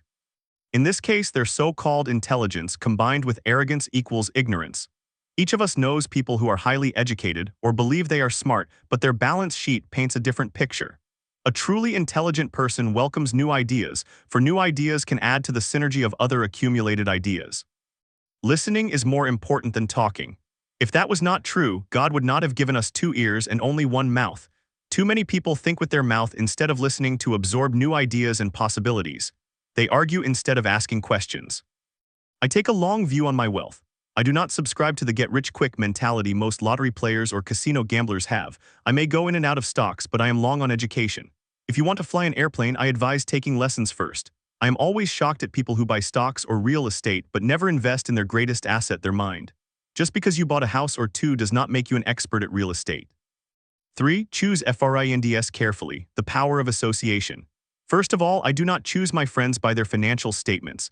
I have friends who have actually taken the vow of poverty as well as friends who earn millions every year. The point is I learn from all of them and I consciously make the effort to learn from them. Now I will admit that there are people I have actually sought out because they had money, but I was not after their money, I was seeking their knowledge. In some cases, these people who had money have become dear friends, but not all. But there is one distinction that I would like to point out. I've noticed that my friends with money talk about money, and I do not mean brag, they're interested in the subject, so I learn from them and they learn from me. My friends whom I know are in dire straits financially do not like talking about money, business, or investing. They often think it rude or unintellectual, so I also learn from my friends who struggle financially. I find out what not to do. I have several friends who have generated over $1 billion in their short lifetimes. The 3 of them report the same phenomenon. Their friends who have no money have never come to them to ask them how they did it. But they do come asking for one of 2 things or both, 1 a loan or 2 a job. A warning: don't listen to poor or frightened people. I have such friends and I love them dearly, but they are the Chicken Littles of life. When it comes to money, especially investments, the sky is always falling. They can always tell you why something won't work. The problem is people listen to them, but people who blindly accept doom and gloom information are also Chicken Littles. As that old saying goes, chickens of a feather agree together. If you watch CNBC, which is a goldmine of investment information, they often have a panel of so-called experts. One expert will say the market is going to crash and the other will say it's going to boom. If you're smart, you listen to both. Keep your mind open because both have valid points. Unfortunately, most poor people listen to Chicken Little.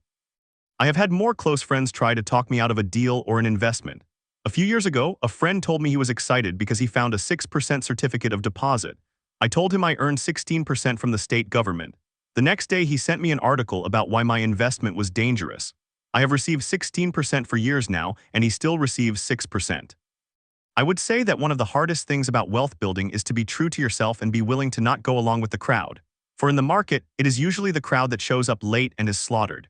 If a great deal is on the front page, it's too late in most instances. Look for a new deal. As we used to say as surfers, there is always another wave.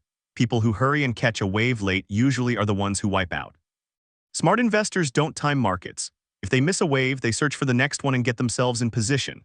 Why this is hard for most investors is because buying what is not popular is frightening to them. Timid investors are like sheep going along with the crowd, or their greed gets them in when wise investors have already taken their profits and moved on. Wise investors buy an investment when it's not popular. They know their profits are made when they buy, not when they sell. They wait patiently. As I said, they do not time the market. Just like a surfer, they get in position for the next big swell. It's all insider trading. There are forms of insider trading that are illegal and there are forms of insider trading that are legal. But either way, it's insider trading. The only distinction is how far away from the inside are you. The reason you want to have rich friends who are close to the inside is because that is where the money is made. It's made on information. You want to hear about the next boom, get in and get out before the next bust. I'm not saying do it illegally, but the sooner you know, the better your chances are for profits with minimal risk. That is what friends are for, and that is financial intelligence. 4. Master a formula and then learn a new one. The power of learning quickly. In order to make bread, every baker follows a recipe, even if it's only held in their head. The same is true for making money. That's why money is often called dough. Most of us have heard the saying, you are what you eat. I have a different slant on the same saying. I say you become what you study. In other words, be careful what you study and learn because your mind is so powerful that you become what you put in your head. For example, if you study cooking, you then tend to cook. You become a cook. If you don't want to be a cook anymore, then you need to study something else. Let's say a school teacher. After studying teaching, you often become a teacher. And so on. Choose what you study carefully. When it comes to money, the masses generally have one basic formula they learned in school. And that is work for money. The formula I see that is predominant in the world is that every day millions of people get up and go to work, earn money, pay bills, balance checkbooks, buy some mutual funds, and go back to work. That is the basic formula or recipe. If you're tired of what you're doing or you're not making enough, it's simply a case of changing the formula via which you make money. Years ago, when I was 26, I took a weekend class called How to Buy Real Estate Foreclosures. I learned a formula. The next trick was to have the discipline to actually put into action what I had learned. That is where most people stop. For 3 years, while working for Xerox, I spent my spare time learning to master the art of buying foreclosures. I've made several $1 million using that formula, but today it's too slow and too many other people are doing it. So after I mastered that formula, I went in search of other formulas. For many of the classes, I did not use the information I learned directly, but I always learned something new. I have attended classes designed for only derivative traders, also a class for commodity option traders and a class for chaologists. I was way out of my league, being in a room full of people with doctorates in nuclear physics and space science. Yet, I learned a lot that made my stock and real estate investing more meaningful and lucrative. Most junior colleges and community colleges have classes on financial planning and buying of traditional investments. They are great places to start. So I always search for a faster formula. That is why, on a fairly regular basis, I make more in a day than many people will make in their lifetime. Another side note, in today's fast-changing world, it's not so much what you know anymore that counts because often what you know is old. It is how fast you learn. That skill is priceless. It's priceless in finding faster formulas, recipes, if you will, for making dough. Working hard for money is an old formula born in the day of cavemen. 5. Pay yourself first, the power of self-discipline. If you cannot get control of yourself, do not try to get rich. You might first want to join the Marine Corps or some religious order so you can get control of yourself.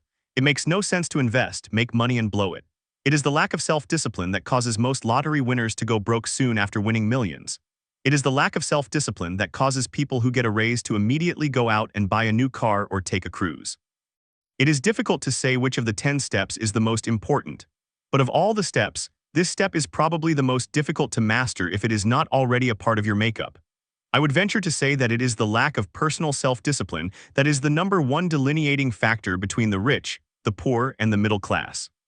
Simply put, people who have low self-esteem and low tolerance for financial pressure can never, and I mean never, be rich. As I have said, a lesson learned from my rich dad was that the world will push you around. The world pushes people around not because other people are bullies, but because the individual lacks internal control and discipline. People who lack internal fortitude often become victims of those who have self-discipline. In the entrepreneur classes I teach, I constantly remind people to not focus on their product, service, or widget, but to focus on developing management skills. The 3 most important management skills necessary to start your own business are: 1. Management of cash flow. 2. Management of people. 3. Management of personal time. I would say the skills to manage these 3 apply to anything, not just entrepreneurs. The 3 matter in the way you live your life as an individual, or as part of a family, a business, a charitable organization, a city, or a nation. Each of these skills is enhanced by the mastery of self-discipline. I do not take the saying, "pay yourself first," lightly.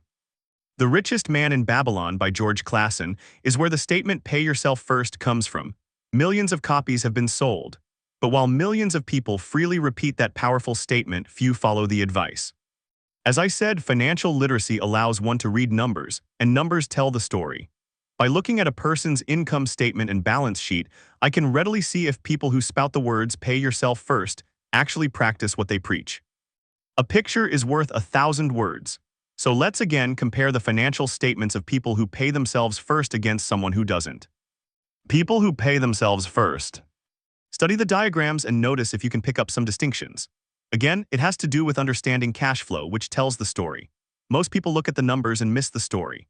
If you can truly begin to understand the power of cash flow, you will soon realize what is wrong with the picture on the next page, or why 90% of most people work hard all their lives and need government support like Social Security when they are no longer able to work. Do you see it? The diagram above reflects the actions of an individual who chooses to pay himself first. Each month, they allocate money to their asset column before they pay their monthly expenses. Although millions of people have read Klassen's book and understand the words "pay yourself first," in reality they pay themselves last. Now I can hear the howls from those of you who sincerely believe in paying your bills first. And I can hear all the responsible people who pay their bills on time. I am not saying be irresponsible and not pay your bills. All I am saying is do what the book says, which is pay yourself first. And the diagram above is the correct accounting picture of that action, not the one that follows. Someone who pays everyone else first, often there is nothing left. My wife and I have had many bookkeepers and accountants and bankers who have had a major problem with this way of looking at pay yourself first. The reason is that these financial professionals actually do what the masses do, which is pay themselves last. They pay everyone else first. There have been months in my life when for whatever reason cash flow was far less than my bills. I still paid myself first. My accountant and bookkeeper screamed in panic. They're going to come after you. The IRS is going to put you in jail. You're going to ruin your credit rating. They'll cut off the electricity. I still paid myself first. Why, you ask? Because that's what the story The Richest Man in Babylon was all about. The power of self-discipline and the power of internal fortitude. Guts, in less elegant terms. As my rich dad taught me the first month I worked for him, most people allow the world to push them around. A bill collector calls and you pay or else. So you pay and not pay yourself. A sales clerk says, oh, just put it on your charge card. Your real estate agent tells you to go ahead. The government allows you a tax deduction on your home. That is what the book is really about, having the guts to go against the tide and get rich. You may not be weak, but when it comes to money, many people get wimpy. I am not saying be irresponsible. The reason I don't have high credit card debt and due debt is because I want to pay myself first. The reason I minimize my income is because I don't want to pay it to the government. That is why, for those of you who have watched the video The Secrets of the Rich, my income comes from my asset column through a Nevada corporation. If I work for money, the government takes it. Although I pay my bills last, I am financially astute enough to not get into a tough financial situation. I don't like consumer debt. I actually have liabilities that are higher than 99% of the population, but I don't pay for them. Other people pay for my liabilities. They're called tenants. So rule number 1 in paying yourself first is don't get into debt in the first place. Although I pay my bills last, I set it up to have only small, unimportant bills that I will have to pay.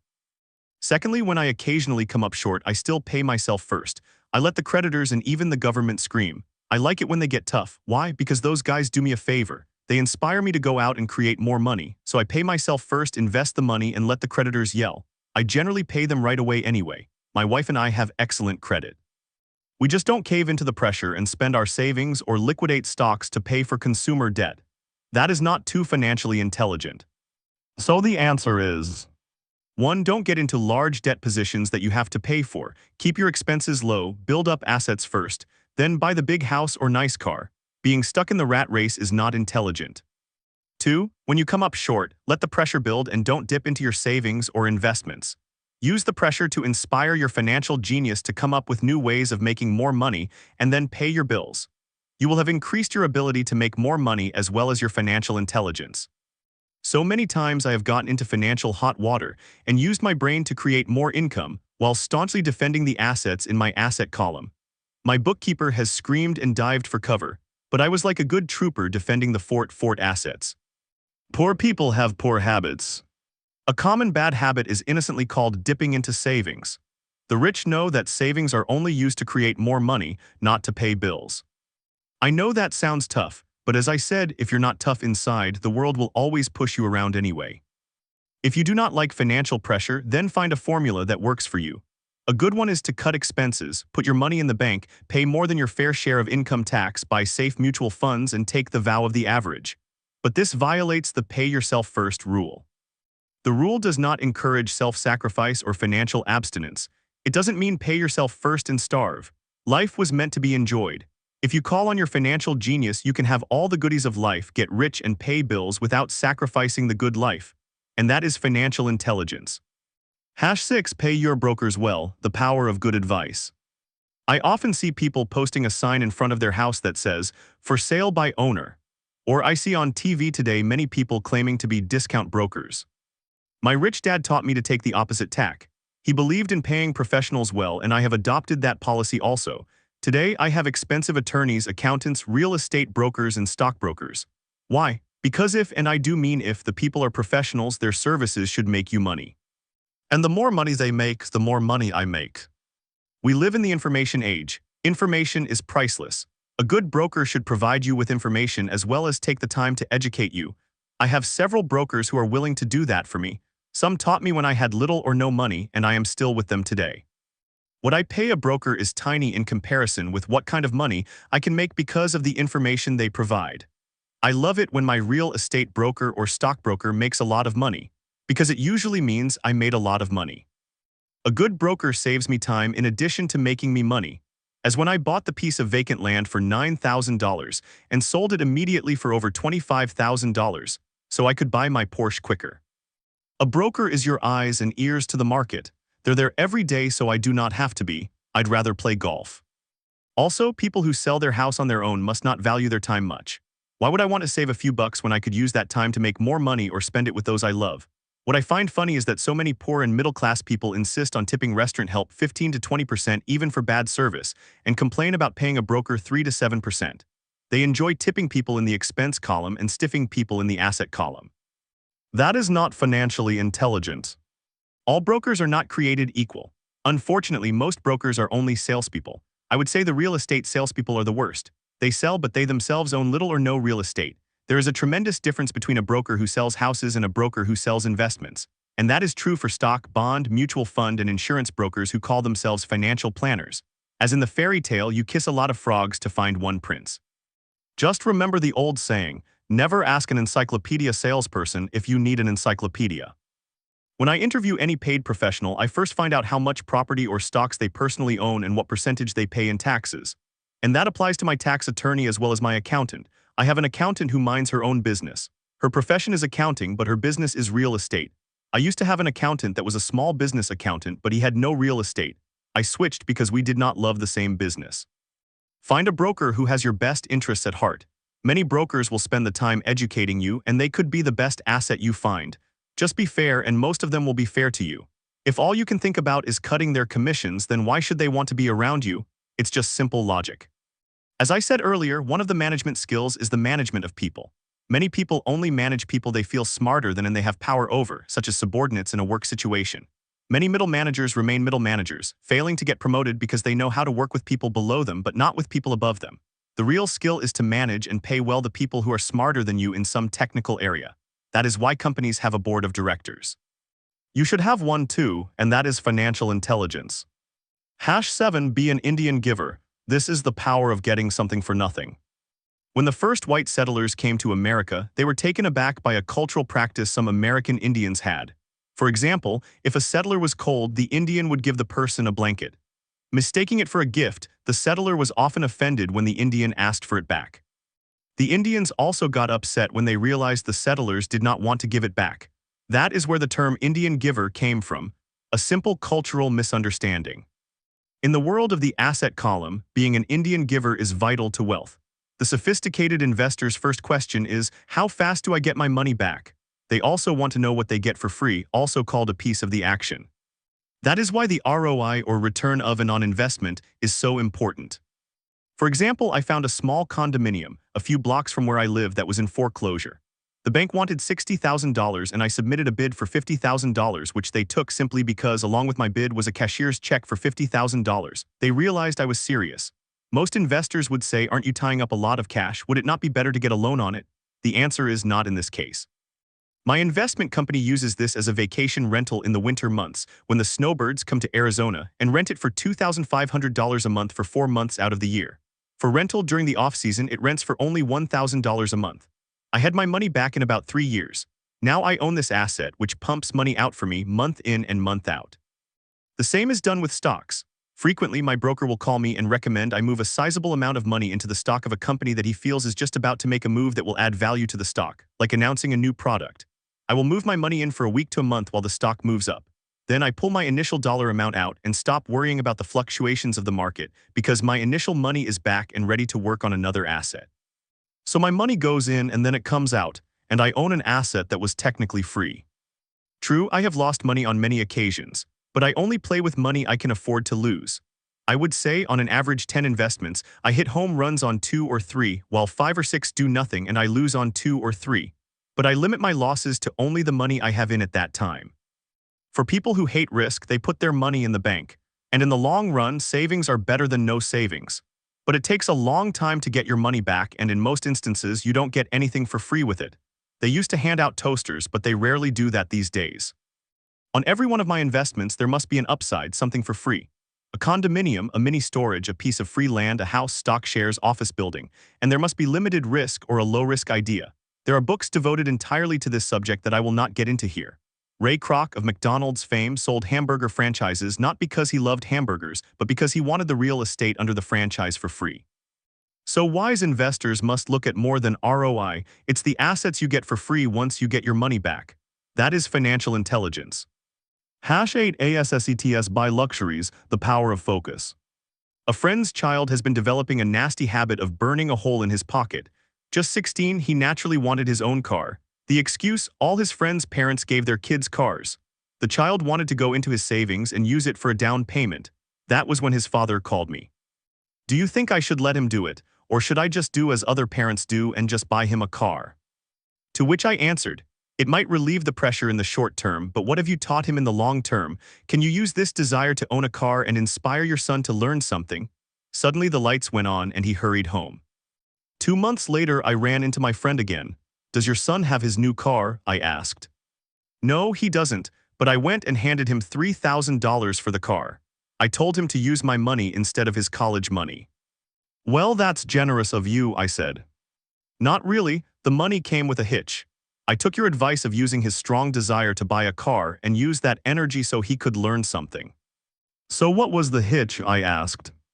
Well, first we broke out your game again, CASHFLOW. We played it and had a long discussion about the wise use of money. I then gave him a subscription to the Wall Street Journal and a few books on the stock market. Then what? I asked. What was the catch?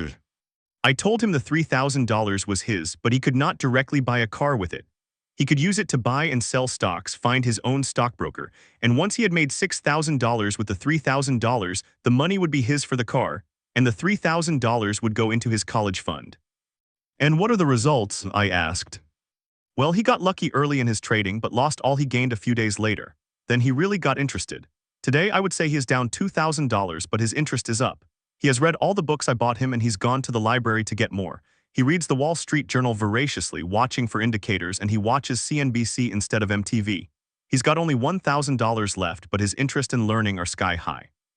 He knows that if he loses that money, he walks for 2 more years. But he does not seem to care. He even seems uninterested in getting a car because he's found a game that is more fun. What happens if he loses all the money? I asked. We'll cross that bridge when we get to it. I'd rather have him lose everything now rather than wait till he's our age to risk losing everything. And besides, that is the best $3,000 I've ever spent on his education. What he is learning will serve him for life, and he seems to have gained a new respect for the power of money. I think he's stopped the burning of holes in his pockets. As I said in the section, pay yourself first. If a person cannot master the power of self-discipline, it is best not to try to get rich. For while the process of developing cash flow from an asset column in theory is easy, it is the mental fortitude of directing money that is hard. Due to external temptations, it is much easier in today's consumer world to simply blow it out the expense column. Because of weak mental fortitude, that money flows into the paths of least resistance. That is the cause of poverty and financial struggle. I gave this numerical example of financial intelligence. In this case, the ability to direct money to make more money. If we gave 100 people $10,000 at the start of the year, I gave my opinion that at the end of the year, 80 would have nothing left. In fact, many would have created greater debt by making a down payment on a new car, refrigerator, TV, VCR, or a holiday. 16 would have increased that $10,000 by 5% to 10%. 4 would have increased it to $20,000 or into the millions. We go to school to learn a profession so we can work for money. It is my opinion that it is also important to learn how to have money work for you. I love my luxuries as much as anyone else. The difference is some people buy their luxuries on credit. It's the keep up with the Joneses trap. When I wanted to buy a Porsche, the easy road would have been to call my banker and get a loan. Instead of choosing to focus in the liability column, I chose to focus in the asset column. As a habit, I used my desire to consume to inspire and motivate my financial genius to invest. Too often today, we focus to borrowing money to get the things we want instead of focusing on creating money. One is easier in the short term but harder in the long term. It's a bad habit that we as individuals and as a nation have gotten into. Remember, the easy road often becomes hard, and the hard road often becomes easy. The earlier you can train yourself and those you love to be masters of money, the better. Money is a powerful force. Unfortunately, people use the power of money against them. If your financial intelligence is low, money will run all over you. It will be smarter than you. If money is smarter than you will work for it all your life. To be the master of money, you need to be smarter than it. Then money will do as it is told. It will obey you. Instead of being a slave to it, you will be the master of it. That is financial intelligence. #9 The Need for Heroes, the Power of Myths. When I was a kid, I greatly admired Willie Mays, Hank Aaron, Yogi Berra. They were my heroes. As a kid playing Little League, I wanted to be just like them. I treasured their baseball cards. I wanted to know everything about them. I knew the stats, the RBI, the eras, their batting averages, how much they got paid, and how they came up from the minors. I wanted to know everything because I wanted to be just like them. Every time as a 9 or 10-year-old kid when I stepped up to bat or played first base or catcher, I wasn't me. I was Yogi or Hank. It's one of the most powerful ways we learn that we often lose as adults. We lose our heroes. We lose our naivete. Today I watch young kids playing basketball near my home. On the court they're not little Johnny, they're Michael Jordan, Sir Charles, or Clyde. Copying or emulating heroes is true power learning. And that is why when someone like O.J. Simpson falls from grace, there is such a huge outcry. There is more than just a courtroom trial. It is the loss of a hero. Someone people grew up with, looked up to, and wanted to be like. Suddenly we need to rid ourselves of that person. I have new heroes as I grow older. I have golf heroes such as Peter Jacobsen, Fred Couples, and Tiger Woods. I copy their swings and do my best to read everything I can about them. I also have heroes such as Donald Trump, Warren Buffett, Peter Lynch, George Soros, and Jim Rogers. In my older years, I know their stats just like I knew the eras and RBI of my baseball heroes. I follow what Warren Buffett invests in and read anything I can about his point of view on the market. I read Peter Lynch's book to understand how he chooses stocks. And I read about Donald Trump, trying to find out how he negotiates and puts deals together. Just as I was not me when I was up to bat, when I'm in the market or I'm negotiating a deal, I am subconsciously acting with the bravado of Trump. Or when analyzing a trend, I look at it as though Peter Lynch were doing it. By having heroes, we tap into a tremendous source of raw genius. But heroes do more than simply inspire us. Heroes make things look easy. It's the making it look easy that convinces us to want to be just like them. If they can do it, so can I. When it comes to investing, too many people make it sound hard. Instead, find heroes who make it look easy. #10 Teach and you shall receive, the power of giving. Both of my dads were teachers. My rich dad taught me a lesson I have carried all my life, and that was the necessity of being charitable or giving. My educated dad gave a lot by the way of time and knowledge, but almost never gave away money. As I said, he usually said that he would give when he had some extra money. Of course, there was rarely any extra. My rich dad gave money as well as education. He believed firmly in tithing. If you want something, you first need to give, he would always say. When he was short of money, he simply gave money to his church or to his favorite charity. If I could leave one single idea with you, it is that idea. Whenever you feel short or in need of something, give what you want first and it will come back in buckets. That is true for money, a smile, love, friendship. I know it is often the last thing a person may want to do, but it has always worked for me. I just trust that the principle of reciprocity is true and I give what I want. I want money, so I give money and it comes back in multiples. I want sales, so I help someone else sell something and sales come to me. I want contacts and I help someone else get contacts, and like magic, contacts come to me. I heard a saying years ago that went, God does not need to receive, but humans need to give. My rich dad would often say, poor people are more greedy than rich people. He would explain that if a person was rich, that person was providing something that other people wanted. In my life over all these years, whenever I have felt needy or short of money or short of help, I simply went out or found in my heart what I wanted and decided to give it first. And when I gave, it always came back. It reminds me of the story of the guy sitting with firewood in his arms on a cold, freezing night, and he is yelling at the pot-bellied stove, when you give me some heat, then I'll put some wood in. And when it comes to money, love, happiness, sales, and contacts, all one needs to remember is first to give what you want and it will come back in droves. Often just the process of thinking of what I want and how could I give what I want to someone else breaks free a torrent of bounty. Whenever I feel that people aren't smiling at me, I simply begin smiling and saying hello, and like magic, there are suddenly more smiling people around me. It is true that your world is only a mirror of you. So that's why I say teach and you shall receive. I have found that the more I sincerely teach those who want to learn, the more I learn. If you want to learn about money, teach it to someone else. A torrent of new ideas and finer distinctions will come in. There are times when I have given and nothing has come back, or what I have received is not what I wanted. But upon closer inspection and soul-searching, I was often giving to receive in those instances, instead of giving to give. My dad taught teachers and he became a master teacher. My rich dad always taught young people his way of doing business. In retrospect, it was their generosity with what they knew that made them smarter. There are powers in this world that are much smarter than we are. You can get there on your own, but it's easier with the help of the powers that be. All you need to be is generous with what you have, and the powers will be generous with you. Chapter 10. Still want more? Here are some to-dos. Many people may not be satisfied with my 10 steps. They see them more as philosophies than actions. I think understanding the philosophy is just as important as the action. There are many people who want to do instead of think, and then there are people who think but do not do. I would say that I am both. I love new ideas and I love action. So for those who want to-dos on how to get started, I will share with you some of the things I do, in abbreviated form. Stop doing what you're doing. In other words, take a break and assess what is working and what is not working. The definition of insanity is doing the same thing and expecting a different result. Stop doing what is not working and look for something new to do. Look for new ideas. For new investing ideas, I go to bookstores and look for books on different and unique subjects. I call them formulas. I buy how-to books on a formula I know nothing about. For example, it was in the bookstore that I found the book The 16% Solution by Joel Moskowitz. I bought the book and read it. Take action. The next Thursday, I did exactly as the book said, step by step. I have also done that with finding real estate bargains in attorneys' offices and in banks. Most people do not take action, or they let someone talk them out of whatever new formula they are studying. My neighbor told me why 16% would not work. I did not listen to him because he's never done it. Find someone who has done what you want to do, take them to lunch, ask them for tips for little tricks of the trade. As for 16% tax lien certificates, I went to the county tax office and found the government employee who worked in the office. I found out that she too invested in the tax liens. Immediately, she was invited to lunch. She was thrilled to tell me everything she knew and how to do it.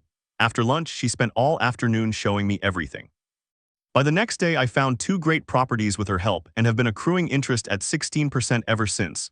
It took a day to read the book, a day to take action, an hour for lunch, and a day to acquire 2 great deals. Take classes and buy tapes. I search the newspapers for new and interesting classes. Many are for free or a small fee. I also attend and pay for expensive seminars on what I want to learn. I am wealthy and free from needing a job simply because of the courses I took.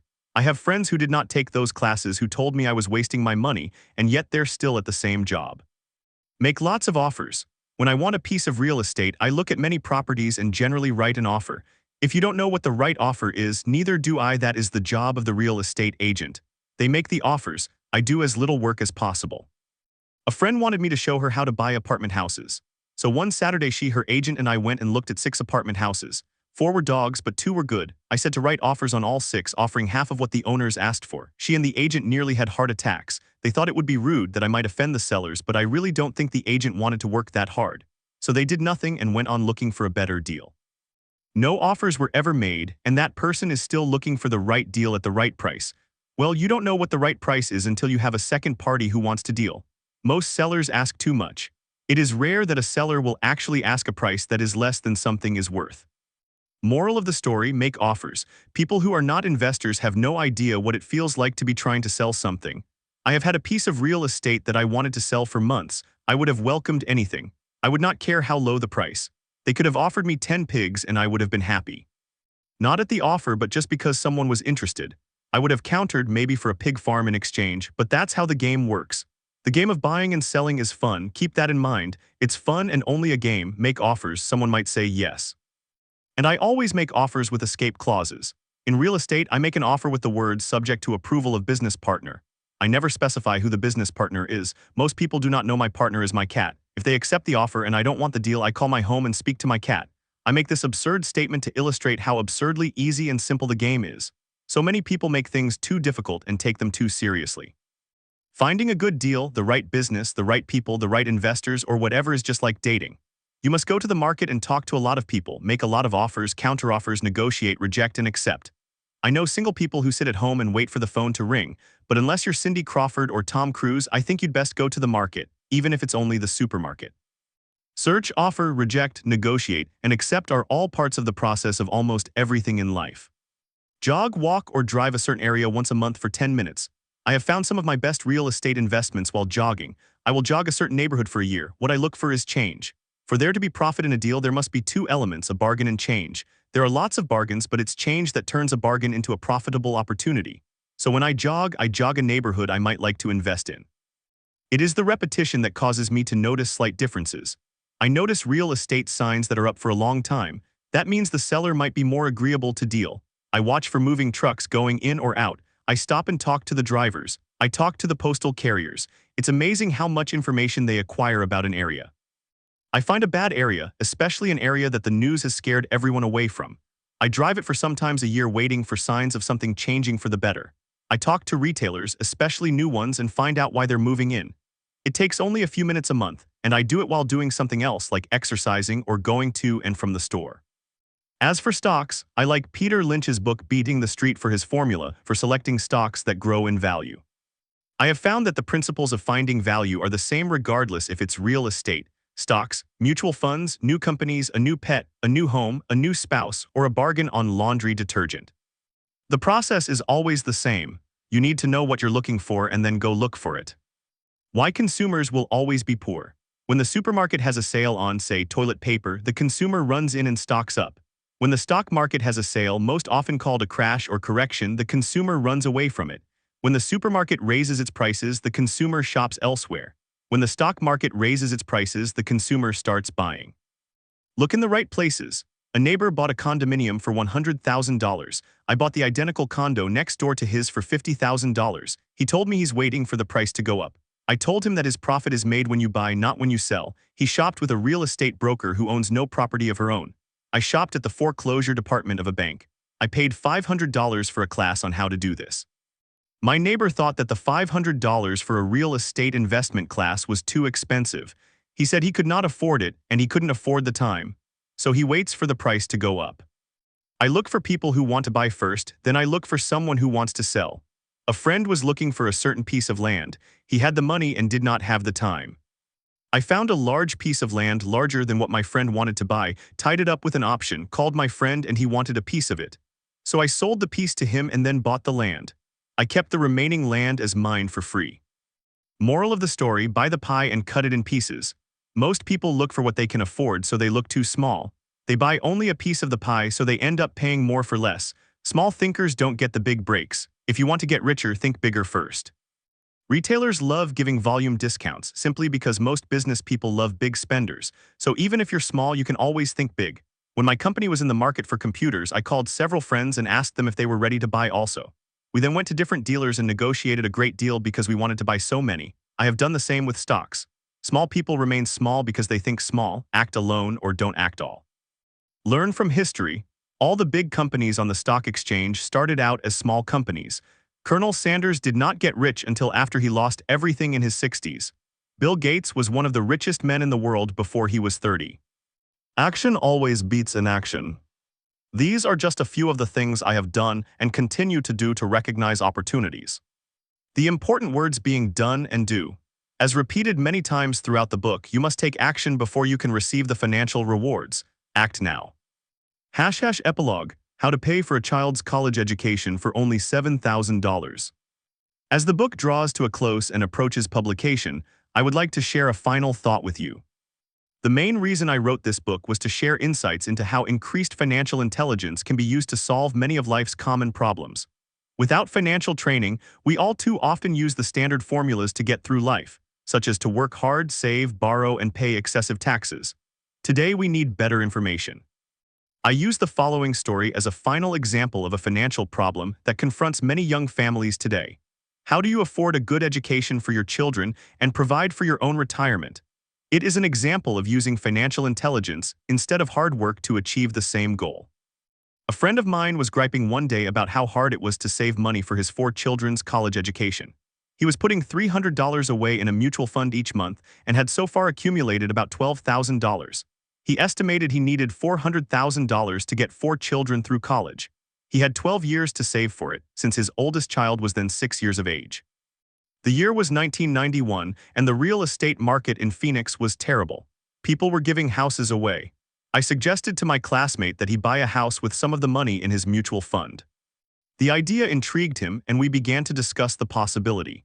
His primary concern was that he did not have the credit with the bank to buy another house since he was so overextended. I assured him that there were other ways to finance a property other than through the bank. We looked for a house for 2 weeks, a house that would fit all the criteria we were looking for. There were a lot to choose from, so the shopping was kind of fun. Finally, we found a 3-bedroom, 2-bath home in a prime neighborhood. The owner had been downsized and needed to sell that day because he and his family were moving to California where another job waited. He wanted $102,000, but we offered only $79,000. He took it immediately. The home had on it what is called a non-qualifying loan, which means even a bum without a job could buy it without a banker's approval. The owner owed $72,000, so all my friend had to come up with was $7,000, the difference in price between what was owed and what it sold for. As soon as the owner moved, my friend put the house up for rent. After all expenses were paid, including the mortgage, he put about $125 in his pocket each month. His plan was to keep the house for 12 years and let the mortgage get paid down faster by applying the extra $125 to the principal each month. We figured that in 12 years, a large portion of the mortgage would be paid off, and he could possibly be clearing $800 a month by the time his first child went to college. He could also sell the house if it had appreciated in value. In 1994, the real estate market suddenly changed in Phoenix, and he was offered $156,000 for the same house by the tenant who lived in it and loved it. Again, he asked me what I thought, and I naturally said sell on a 1031 tax-deferred exchange. Suddenly, he had nearly $80,000 to operate with. I called another friend in Austin, Texas, who then moved this tax-deferred money into a mini storage facility. Within 3 months, he began receiving checks for a little less than $1,000 a month in income, which he then poured back into the college mutual fund that was now building much faster. In 1996, the mini warehouse sold, and he received a check for nearly $330,000 as proceeds from the sale, which was again rolled into a new project that would now throw off over $3,000 a month in income, again going into the college mutual fund. He is now very confident that his goal of $400,000 will be met easily, and it only took $7,000 to start and a little financial intelligence.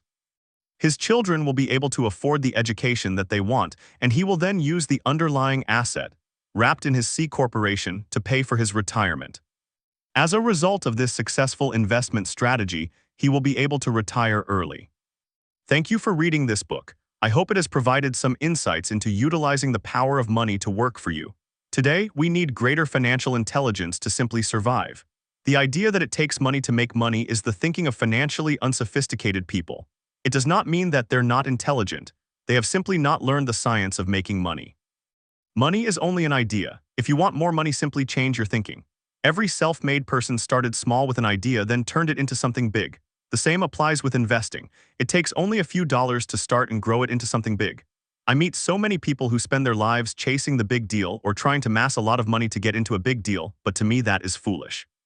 Too often I have seen unsophisticated investors put their large nest egg into one deal and lose most of it rapidly. They may have been good workers, but they were not good investors. Education and wisdom about money are important. Start early, buy a book, go to a seminar, practice, start small. I turned $5,000 cash into a $1 million asset, producing $5,000 a month cash flow in less than 6 years. But I started learning as a kid. I encourage you to learn because it's not that hard. In fact, it's kind of easy once you get the hang of it. I think I have made my message clear. It's what is in your head that determines what is in your hands. Money is only an idea. There is a great book called Think and Grow Rich *. The title is not Work Hard and Grow Rich *. Learn to have money work hard for you, and your life will be easier and happier. Today, don't play it safe, play it smart. That is the end of this audiobook. If you enjoyed listening, check out my other popular audiobooks in my YouTube channel and consider clicking subscribe and hit that bell notification button so you won't miss future audiobooks. And if you have any recommendations, feel free to leave them in the comment section below. See you in the next one.